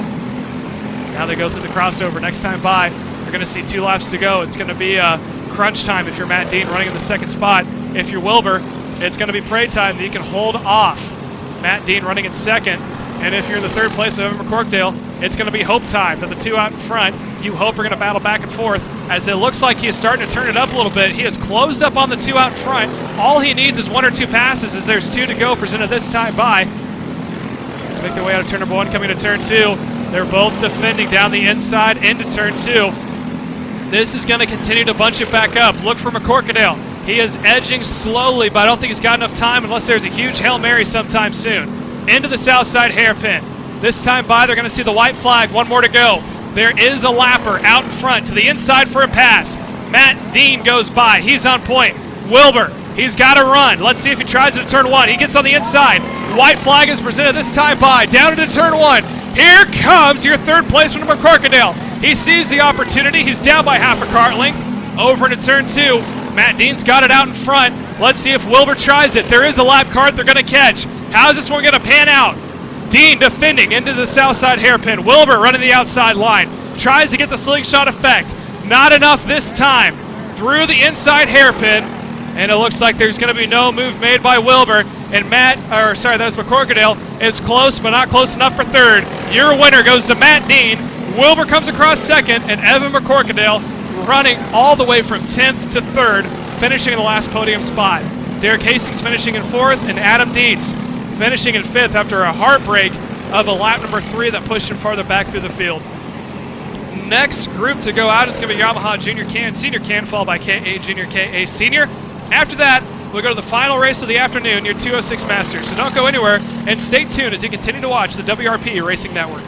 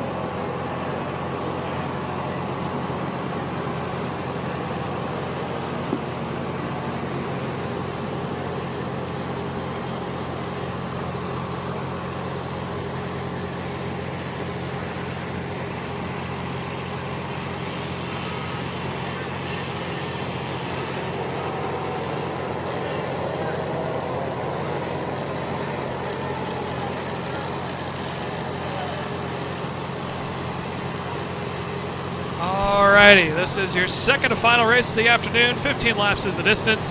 It is your KA seniors, your KA juniors, your Yamaha seniors, and your Yamaha juniors.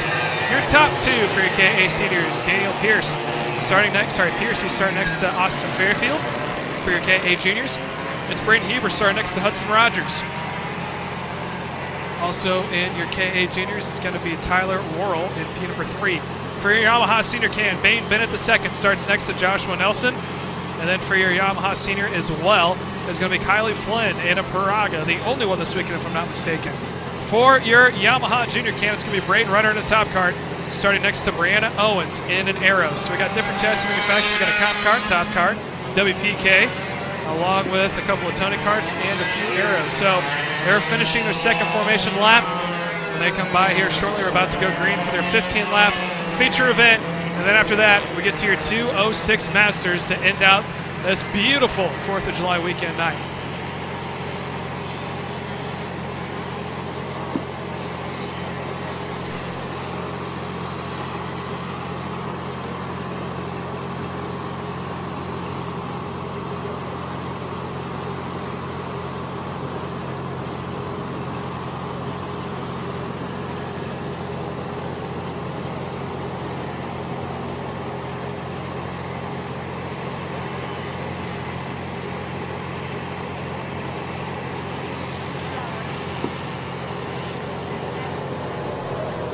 So here they come down the line. Here's your first class, your KA 100 seniors. Green flag is out. Down into turn number 1, looks like it's going to be Daniel Piercy pulling away. For your KA juniors, looks like it's Braden Heber going to pull away. And then here comes your Yamaha senior can. That is Bane Bennett II to an early lead. And then your Yamaha junior can, I believe that was Brianna Owens, able to get their nose in on the start.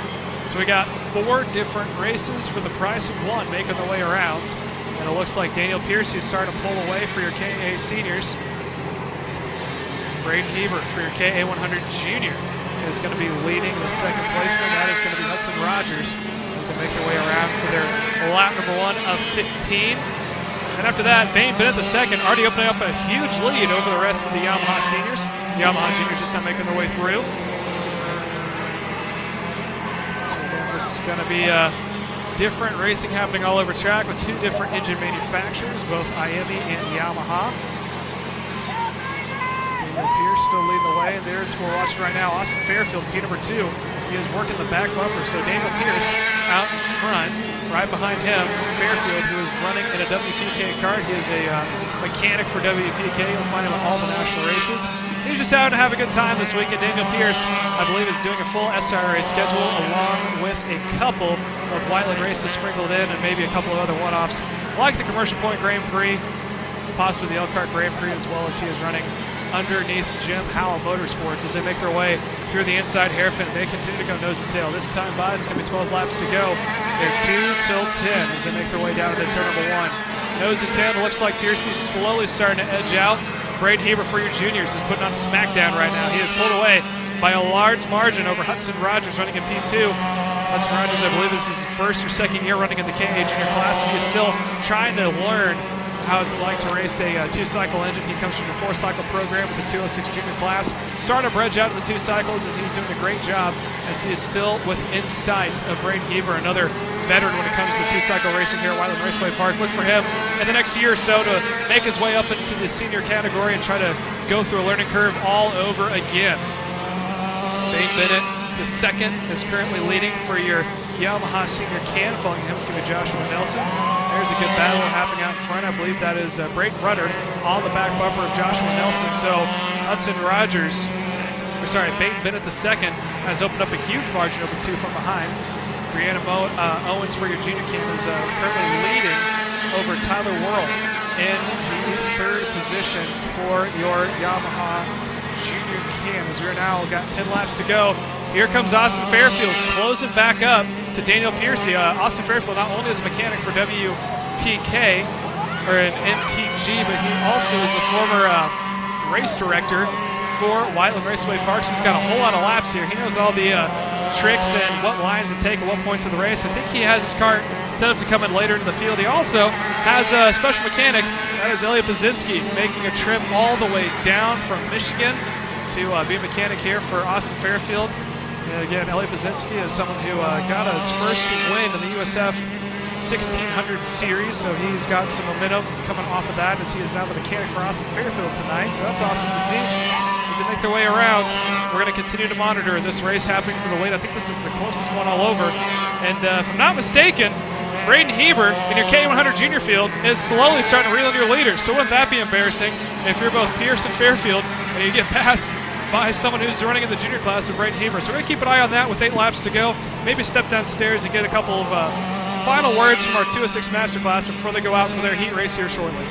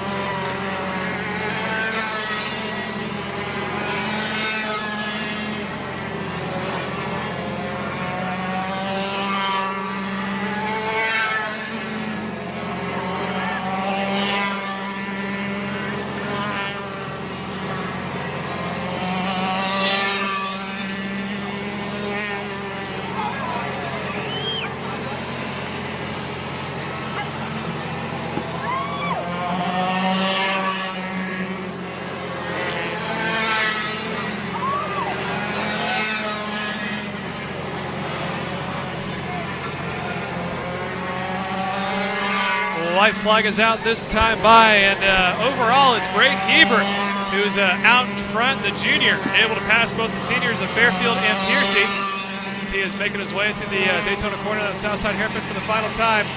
There he is. Actually, that is not. That is believe that was Braden Rudder for your junior, or junior kid coming across the line. Checkered flag is out. We give a round of applause. Braden Hebert in the junior, able to outrun both the seniors in your KA class. Taking the win overall. Dana Pierce comes across second for your K100 seniors. For your Yamaha senior cam, it is going to be Maine Bennett the second coming across the line to take the win in that class. And then for your Yamaha junior cam, it's going to be Braden Rudder. So fantastic run all the way through for both your KAs and your Yamahas. Next up is the final race of the afternoon. It is going to be your 206 Masters yet to come. So stay tuned for one more as we go live. 206 Racing here on WRP Racing Network.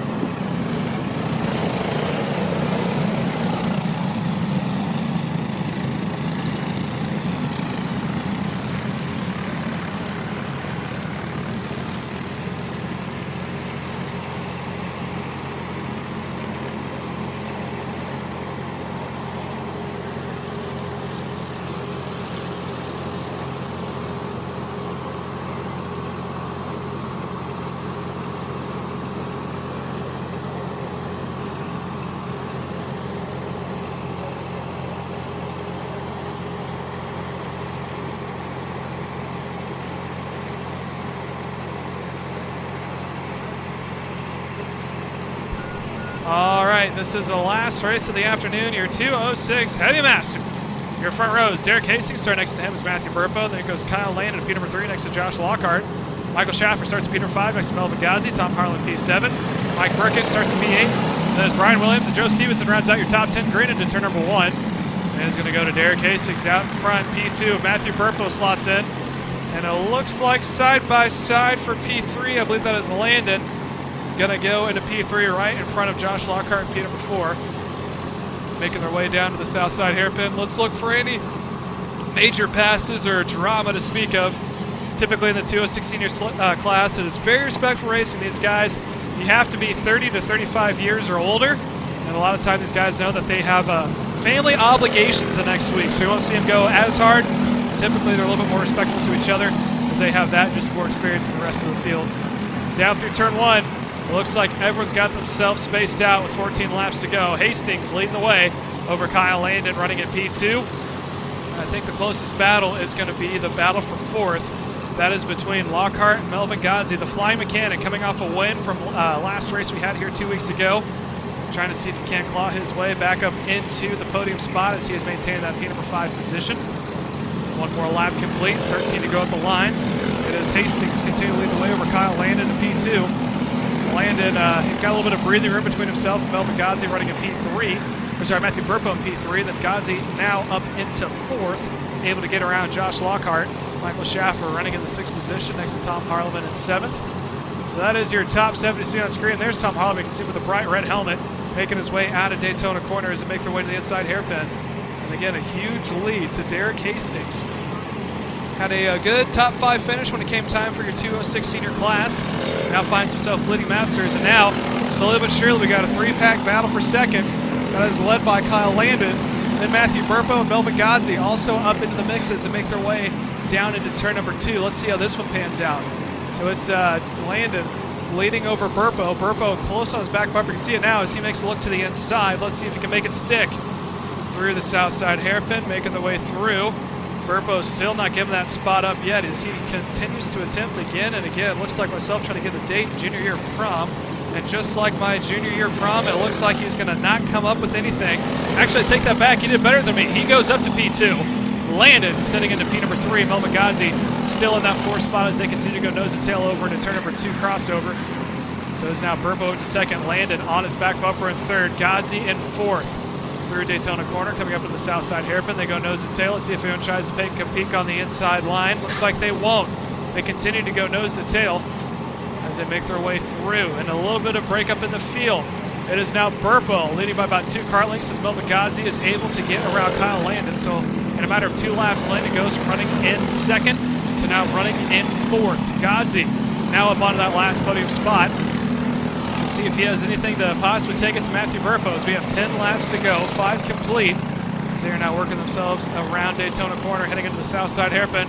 We're going to keep you guys up to date if there's any major passing, and we're going to report back here with about 5 laps to give you guys the finish.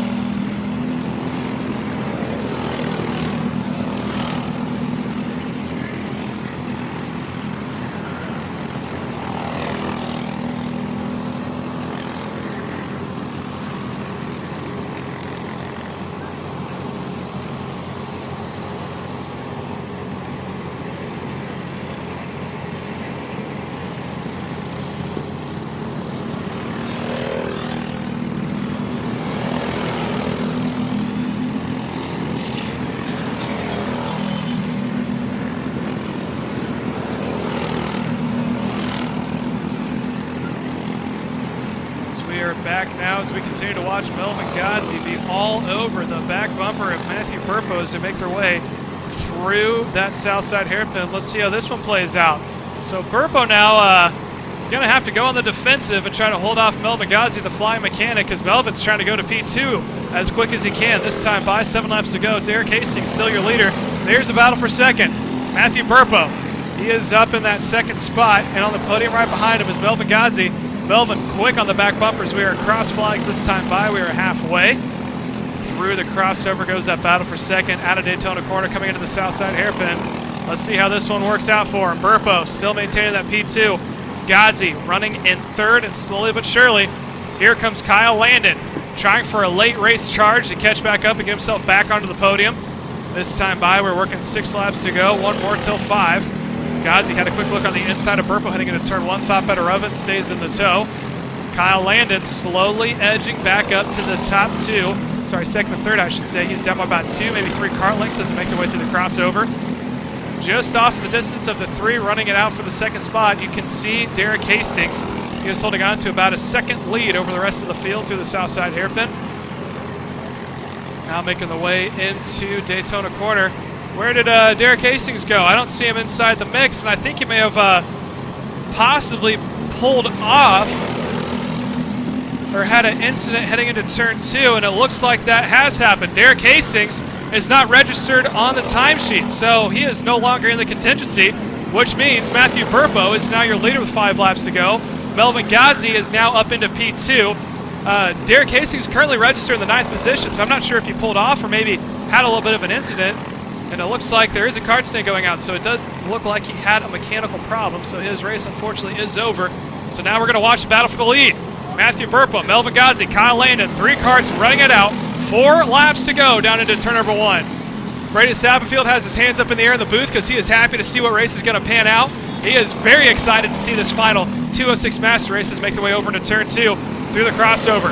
Let's see if Melvin Godsey, running in the second spot, can go back-to-back wins here for club races at Whiteland Raceway Park, or if Matthew Burpo is going to be able to get his first win here in the 2022 season. Coming into the inside hairpin, how's this one going to work out? No passes were made. They stay nose to tail. 3 to go this time by, 2 to go next time. Down across the line, 3 laps in the book, or 3 laps to go in the books, I should say, 2 to go next time by.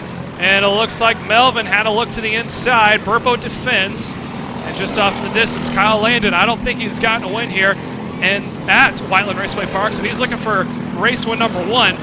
Burpo, I believe, the highest he's finished is second, both the Master and Senior, so he's also looking for his race number 1 win. And Godsey, who's got 2 names, 2 has won here at Whiteland Raceway Park, trying to make it 3 and go for back-to-back. This time by, double sticks in the air, 2 laps to go, down across the line. They are all connected nose to tail. You can't even fit a piece of paper between the both of them. Godsey has to look to the inside. He is going to send it. How's it going to work out? Licks the stamp, but it is going to be first class mail to the lead. And then Burpo now goes to the back bumper. All the while, Landon running in P3. He's seeing if he can't maybe wait till the last lap for these two to slow down the momentum just a little bit more and capitalize off of the move. So now the flying mechanic of Melvin Godsey now leads, as there is bodywork on the track in the south side here, or sorry, at the Daytona corner. It is now cleared as the white flag is out.